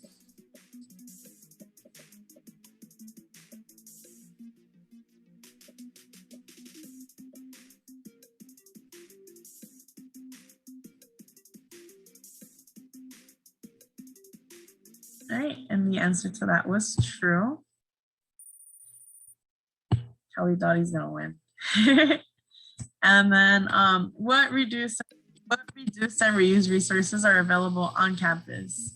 So we have path water hydration stations, total tokens, trash talk tabling back before when we were all on campus, or the reusable straws at the bookstore.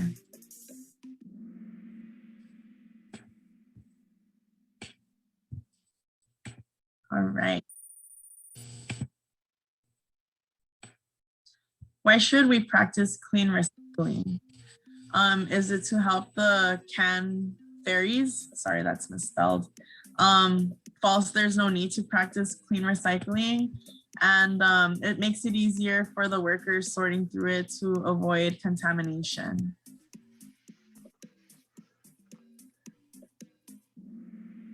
All right, Melissa, you got this. You got this. You're almost there.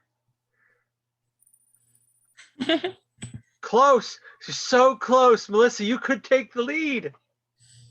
What is the rule of thumb to follow with hazardous waste? Is it don't want it burned in an incinerator next to your home, then hazardous? Or throw it in the recycling, the workers at the plant will recycle it for you.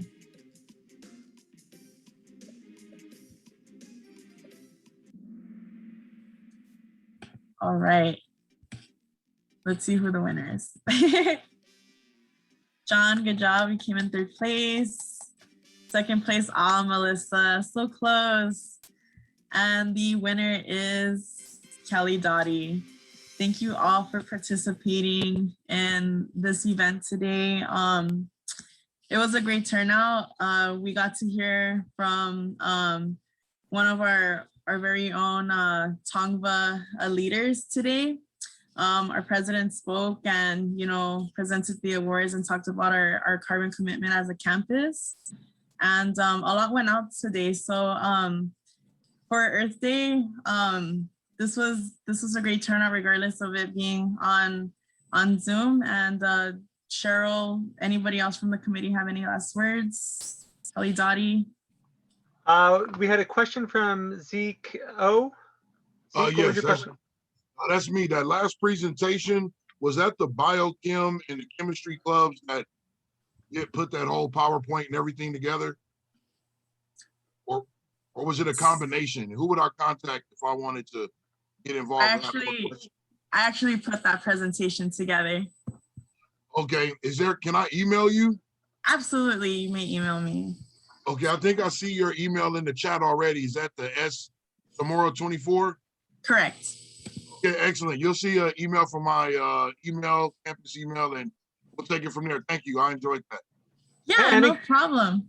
In case anyone's wondering, Scarlett here, who has been our Earth Day chair for this year, she also is in charge of the interns and sustainability office. She works with the sustainability office, and she also helps oversee and work with the different clubs, from chemistry to ecology to sustainability to earth sciences. And so she has contacts with all of them.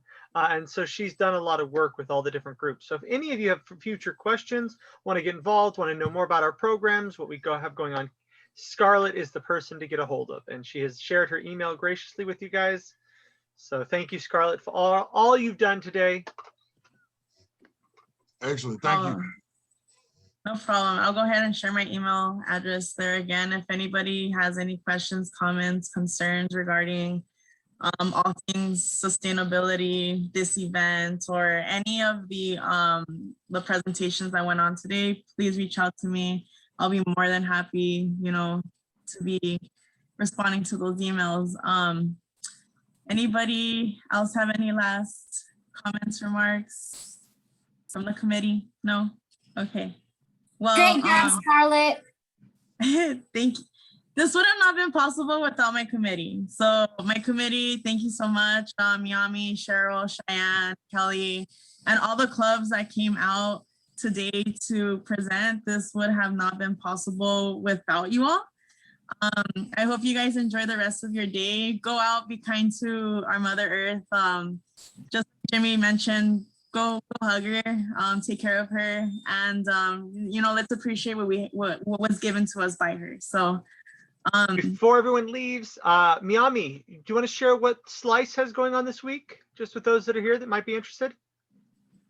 Yes, we have a series of Zoom presentation Wednesday and Thursday. If you'd like to learn more about that, just visit us at csudh.edu/slice, and you'll get more information on that. So their presentations are involving service learning, community engagement, and what students have done on and off campus. So definitely check that out this week. And as you said, you can go to their webpage, which is csudh.edu/slice. Thank you. And Scarlett, thank you for everything. No problem. So this concludes our presentation. I did record the whole thing, so once that gets uploaded to my my cloud drive, I'll go ahead and hopefully share that with the whole school, in case there was some members, or if you knew people that wanted to join and weren't able to, let them know that this will be recorded, or this was recorded, and will be uploaded to our sustainability YouTube page soon. So thank you all. Have a great day. And bye. Bye. Thank you. Thank you.